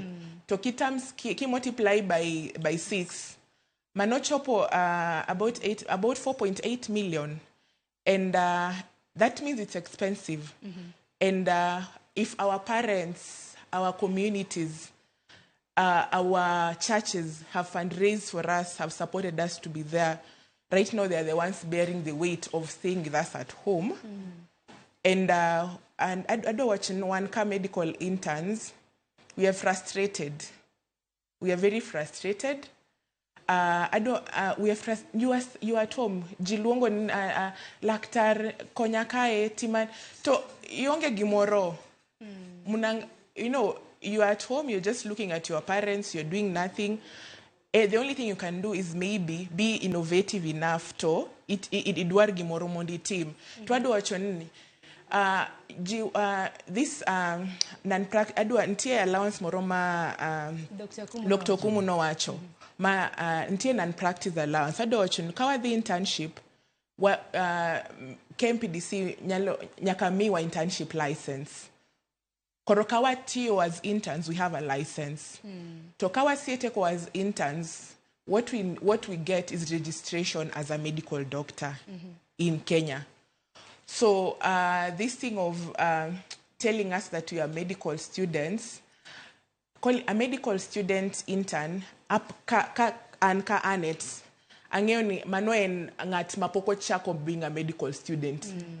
A medical officer intern and ngat ma dua bedo laktar medical officer. You are in the process of being a medical officer. You are after graduating no asete ko higni aboro nkech ntie strike ma 2017 Moketo high school 2017 we also affected by strike. We stayed in school. COVID came, and because of the nature of somoma laktar okinyal timo gik moko online nyakidogi school idhi siptal tinen patients we are watching as a medical student kichopo fourth year, fifth year and sixth year you actually ntie gimoro milongo ni logbook even as a medical student. Mi ntie gik moko mi observe, ntie gik mi nena, ntie gik moko mi konyo laktar, ntie gik moko mo nyaki perform. Koro wan kae, I would say we are qualified medical. We actually qualified. One lactate. Yeah. Gimanya team and this go through that period of employment as stated in the in the act. That period of employment we are just doing under supervision for 1 year. And under supervision, iti mogigo ikonyo siptal nyaka ginwang pesa kitimo surgeries they get money. Kanyilero makara chidna de mopogro mabende usebedo kokadhe gimama ko wang ni usomo kum tulu mara higine auchiel to gi chidna de market kod mago samoro kram na jopuonjre mana somo courses mopogore kum tulu mara higine ang'wen en jalnore mabende samoro no sendeki muyudo tich e kin tulu machon. Wabro bedo kwa lose kotende kod mano nyaka ote maru ne jatend piny Kenya mabende no mole piny mar Ghana bange obro bedo kodhi e piny mar Guinea Bissau. En mana ni sami wacho ni jatend piny Kenya udwaro mar mondo bilos koda dibeni en milome mabende no chiwo tieno manyoro kokalo kuom jatend jotije piny owacho mano Felix Koskei kaluwore gi siling bilion 2.4 mabende piny owacho nochiwo en mbaka mabende bro bedo kwagoyo nyakorom ga jiwang'ani no oteg magi medabeda orogi lai mago te machuo karede ka uchiel nono mbui mago ganda benano naka wanachiel kachiel mano moruo Facebook, YouTube gi X oro ote maka mago abro bedo kasomo kaka mano wako yo matin haduogi ote magi kikdi mabora.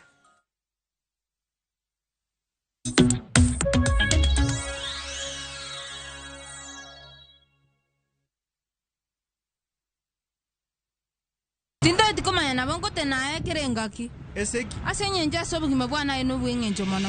It's a love story like no other, where jealousy and pretense are obvious between Pragya and Suresh. We bring you Kumkum Bhagya in Kisii. Wow. Watch the drama unfold as Pragya is set to marry another man.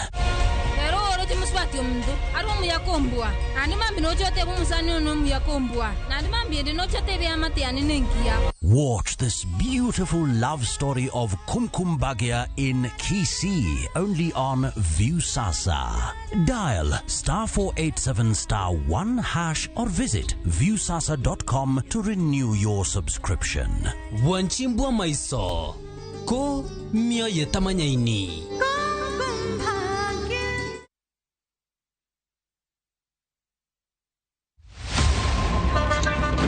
Tuanze kulipa kadi sasa, na kadi ni cashless. Umesema tunaweka pale? Na kwa ile namba. Mimi niko na cash. Nisaidie hiyo do na namba yako ya simu.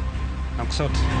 Kain jawuoth mar matatu e safar machiegni kata mabor. Non kendo yang ni chulo fare mari kokalo e yor mbui. Non ane ka yudo receipt mari e simbi. Kama sira ujuki kendo idwaro ni ochuli gi kambi mar okumba. Receipt mari kata digital receipt eneno mari ma ibiro golo. Ka in wuon matatu dwarore kokalo kuom okumba mari mondo ibed gi yore mag chudo kokalo e lony manyasani. Mondo matatu mari oyud okumba. Mambo ni digital. Tudri gi jal ma uso okumba mondo ing'e mathoth.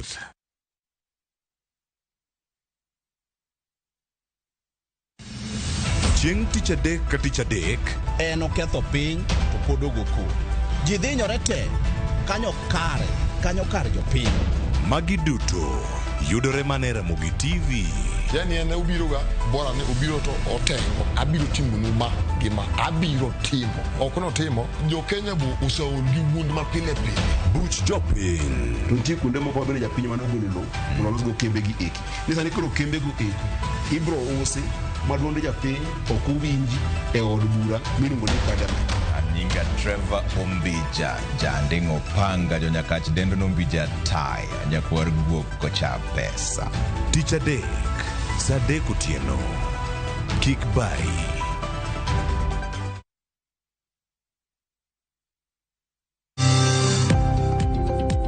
E ohala gi mwandu wakelo ni jolony e weche ohala. It is important mondo wan kaka joluo wabed gi dongruok. Wafwenyo ni adiera matut mag timo ohala. Tijni kidwa time en mana mashin mar luoko to gi kuminya yude pi.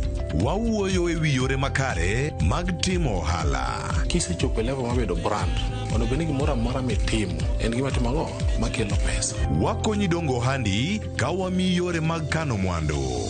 Investment group kawache mana gi nyinge no en choko pesa kasto ikete kamoro kasto golo nyinyo mabiro konyi e kinde mabiro. Omiyo wakwayo ni ji duto ket pesa gi e savings mondo wapuonji kaka gibiro tiyo godo. Riwri kodwa chieng' tich ang'wen saa 1:45 otieno mana e Ramogi TV.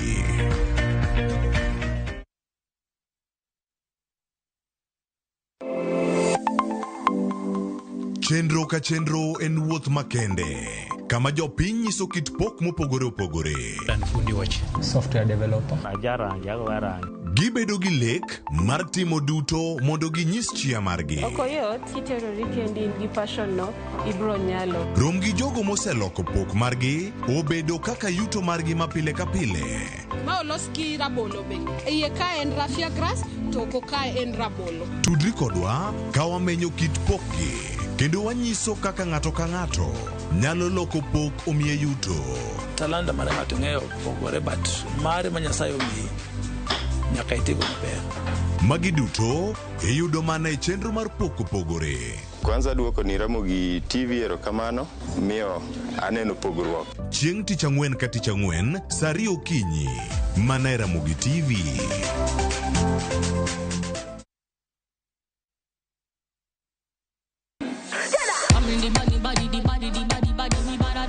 Kik bai winj mit mar thum kendo imiel radar. Kik od belo bai. Belo number 1. Gi twak mamulo rowere gi oganda duto. Ka in gi nyako ma tiyo oneno mbele mayot moloyo nyako ma ok osomo. Wakelo ni jongolo mopogore opogore Mane mbak ndalo chakre wuok tich nyaka tich abich saa 8 odiechieng'. Mane Ramogi TV.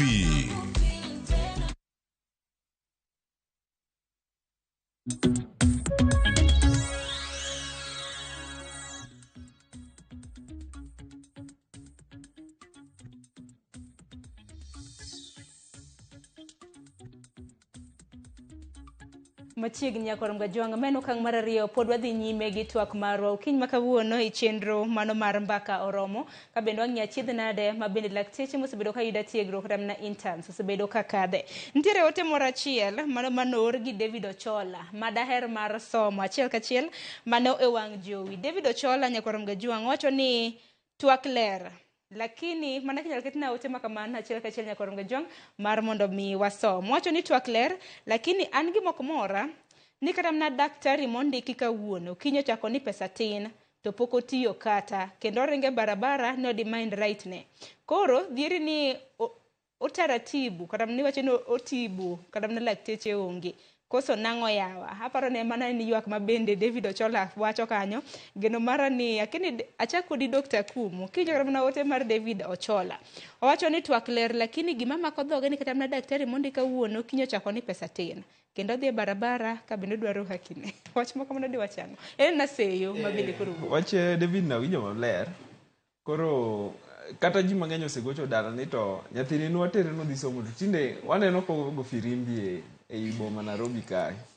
Koro gima timore ni ng'anyo ni kata wan ohinyowa.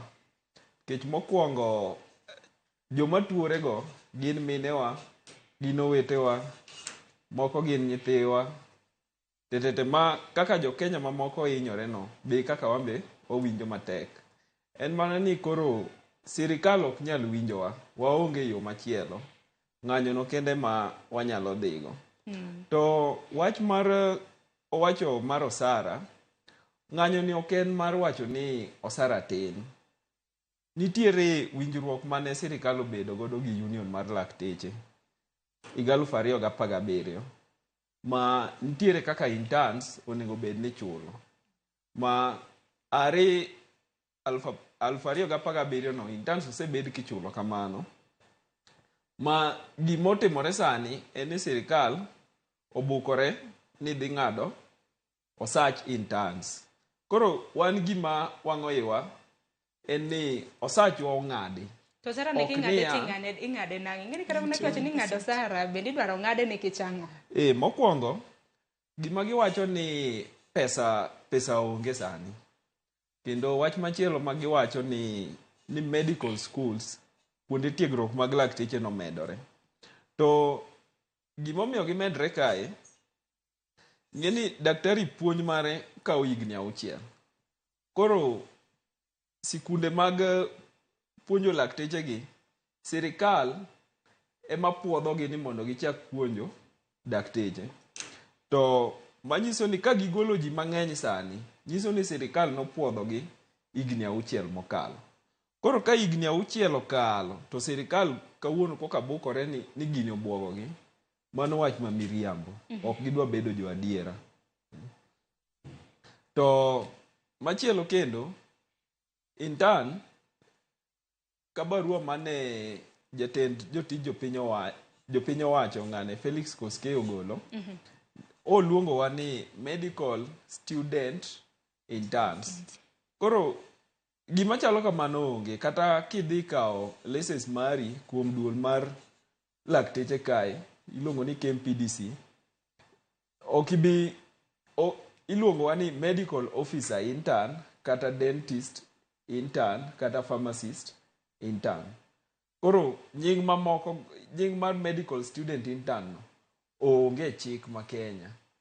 To policy mar internship nolos mogik 2019. Koro kapok oloke, to ok inyal bukori gi nying machielo ni kawuono koro interns ok luongi ni medical interns, koro kawuono waluongo gi medical student interns. Ma medical student interns no, apani no ndike achaya.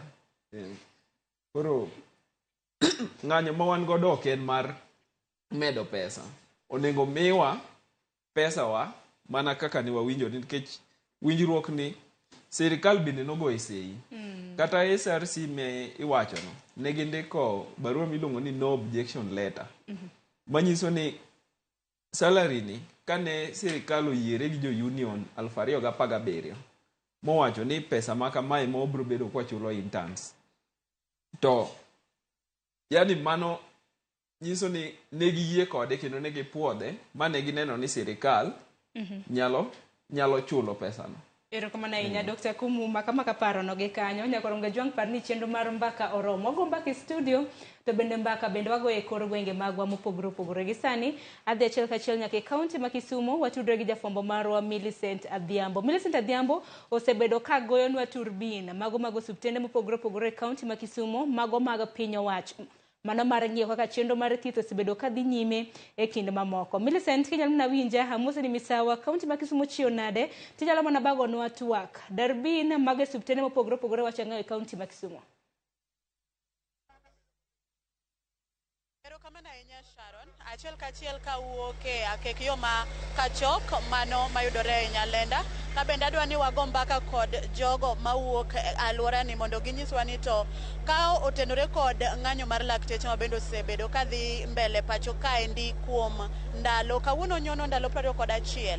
Gin kaka jopiny ere kaka ng'anyo ni terogi, to kwang'iyo wach tarubin ma bende asebedo ka goyo mano wang'na ler bang'e kasekawo pach jopiny mondo wayud ane to ere kaka wach ng'anyo ni endi inyo jopiny kod jotuo ma bende dhi kuonde yudo thieth mondo mi gimany kata gimany weche mag yudo thieth. Ka ok kamano to abo chako kodi mana mapiyo, inyalo chung' ka ichakna gi nyingi amakoni ma mondo inyisa ni kotenore kod ng'anyo mar lakteche mosebedo ka dhi nyime pacho kaendi sani onyono ndalo 21.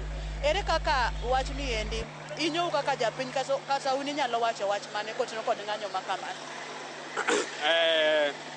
Agwero kamano kuom thuolone. An luonga ni Andrew Got, Dakachoka, jadak ma Kachok ma Nyalenda.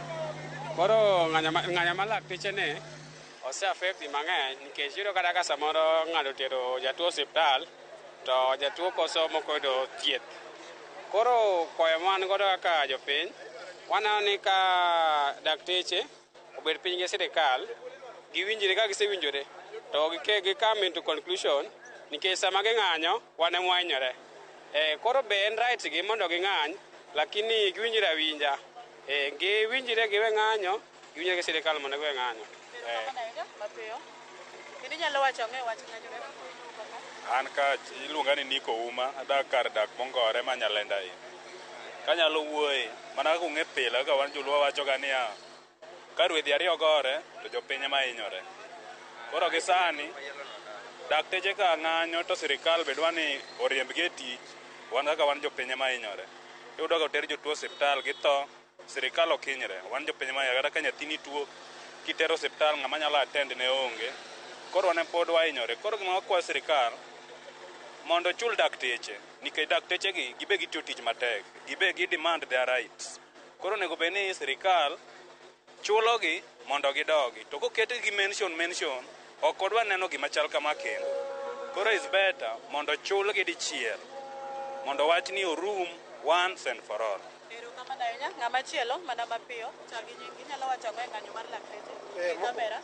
Mokwongo iluonga ni Nyanga Vincent, to awacho ni ng'anyo mar dakteche ok osebedo maber.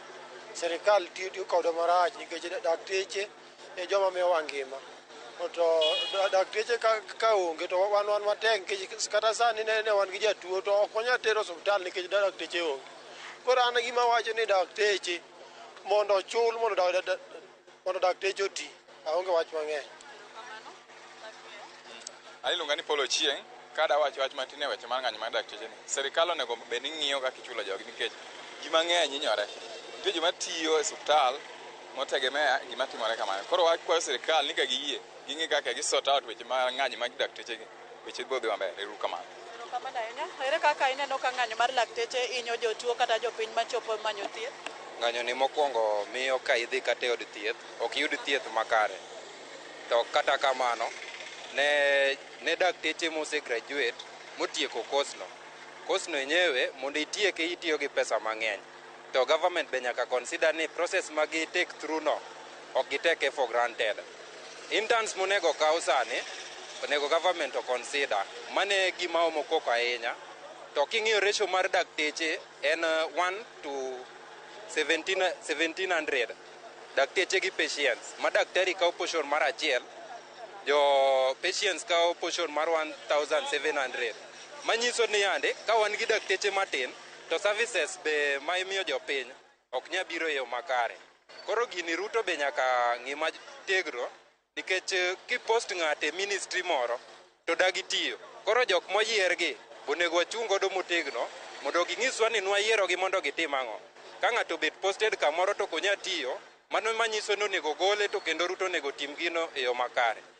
Nyinga en Felix Otieno. Inyalo wacho ng'e ka ng'anyo mar lakteche hinyo jotuo ma bende dwaro thieth e osiptende to giyudo ka lakteche onge nikech ng'anyo. An kachunga iluongo ni Vincent Olocho Dongo, to an agombo sirikal mondo okonywa, kech be wanyore kech wanyore, nyithindwa hinyre, anyuolawa be hinyre. Koro be wakwa sirikal ka dang' yie to giduogonwa dakteche mondo duogo ti. Be wakwa nyaka Ruto bende otemo losnwa kanyo maber mondo dakteche oduogi. Mano gima akwayo, erokamano. An iluonga ni Paul Otieno. Kwayo maduong' ma agombo mondo mi akwa president marwa William Ruto. Wakwayo ni mondo odonjre wach dakteche gieki mang'eny kabisa nikech wan kaka jopiny wahinyore to en monego bed ga noteke angimawa kaka jo Kenya. To ka dakteche monego bed ga ni teke angimawa gi sirikal emomiyo wathagore malit kama endi ma kata kidhi osiptal tineno kaka ng'ato tuo to kata ng'ama tek yago mondo mi jatuo onwang' huduma mare mar chang onge. Wakwayo ni dakteche bende giwe keto ni gidwa ng'anyo higa ka higa ma gima gidwaro ni president moro amora kodonje loch nyaka daktari ng'any. Koro dwarogi kaka gidwaro, wagombo mondo mi dwarogi ni ochopi kata kopo ni higa ni ende ma ging'anyo mogik. President William Ruto ng'i kaka itieko gi dakteche ma ng'anyo mag dakteche kik wachak wane e Kenya kaendi, mano mogik. Kopo ni inyalo neno kaka ubedo kod gi piny. Wakwayo Mr. President Ruto ng'i dakteche ubede ma ng'any gi mogik to kik wachak wane ng'anyo moro amora. Kaka ng'ama miyo sani lakteche osebedo ka ng'anyo nyono ndalo 21. Jotuo hinyore nade osiptal king'iyo kaka japiny ni kata kichopo gi nyathini moro kata in owuon.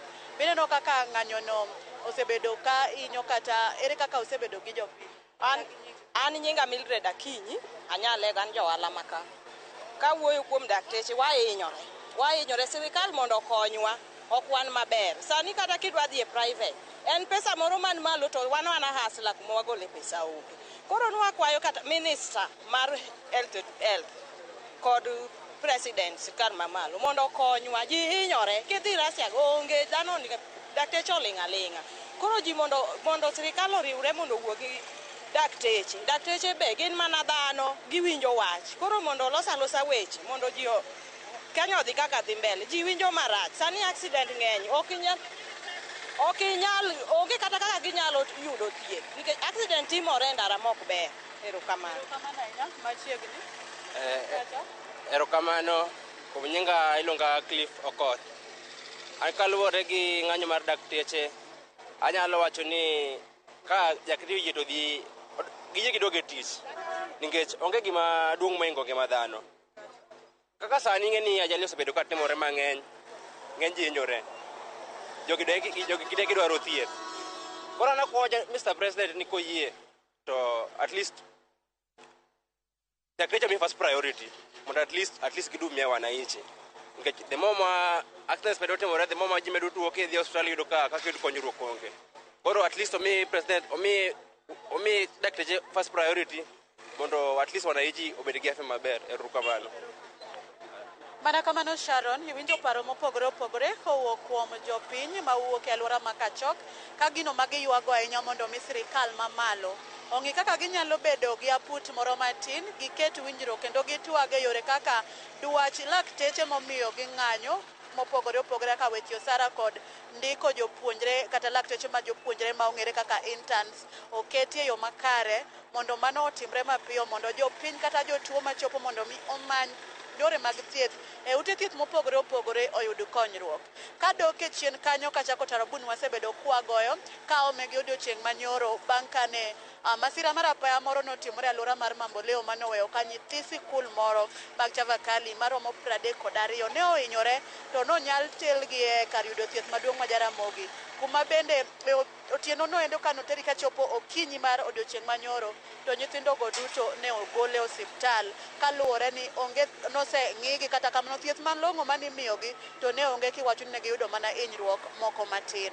Ka ok kamano kawuono ka bende nwawuotho e county hospital mano Kisumu General County Hospital, wayudo ka kawuono onge weche thieth mang'eny madhi nyime, mak mana nyithindo kaachiel kod mine mayach ma owinjo bed ni dhi e klinik ema oyienegi dhi kendo wenegi lakteche mag jopuonjre kata interns ema ng'iyogi. Lakteche owuon ma bende osepuodhi kendo owinjo bed ni chiwo thieth e yo makare ma bende owinjo bed ni tiego interns gi gin giwegi gionge, kaachiel kod jogo ma bende ka oponi ne ochikore gi daktari kata omiyo daktari milome makende mondo omi obi onene, mago bende eminyal thiedhi odiochieng' ma kawuono. Mano gino madhi nyime e county hospital ma Kisumu. Omiyo weche gi eki waketo mondo mi sirikal owinj duond jopiny kaachiel kod duond lakteche mondo mi wach ma kamaendi kaka ng'ato osewacho ni ng'anyo mar lakteche obed higani mogik. Konyalo timore kamano to aparo ni oganda nyalo winjo maber nikech iwinjo ka giwacho kanyo ni laktar en nyasaye mar ariyo. Ka ok kamano aduoko ni e studio mondo mi dhi nyime kod mbaka ma wan godo odiochieng' ma kawuono e wi ywak mar lakteche mag jopuonjre kata interns. Sharon an kuomi kionge penjo moro amora mondo ambe adhi nyime kod luwo weche mwaluwo e kaunti ni ma Kisumu. Erokamano ahinya Millicent. Penjo mana ntiere godo iseduoko kanyo kaluwore kod chala mago mag ute thieth mopogore opogore e kaunti ma Kisumu, ka bende wacho ni county hospital mano ma Kisumu gisani koro itayo gi intern doctors. Omiyo ntiere gi moko kuom gi studio. Dibed ni moko kuom gi ng'anyo to moko kuom gi ok ng'anya. Millicent agonyi, erokamano ahinya. Penjo makamano Dr. Feli nyisa, dibed ni moko kuom ng'anyo moko kuom ok ng'any. Sani subtende neno kanyo kram na Kisumu County Hospital ma bende Millicent Adhiambo nosedhi ogoyo turbin kanyo. Wacho ni intern doctors ma sani koro ng'iyo mine mayach gi ma bende itere clinic. Adwa chako gi wacho ni ok wanyal victimize ng'ato moamua ni odwa dhi tich. Nikech currently as the situation stands, CBA ni was signed in 2017. Okwa strike ni wadwaro pesa kendo. Onge. Okwa strike ni wadwaro new conditions. Sirkal ni nowacho maber in 2017 ni wabro timo kama. To nyaka sani onge gima gisetimo. So, wan gi jotich ma nie contract currently. A good number of us, the cost of living osedhi malo. Sani kidwa chulo, kidwa timo shopping matin marot. The cost money tiyogo 7 years ago, sani is not the same. School fees odhi malo, transport odhi malo, fuel odhi malo. Tiende ni jogi kagidwa yudo a way of earning, okanyal wacho ni gitimo, okanyal victimize gi. Lakini gima dwa wacho ni jaluo koda gi ng'ata. Nyaki bed gi nyadhi. Nyaki ng'e ni adwa ma gima e life na. So these are the standards adwa keto. Kise tiyo malich, ise somo, ise dhi gi trainings te mone gidhi, ang'o momiyo ni okinyal chung inyis ng'amo ndiki ni adwa these conditions because this is what is required for me to offer good service patients giendi. Mano, that is why nitie joma pod dhi e tich. Mineno ni samoro ichunogi gidhi e tich. Ichunogi malich. To nitie threats. Mana gi chuny mar konya. Ng'eni samoro nitie chudo gi chuny mar konya yawa. Inyalo bedo gi chuny mar konyo, and I fully agree. Lakini nitie threats. Currently, nitie a good number. Kirinyaga County no se golo announcements.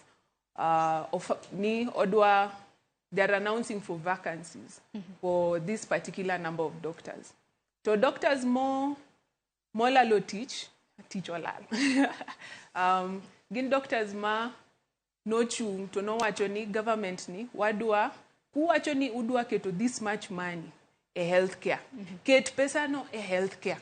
Chul joma dhi tich. Ket yath e hospital. Mondi kony joma yudo service no endo.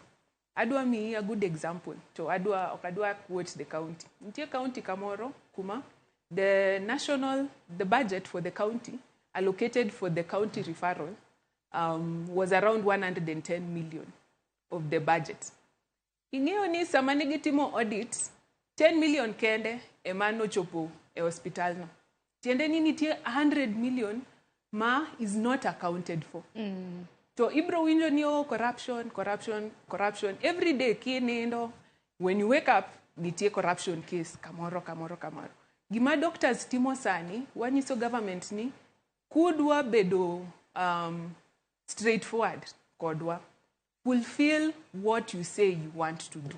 Nikech, if we fold our hands and we sit back, the future is going to be very dark for a lot of Kenyans.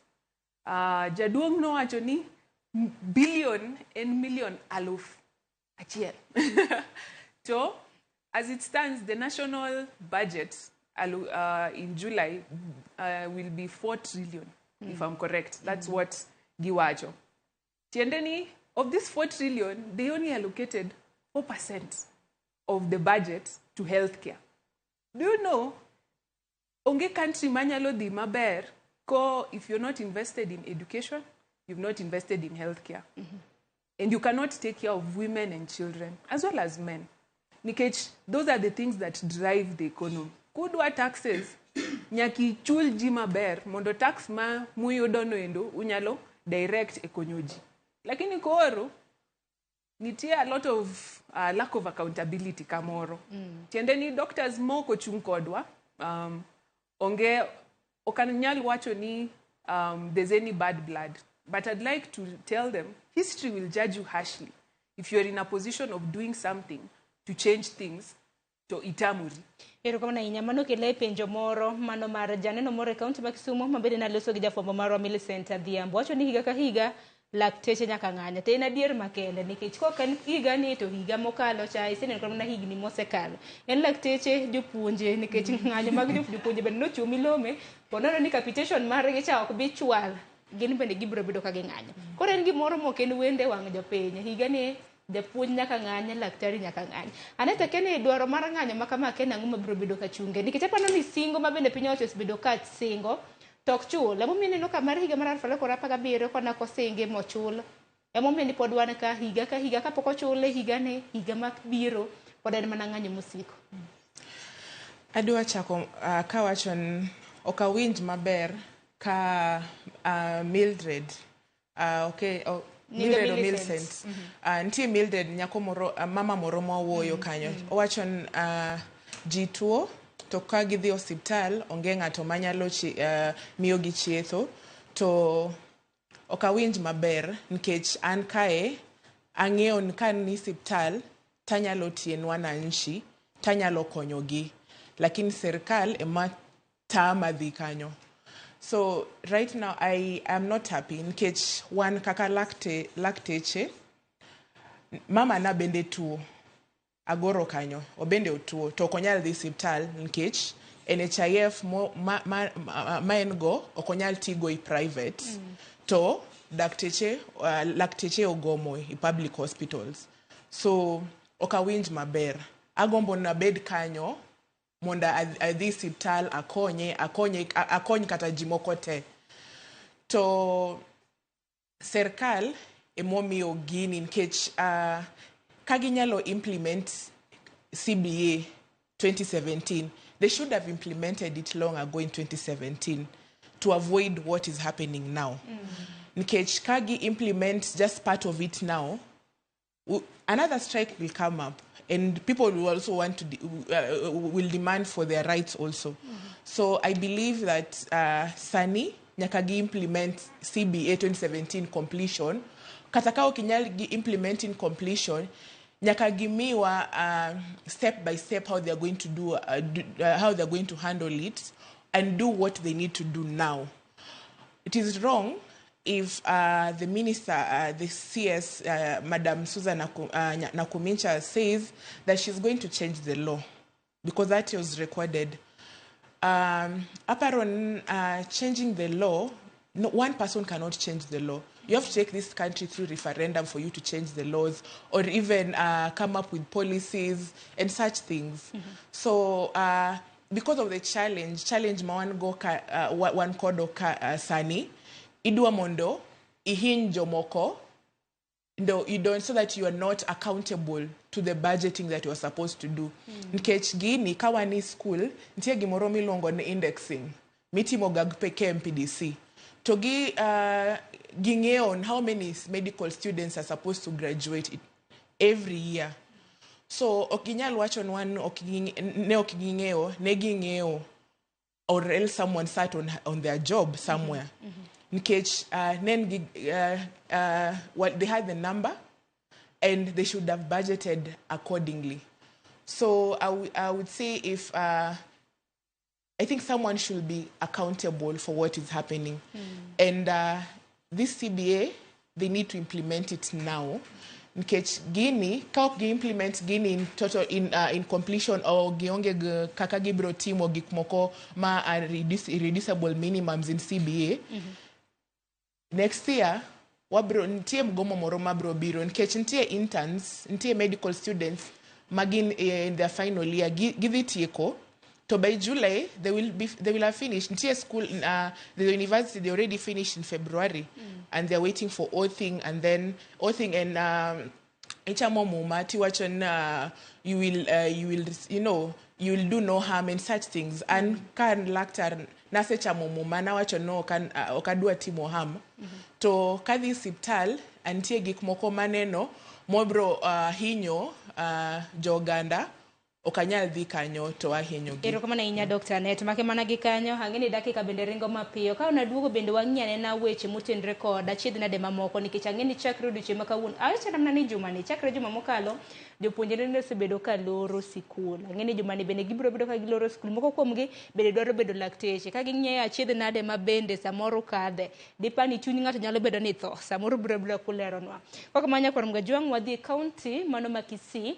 Inyisa ni jafwambo marwa Crispin Otieno oseikore mar nyisowa ni to kaunti ma Kisii chal mar thieth to chalo nade kinde ni ma bende lakteche osebedo ka ng'anyo kawuono en ndalo 21 kata mno odiochieng' noro mar 21. Chris Kiwinja amus ni misawa inyalo mana twak kodwa achiel kachiel. Misawa ahinya Sharon awinjo yo makare kaunti ni ma Kisii kaluwore kod ng'anyo mano mag dakteche mosebedo ka kwako gwenge mathoth e thurka. Kaunti ma Kisii bende osebedo kod ng'ikruok ahinya e weche mag thieth. Inyalo paro kaunti ma Kisii hospital maduong' mano en mar Kisii Teaching and Referral Hospital amane mosebedo ka konyo oganda mawuok e kaunti ni ma Kisii, Nyamira, nitiere nyaka jotuo mawuok e gwenge ma kata counties mokiew kod kaunti ni ma Kisii, mano kaunti ma Bomet, kaunti ma Migori, kaunti ma Homa Bay, gin moko kuom counties ma osebedo ka jotuo wuok e kaunti ka biro e hospital maduong' mano ma Kisii mar yudo thieth. Kata kamano chakre ne ng'anyo chakre makoro nyaka sani en ndalo 20 wasebedo ka wagoyo tach e hospital no maduong' ma Kisii kendo ranyisi en ni ng'ikruok maduong' pod medo nenore e hospital no kaachiel kod hospitende mopogore opogore e kaunti ni ma Kisii, hospitende mag sirikal. Kendo nitie nyaka familia moko ma wasebedo ka waloso go, nitie moko ma biro mondo mi timnegi dialysis. Kata kamano nok mar dakteche kata onge mar dakteche hospitende madongo ma gwenge ma Kisii omiyo waseneno ji 2 ka owito ngimagi e kaunti ni ma Kisii kendo pod en achiedh nade mopogore kod jogo ma owito ngimagi ma bende ne watemo loso kod familia mage e yor simu. Nitiere nyaka kata kuonde mag keto jotuo kata wards nyaka sani nitiere pod dong' nono kitendini ni nono e hospitende madongo mano mantiere ma Kisii kaluwore kod nok mar mano mag dakteche kendo jopiny pod medo mana kwayo sirikal mondo mi romo makendo med betie kendo duoko bed makare mar chungo ng'anyo madhi nyime ni mar ji medo hinyore ahinya jogo mani kod jotuo kendo jogo maonge kod nyalo mawuok e gwenge ma opogore opogore Omiyo pod mano ema kwayo ma ji medo bedo godo ne sirikal kaachiel kod jotelo mag dakteche mondo mi gibede put makende mar neno ni giyudo lokruok kata mana kwayogi owinj kod sirikal, kendo sirikal bende owinj kwayogi mondo mi jopiny makoro nyaka sani makoro hinyore oyud kaka nyalo konyore, nimar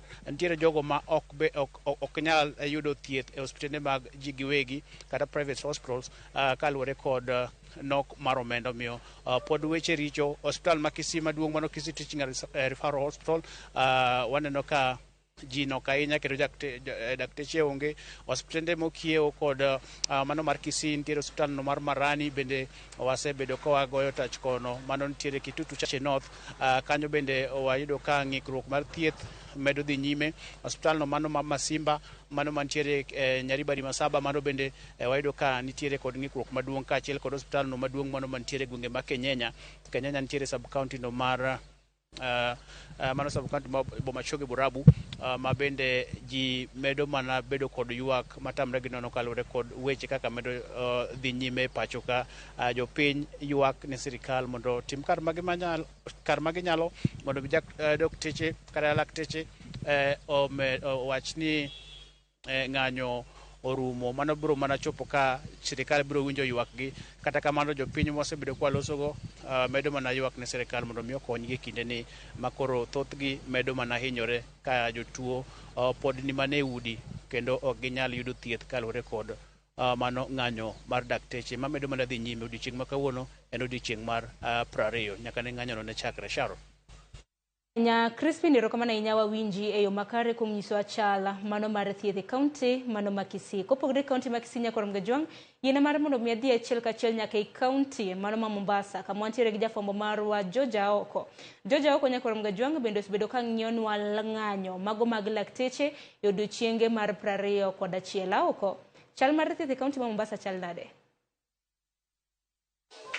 Erokamano ahinya, awinji maber kowuok e kaunti ma Mombasa kuma gie sani antiere e gwenge e od bura ma Kisauni mantiere achiel kuom ute thieth mag ji giwegi. Akalo e kar thieth mar Coast General mano e kaunti ma Mombasa, wayudo ka chenro mag thieth sani chalni ong'ukore kabisa to chutho kotenore kod ng'anyo mar laktache kaachiel kod mano mar clinicians ma bende e odiochieng' ma kawuono ni odonjo odiochienge mar 3.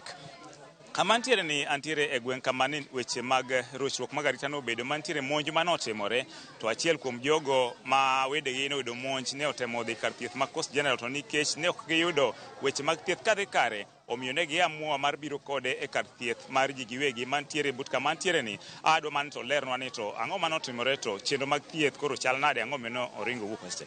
Karibu sana, tunazungumza na RamogiTV. Labda utatueleza tu kwa jina we nani na utueleze kwa sasa labda hali iko vipi? Mimi naitwa James Njilu, ni mkaaji wa hapa. Jana waisi walikuja mida saa 8:30 usiku, wakavunja duka yangu, wakapora kila kitu, alafu kilibakia naye wakachoma moto. Alafu wakachukua moto ule, wakamwagia maji mafuta mama, wakataka kumchoma, lakini bahati mzuri hakuchomeka, lakini walimkatakata mapanga kichwa. Naona umeamua kumleta kwa hospitali ya kibinafsi. Labda tunajua pia kaunti ya Mombasa tuna hospitali kuu kama Coast General, mbona haukumpeleka kule? Labda singempeleka Coast General kwa ajili shinda kuna matatizo ya mgomo ambayo ya madaktari ulioko. Imebidi nimpeleke hapa, ingawa nimeibiwa kila kitu, lakini imebidi tu nimpeleke hapa ili mama atibiwe mbati. Lakini naomba serikali ishughulikie saa hii mambo ya mgomo kwa ajili pia inatu affect. Kama saa hizi angalia wauni wametuvamia, mama anahitaji matibabu, pesa zenyewe saa rambo na wauni, hata sijui nitaanza wapi mimi. Pengine visa vya masuala ya usalama pengine imekuwa vipi na saa kwa mtizamo wako wenyewe kama mkazi? Ukweli hapa hakuna usalama. Tukisema tukidanganyana hapa kuna usalama, hakuna. Hapa usalama hakuna, ni serikali wenyewe afanye patrol, na kifanya patrol sisi ile saa 1 alafu wanapita alafu wanaenda. Ni ile patrol ya kusema wana patrol kutoka saa 1 hadi mida saa hizo mida usiku sana sana, kwa ajili wale huni wanaanza kuanzia saa 2 kwenda saa 3 alafu na usiku. Hiyo ndio naomba serikali ishughulikie. Labda tupate mheshimiwa karibu, labda tueleze tu, tunajua mojawapo ya changamoto zilizoko kwa sasa ni masuala ya changamoto za kimatibabu kutokana na ule mgomo wa madaktari na wale clinicians. Labda tu unaweza kutueleza tu kwa muhtasari, unahisi suluhu ni nini, na hasa kama mbunge wa eneo hili unaona wakazi wako labda wanapata huduma inavyostahili? Kwa kweli kwanza ni masikitiko makubwa kwamba haya matokeo yametokea usiku wa leo kuamkia asubuhi, na Kisauni imekuwa tulivu kwa kipindi kirefu, lakini leo imetokea haya matokeo ya kushtusha. Na nimewasiliana na polisi na wamenambia walikuwa hapa mwendo huo wa saa 7:30 saa 8, waliwahi kukabiliana na vijana wenyewe, na vijana walikuwa ni zaidi ya 7 na walifukuzana nao mpaka wale vijana wakaelekea sehemu ya baharini, lakini mmoja amekamatwa, yuko ndani ya mikono ya jeshi la usalama na wanamhoji na anaendelea kutoa majina ya wale wenzao ambao walikuwa nao. Kwa hivyo tuna imani kwamba uchunguzi ule unaendelea sasa utasaidia kuwashika wale walioko. La kusikitika ni kwamba wamevamia ule mama wakaweza kumwasiri kwa kutumia mapanga, lakini bado pia nimesema huyu mwenyewe ambaye ameibiwa, hili duka limechomwa, wakae chini na polisi ajaribu kutoa undani, tuone hasa tunaweza kutusaidia kuwapata wale watu, kwa sababu hili si duka lake la kwanza. Kuna duka lake lingine ambalo liko mbali na hapa pia lilivamiwa likachomwa hivyo hivyo. Kwa hivyo na hili la pili limekuja limechomwa. Sasa yeye pia atusaidie kwa polisi kujua, je, hao watu anachuki na nani? Je, kuna mtu walikosana? Je, kitu gani chaendelea? Lakini pia yule aliyoko ndani anaweza kutusaidia kwa kisha kwamba anawataja na kushikwa wale wengine. Lakini vile vile wazazi wale ambao yule kijana ameshikwa na miaka 17. Nimeambia polisi kwa mawazo yangu na fikra ni kwamba wavamie, watembee katika nyumba ya yule kijana. Ikiwa watapata chochote cha wizi ndani ya nyumba hiyo, wazazi wake pia washikwe. Kwa sababu ikiwa kijana miaka 17, we mzazi unaruhusu atoke nje usiku, hata we ni mhalifu. Ili wakendo wakishtakiwa na yeye pia achukuliwe nafasi ya kumshtakiwa kwa kumhaba mhalifu kwenye nyumba yake. Na pia tukiangalia tu tunaona saizi kama wakaazi wanalazimika kutafuta huduma za matibabu katika hospitali za kibinafsi. Pengine hisia zako kama wito wako labda ni upi, hasa kulingana na mgomo ambao unaendelea? Kwa kweli mgomo wa madaktari umeathiri pakubwa, kwa sababu watu wengi hawana uwezo na hali ya uchumi ni mbaya sana. Wananchi wanategemea katika hizi institutions za kiserikali, na ikiwa wale watagoma ni hatari sana. Wao pia madaktari wanao matakwa yao wanataka. Tungeomba magavana wakae chini na serikali kuu, wizara waone vipi watatatua kwa haraka, lakini pia wao wawe na ubinadamu. Kwa sababu ikiwa huyu amepigwa ama mwingine ni mgonjwa, unaweza kumdharau kwa sababu si wako. Je, akiwa ni mtoto wako? Na hata wao pia waangalie kwamba wanaweza kujipanga wakagoma, hata kama ni nusu warudi wafanye kazi, ili kusudi wananchi pia waendelee kupata, wamuogope Mungu. Kwa sababu yule leo atapoteza maisha yake leo kwa ajili ya mgombo wao, hata wakirudi hiyo laana atakwenda nayo, na hata siku moja mtoto wake itamfika hayo.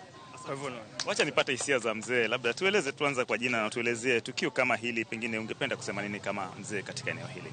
Okay, kwa majina mimi naitwa Jumadari Somobwana, ambaye ni mkaaji wa hapa. Nyumba yetu hiyo tumejenga miaka 30, ilijengwa na babangu miaka 30 iliyopita.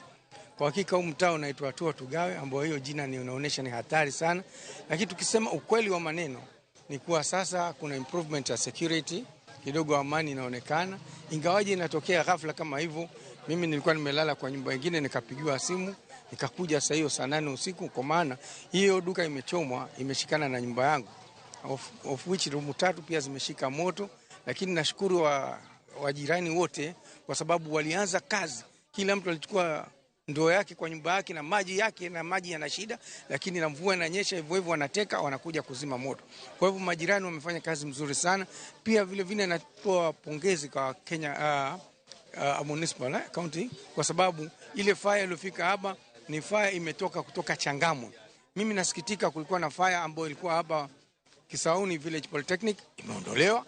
At the same time fire Mombasa ambayo ndio iko karibu, ambayo ni headquarters, pia haikufika, ambayo sijui kuna matatizo gani. That is very very bad. Na pia tuelezee tu kuhusiana na saizi swala la mgomo wa madaktari, unaona kama linaathiri wananchi kivipi, hasa katika hospitali zetu za kibinafsi? Kwa hakika hospitali za umma, samahani. Okay, kwa hakika nchi yoyote lazima iangalie hali ya afya ya watu wake, elimu na chakula na security. Those are very important things ambazo lazima, si hiari wala si kuomba wala sikutaka. Hiyo ni lazima serikali isimamie vizuri mambo kama hayo. Kwa hivyo kwa nini madaktari wamegoma all this time, muda mrefu sana? Kwa nini waziri, permanent secretary na chama cha madaktari hawajakaa wakakubaliana? That thing, it's very, very bad. Kwa maana wengi, almost 70% ya wananchi wa Kenya ni watu wako chini ya maisha ambayo kwamba mtu anaweza kuyamudu. Sasa only 30% ndio watu ambao kwamba wanaweza kuendelea vizuri na maisha yao. Sasa utakuta watu wengi wanapata shida zaidi kuliko wale ambao wana-enjoy. Kwa hivyo mimi naomba sana, kwa sababu lazima serikali izungumze na madaktari, huduma ya afya irudi. Sasa hapa ni private hospital.